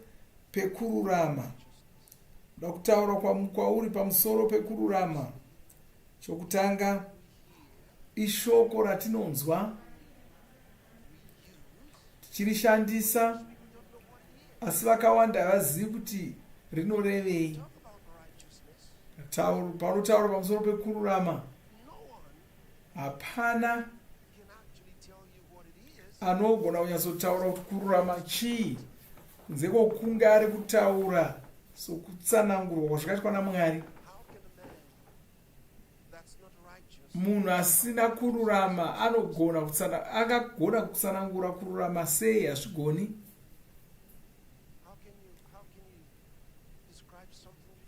Ungatsanangura sei chinhu chausingazivi, chausati wakambosanganawo nacho, hautochizivi? Ungachitsanangura sei iwe usingachinzwisisi? Vamwewo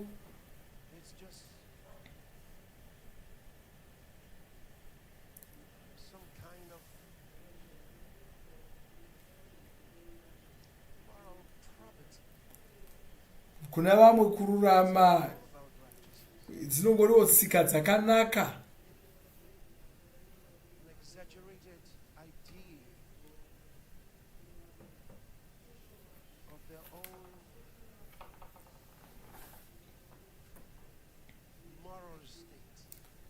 Vanongofunga kuti zvinhu zvakururama zvinoreva zvinhu zvavanogamuchira ivo. Saka kune kururama kwakangosiyana siyana. Kune vanofunga kuti ivo vakarurama kumabasa kwavo, mumabasa avo vanoti vakarurama chose.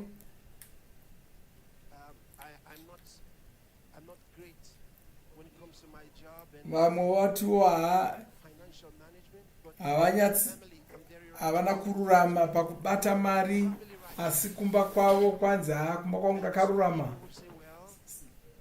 Vamwewo vanoti kudai handina kururama kumhuri yangu, asi kushamwari dzangu ndakarurama chose.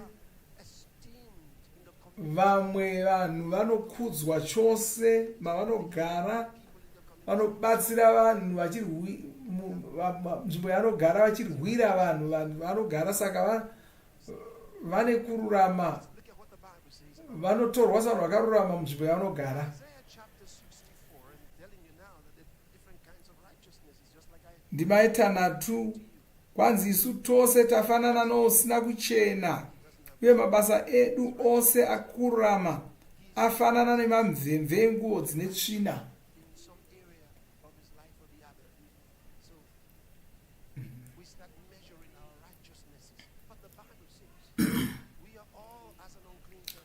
Kwai tose takaita semamvemve akasviba. Kwai kururama kwedu kwakaita semamvemve ane svina pamberi paMwari. Kururama kwese kwanoti ndakarurama kumhuri yangu, ndakarurama kubasa, ndakarurama chii, zvose kwai zvakaita semamvemve ane svina.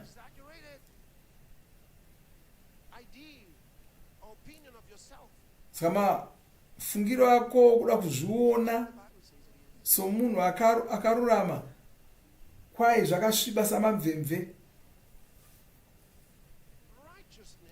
Kururama chinhu chinowanikwa muunhu hwaMwari, ichocho chinovaita kuti vave vasapotsa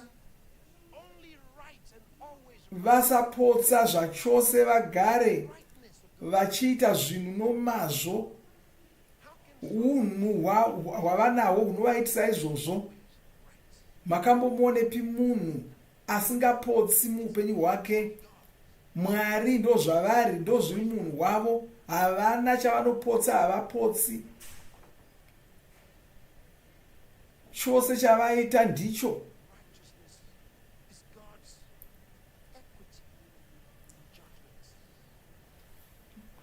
Unhu ihwohwo ndo hunoita kuti Mwari vagone vasawana vanobatirira. Mwari havana vanobatirira.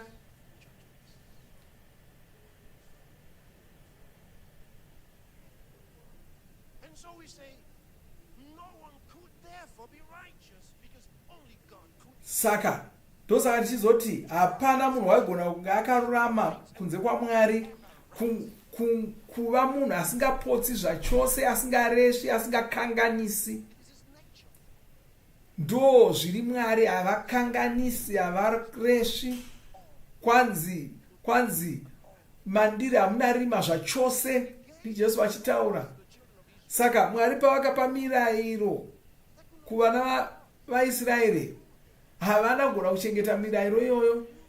Asi Mwari vakati kana mukakoniwa kutevera mumwe, matokoniwa kutevera yose, nokuti Mwari vamwe chete vavo vakati itai ichi ndo vakataura imwe yacho yese. Saka havana kuti vanzofanira kusarudza imwe mitemo, imwe uchisiya. Kwai ukakoniwa mumwe watokoniwa yese. Kureva kuti hapana munhu waizogona kuzviita zvose izvozvo. Saka ukanzwisisa izvozvo,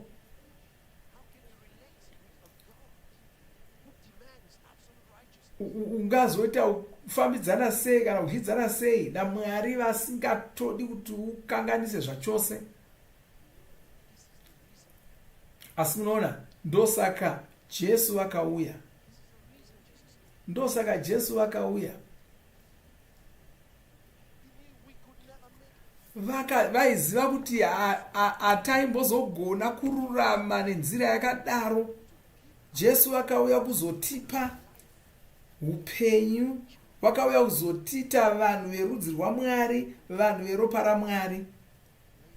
Ndichataura tsanangura izvozvo kwete nhasi, unofanira kuzvinzwisisa.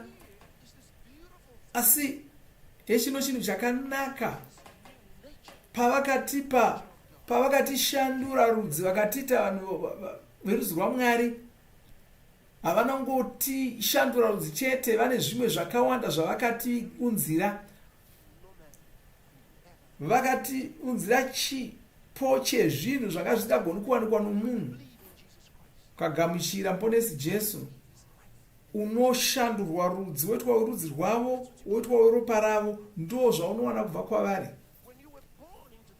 Pawakazvarwa namai nababa uchiuya panyika pano, wakauya uri weropa ravo. Ndosaka Jesu achiti unofanira kuzvarwa kechipiri. Kana ukange wazvarwa kechipiri, unozvarwa wava werudzi rwamuponesi, wava weropa ramuponesi Jesu. Kwanzi paunoshandurwa rudzi kudaro, une zvimwe zvaunopiwa zvekare. Chimwe chacho ichocho chaunopiwa kururama. Unobva wapiwa kururama sechipo. Kururama kuya kwanga asingagoni kuwana, unobva wapiwa sechipo. Ndichakutsanangurirai, siregani kutaridzei mushoko raMwari. Tataura pamusoro pekururama kwakasiyana siyana, asi ndoda kutaridzai kururama kwakaunzwa namuponesi Jesu. VaRoma 3, VaRoma 3 kubva pandima ye20. Asi zvino kururama kwaMwari kwakaratidzwa kunze kwomurayiro, kureva kuti kururama kwaipiwa munhu kunyange asina kutevera mirayiro yaMwari. Kwai kururama kwaMwari kwakaratidzwa kunze kwomurayiro, kuchipupurirwa nomurayiro navavoni. pane kururama kwaMwari kwaunopiwa kunyange usina kwaunongopiwa usina kufanira kutanga watevera mirayiro yavo. Varoma 5:10.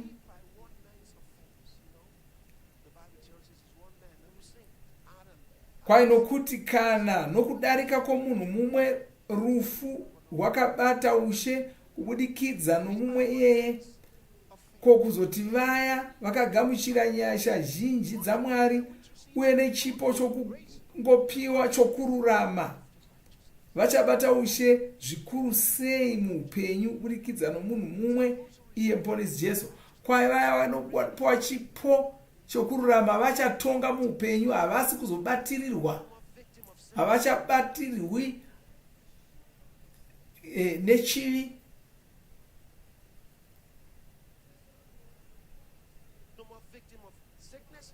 Havachabatirwi nezvirwere kana urombo kana kubatirwa, asi vachatonga muupenyu. Vachatonga muupenyu huno, vachatonga zvinhu zvenyika ino. Imbozviona imbofunga upenyu hwako huchishandurwa nhasi. Titarisei, ngatimboti wazozviziva nhasi dai kuwagona kuwanira gwaro rinokutaridza kuti rimwe zitateguru rako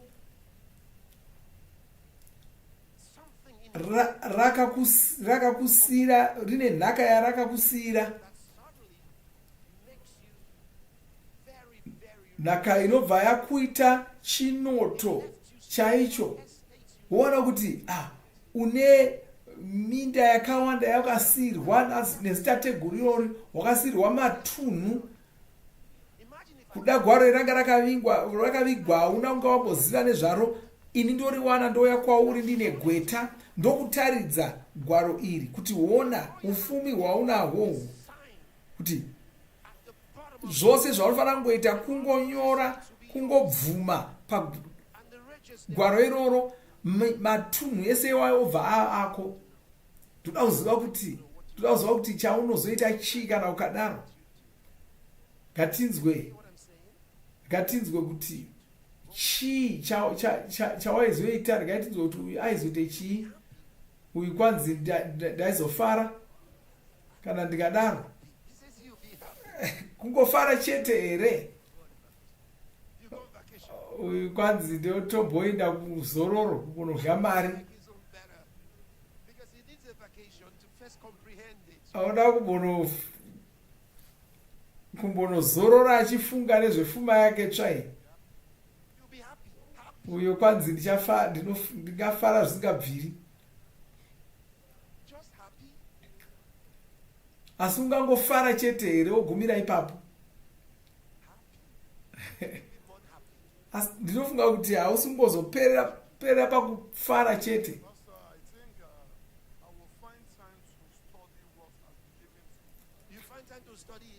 Uyu kwanzi ndinombozvipa nguva yokunzwisisa.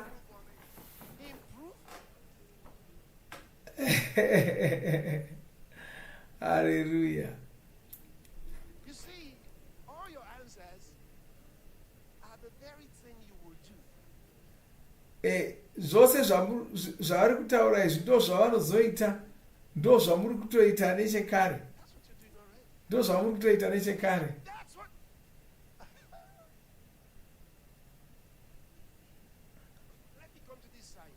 Regai ndinzwe vamwewo.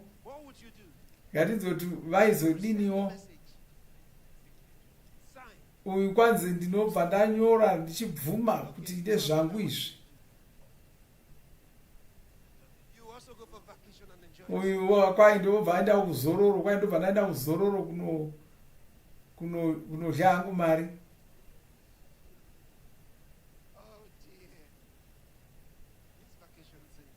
Nyaya yekuenda kunodya mari ndo yakurumbira.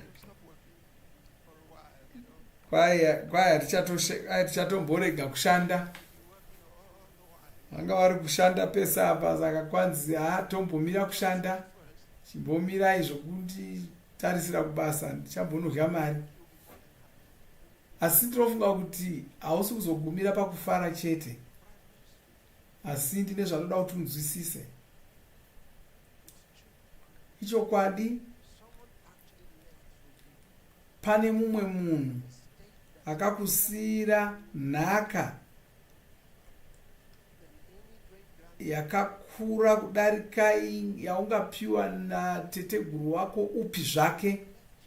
Vakatokusiyira nhaka huru chose.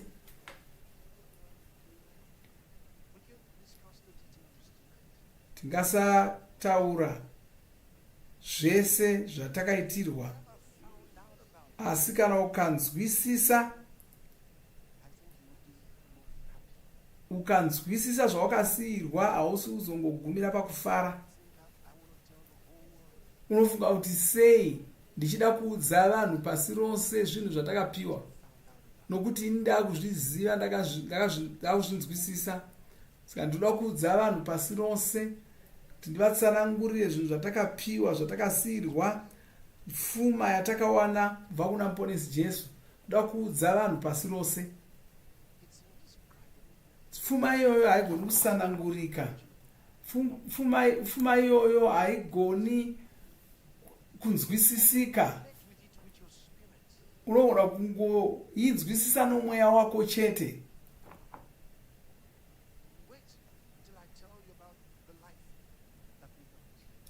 Mira ndikuudze pamusoro poupenyu hwatakapiwa, asi rega nditaure, tipedze kutaura pamusoro pokururama uku. Kana uchinge wagamuchira chipo ichi chokururama, ndakutsanangurirai matsanangurirwo achiitwa naMwari.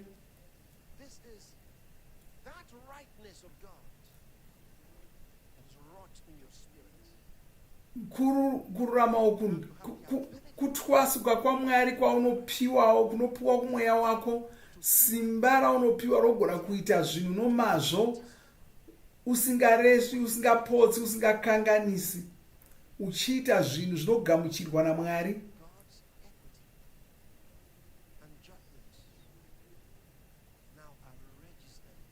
Unenge wagona kumwari simba rogona kuita zvinhu zvinoitwa naMwari. Izvozvo zvinoshamisa, asi handizvo zvega. Kune zvimwe zvakawandisa pamusoro penyaya iyoyo. Wanokutwasuka kwaMwari ikoko mumweya mako, unenge wagona kumira pamberi paMwari usinganzwisi wakaraswa, usinganzwisi une mhosva yawakapara, usingakundikani. Mbofunga nezvazvo. Kururama ikoko kunokupa simba rogona kumira pamberi paMwari usingazvioni, usinganzwisi munhu asina kukosha.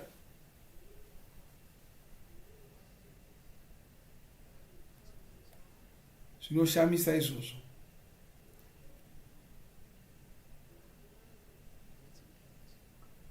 Kururama uku chipo, unochigamuchira, unochiwana paunogamuchira Jesu mumwoyo mako. Mweya wako unobva waitwa wakarurama, haushandiri kururama uku, unongopiwa.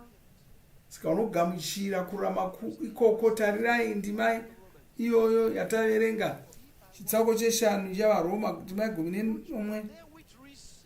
Kwano kuti kana nokudarika kwomunhu mumwe rufu rwakauya rakabata ushe,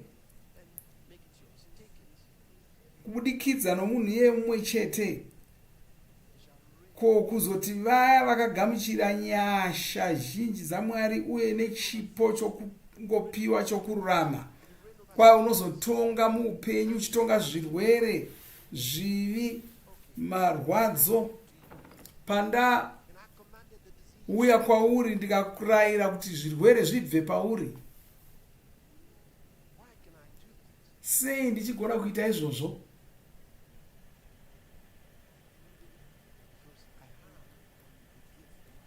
imhaka yokuti ini ndakagamuchira chipo chokururama. Ndine chipo chokururama. Unochigamuchira, unochiwana muna muponesi Jesu. Ndo zvawakachengeterwa muna muponesi Jesu. Uye wakapiwa zita raJesu. Wakuzikamwa nezita raJesu. Saka wagona kumutaura wakamiririra. Kana chirwere chikada kupinda muviri mako, wagona kumira saJesu uchichirayira kuti chibve. Pananga ndichinzwa uchapupu hwako, waita zvako, maita zvenyu nokuda kweuchapupu ihwohwo, usabvumira zvirwere kuti zvipinde mumwiri mako zvekare. Musazvirega zvichipinda zvekare.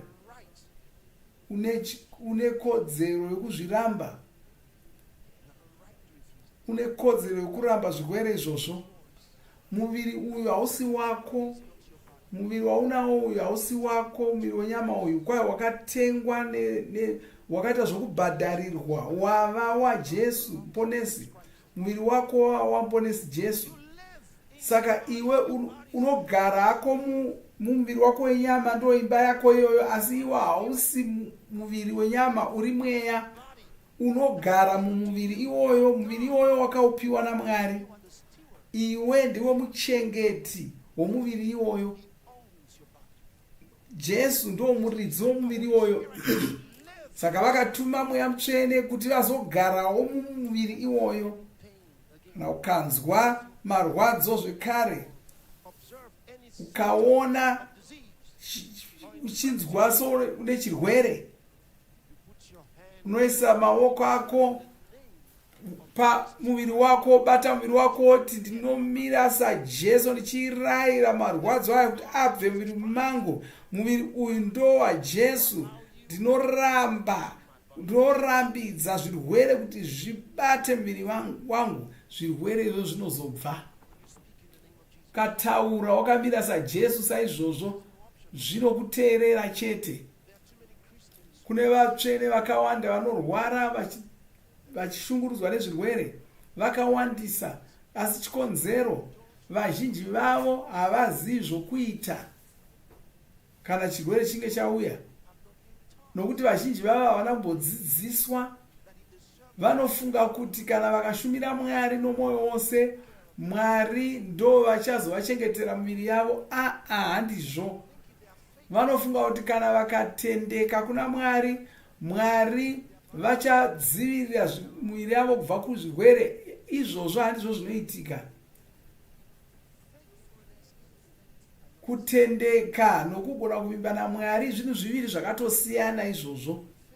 Unogona kunge wakatendeka zvako, uchishumira Mwari nomazvo, uchiita zvinhu zvese zvakanaka uchishumira Mwari, Satani agoparadza muviri wako zvakadero. Unoziva nemhakei? Nokuti iwe ndiwe muchengeti womuviri wako, havasi Mwari vanochengeta muviri wako.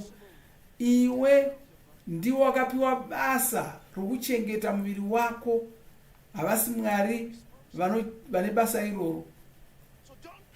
Saka usachema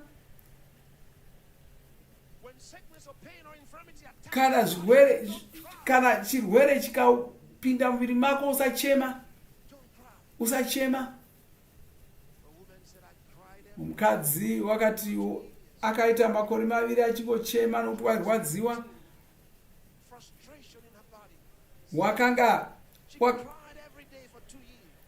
makore 2 achichema nokuti muviri wake zvinhu zvasina kumira zvakanaka, kusvikira asagoni kumuka panhoo. Hapana wagona kumubetsera. Mishonga yose haina kubetsera. Akaita makore 2 achingochema kusvikira azopuwa mari dzidziso yandakaparidza. Mune imwe dzidziso dzacho ndakataura ndikati Mwari havateereri kuchema kwako havadaviri kuchema kwako nokudemba kwako, asi kuti vanoda kuti ugone kuvimba navo. Iye wanga asati akambonzwa izvozvo. Bhaibheri roti kwanzi kana usingavimbi naMwari hazvigoni kuti ufadze Mwari. VaHebheru 11:6 kwanzi kana usingavimbi naMwari hazvigoni kuti ufadze Mwari. Haugoni kuvafadza usingavimbi naMwari. Unogona kuchema hako, ugochema ugoti naye Mwari, inga zvandokushumirai wani, ndiri kuitirawo madanha wani, ugochema uchidaro, asi basa racho harisi maoko aMwari. Uri kuda kuti vaite basa ravasingafaniri kuita ivo. Ndosaka muparidzi mukuru anofamba achiparidza tendosa vanhu vakawanda anogona kutorwara akafa. Vanhu vese voti nemhakei, sei muchiti nemhakei? Munoziva here kuti vaparidzi vangani vakafa panguva yeCovid? Vazhinji vavo vakafa. Vanga vari vaparidzi vakuru chaizvo vanomukurumbira muzvinhu zvaMwari, asi vaitya.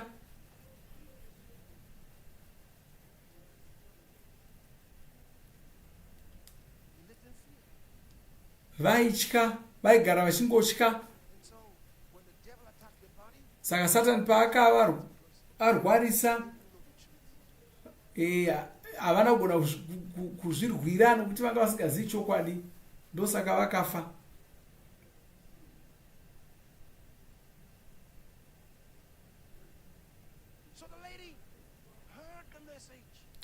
Saka mukadzi uyu vakanzwa mharidzo iyi,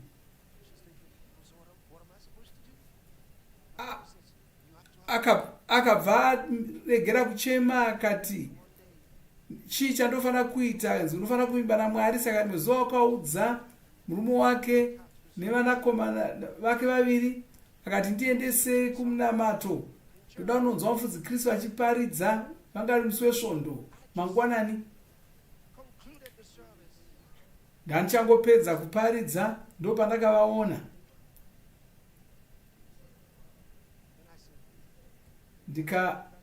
Ndikati, ko amai avo chii chiri kunetsa? Nobva watakura vari panhoo yematanda, wakasikagoni kana kushanyarika, waingorwadziwa. Murume wake nevanakomana vake vakabva vaunza. Tikati muudze, vakavaunza vakaradzika pasi. Takabva ndati kumukadzi uya, tikati wagadzirira kupora here? Zvikanzi hongu. Ndikati kumurume wacho, unoda kuti murume wako apore here? Zvikanzi hongu. Tikati nyaya iyi yatoreruka kana madai. Ndikati muzita raJesu, iwe murume, chiudza mukadzi wako asimuke. Wanga asingagoni kusimuka mukadzi uyu. Tikati mutaurire kuti asimuke. Murume uya ndokuuya, zvikanzi muzita raJesu, mukadzi wangu uchisimuka. Mukadzi uya wakasimuka kubva ipapo. Zvakashamisa chose. Munofanira kuona uchapupigo, munofanira kuona chishamiso ichocho.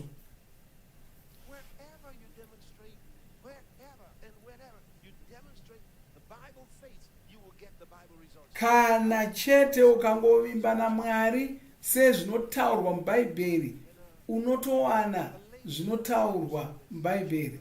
Rimwe zuva tiri munamato, mukadzi bofu akatanga kuchema pakati pomunamato, achiita saBhatimiasi. Zvikanzi ndivhurewo meso angu. Vabatsiri ndobva voidza kuda kumubata kuti asaramba achikanganisa vanhu.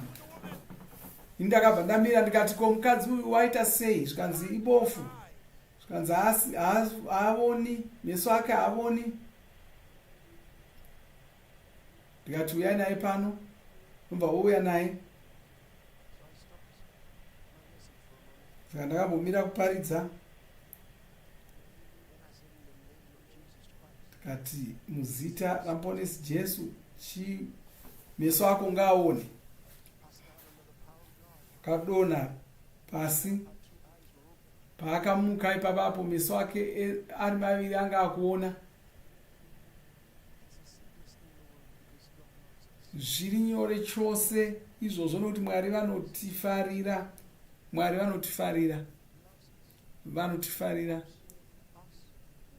Vanoda kuti tinge tigare tiri vatano. Hallelujah.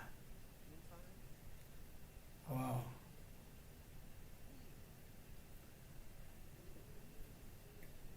Wow.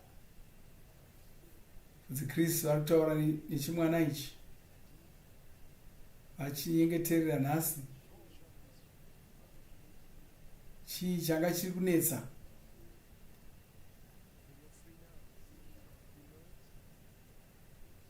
Kwai ndinoziva kuti ndachisungunukwa zviya, Satani iye asi kuzodzoka pauri zvekare, nokuti chirwere ichocho chakakonzerwa nemweya yetsvina, ndosaka chisina kugona kurapika. Hapana anogona kuchirapa. Asi zvino wasungunuka zvino,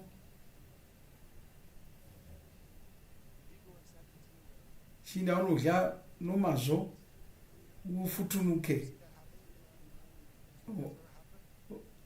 Uri kuzviona here uchifutunuka kudarika ipapo?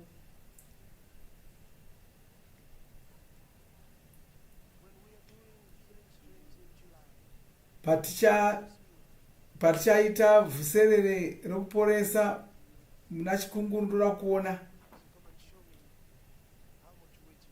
Saka ndoda kuona kuti unenge wafuta zvakadii.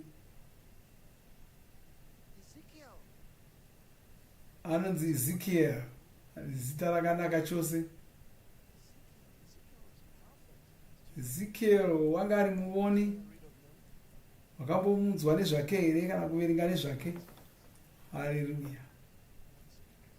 Haleluya. Oh, haleluya.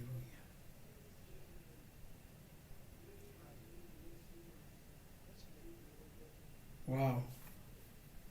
Uyu anonzi Nathaniel. Vese ava vane mazita emubhaibheri.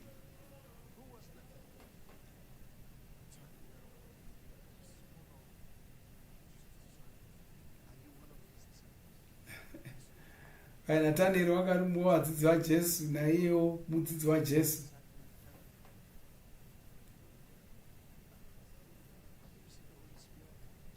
Havagamuchira mweya mutsvene here?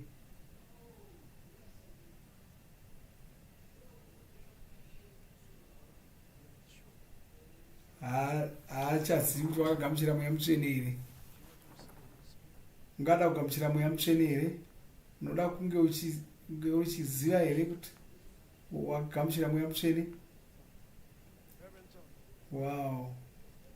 Hallelujah.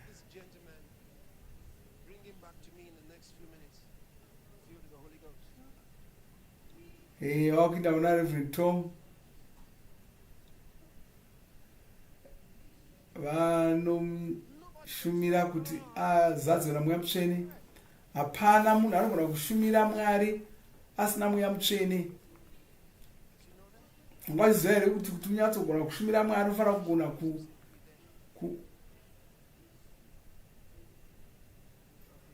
unofanira kuzadzwa, unofanira kuwana mweya mutsvene kuti ugona kushumira Mwari.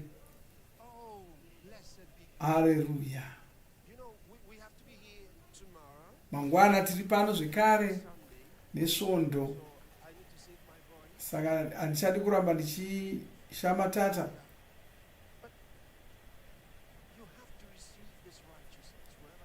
Asi unofanira kugamuchira kururama uku kwose kwauri. Chipo chatakapiwa naMwari.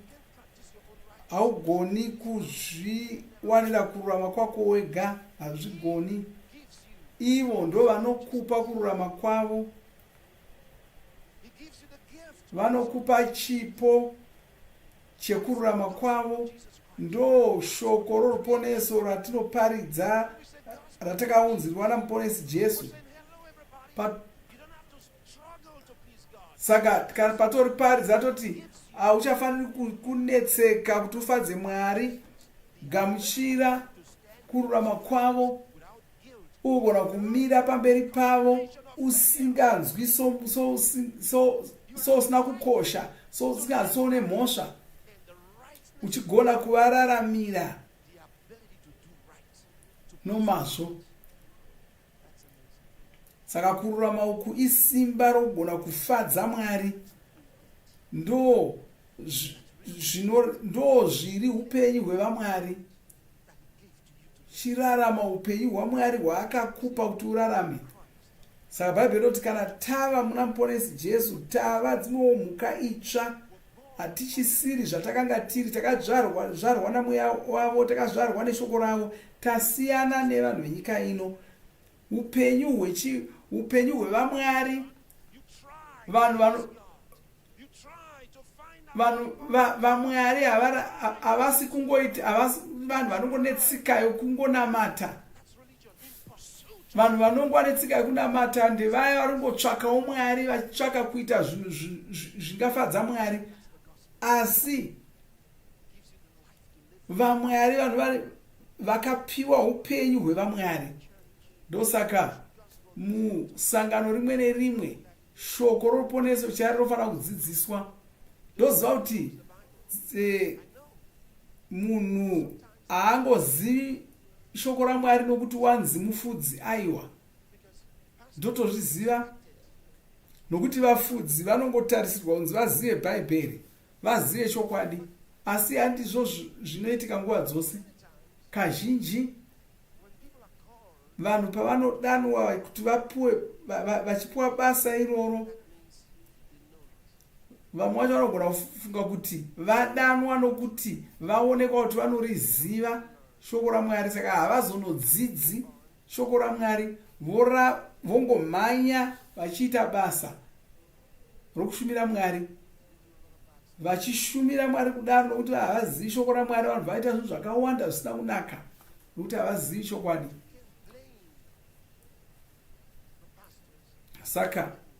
Saka hatigoni kupa mhosva vafudzi vasingazivi kudzidzisa, nokuti unogona kudanwa kupuwa basa rokufudza usati watozvarwa. Mwari vangona kuti kudana usati watozvarwa. Asi munhu akangwara anoti kana aona kuti wadanwa naMwari, anobva atsvaka kudzidza.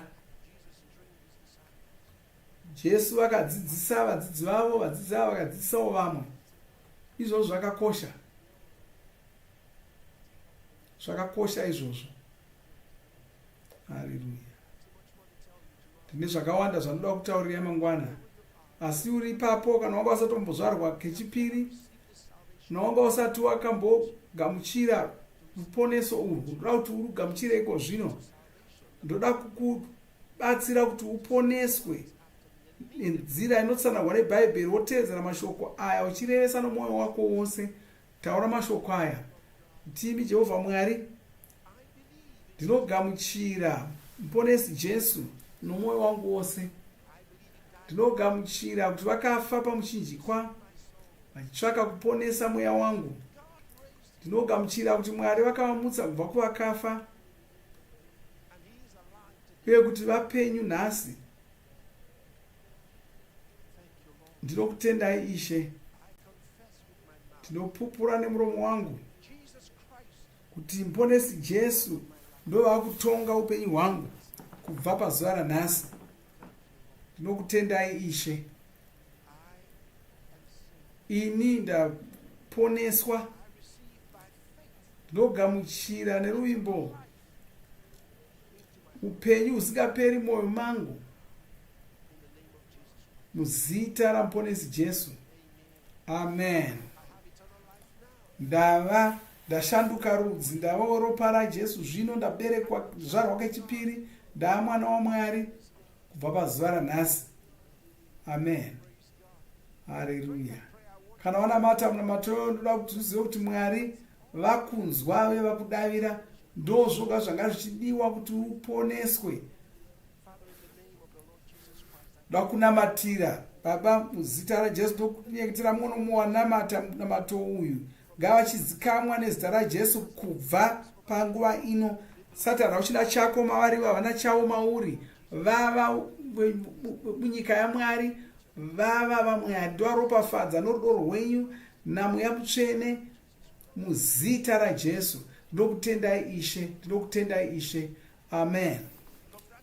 Makorokoto wazvarwa kechipiri wamwana waMwari zvino. Ndinokutenda Mwari kuda kweupenyu hwako. Wagamuchira mweya mutsvene uyo. Makorokoto. Haleluya. Makorokoto, ndinotenda Mwari nokuda kwako. Wow, chindako unogara.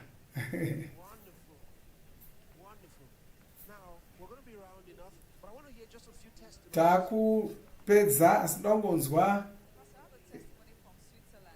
uchapupu shoma shoma. Ngaitinzwe uchapupu. The first time, she had been suffering for 15 years. Severe pain in both knees, and she couldn't walk without a walking aid. During the session, not only did she receive her healing just now, she also got born again, filled with the Holy Ghost, and began speaking in tongues. Now she can bend, lift each leg while standing, and walk distances without aid, which she couldn't do for many years. That's wonderful. 15 years. This is Vhuserere from Russia. Yeah. Healed of kyphosis. He said hunchback. Yeah. He said suffered from kyphosis for many years, which left her with pain, bent over, and she had to rely on a cane for support. During the testimony segment at the Healing Stream live healing service, as we were testifying with the man of God, Pastor Chris, she felt a crack in her back. That's amazing. She stood up miraculously, healed. Now she's straight and walking straight. That is amazing. That is amazing. What a testimony. Yes, tell me. This is Vhuserere from India, healed of ovarian cancer. Vhuserere from India suffered from ovarian cancer. It became so critical that she became dependent on an oxygen tank. Today, after the man of God, Pastor Chris, prayed, she has been walking around without the oxygen tank. The feeling of breathlessness is gone, and she feels strong. Praise God. Hallelujah. That's Pastor, amazing. we've got one from the United Kingdom. Paul, he was having chest pains that radiated to his back. Immediately after you've prayed, and you said you must lay your hand where you experience the pain. He did that. He acted on that. And immediately he could feel a warmth coming over him. He's been jumping, rejoicing, and thanking God. Praise God. Pastor, Remarkable. Tell me. This is from Fiji Island. He says, I was suffering with a feeling of heaviness in my stomach and back. When the man of God, Pastor Chris, came on the stage and started leading worship, glory to God, I felt my stomach very light. The heaviness and the feeling of carrying something in my stomach like a pregnant lady is gone. I don't feel it anymore. Pastor, this is Paul from the United Kingdom. Yes. He was diagnosed with high blood pressure and had been experiencing pain in the right arm. He said the doctors also mentioned that his heart was enlarged.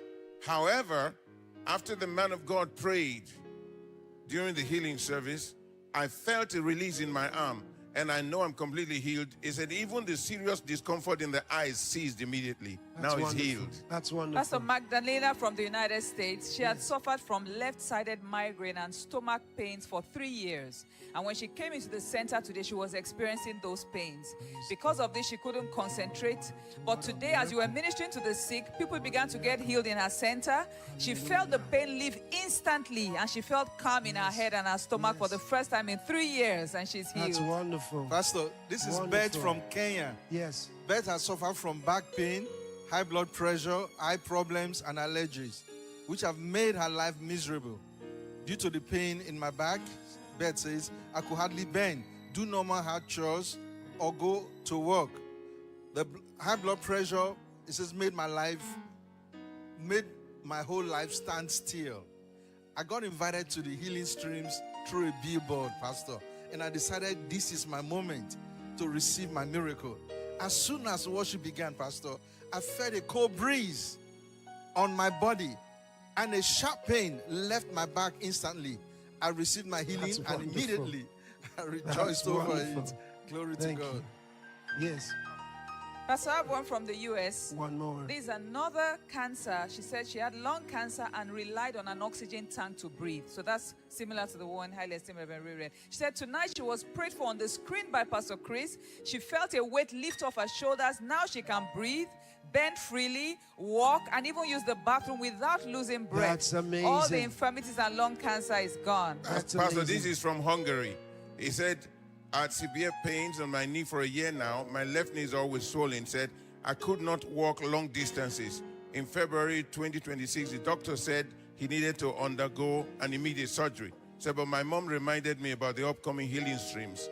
He said, I'm 26 years and I know the Lord Jesus heals. So I waited in anticipation for this edition of the healing streams with the man of God, Pastor Chris. As the man of God was praying for the viewers and said we should place our hands on the place where we had the pains, I put my arms on my knees to the feet. I felt an immediate relief as the power of God came upon me. I bent my knees, I jumped around. Now there is no pain at all. Glory to God. That's wonderful. We have lots of testimonies, and I would say keep sending in your testimonies. We're going to read some more tomorrow, and I want us to round off right now, and we'll do a song of praise to the Lord. We proclaim your matchless name, and then we'll do a medley. Okay? Wonderful, wonderful. Jesus Christ is the same yesterday, today, and forever. Oh, don't miss tomorrow's session. Don't miss it at all. It's going to be extraordinary, and amazing things will happen in your life, because I got a word for you that's important for you to hear. Thank you, Lord. Thank you, Lord. Sora katalamande givra sekrostasis.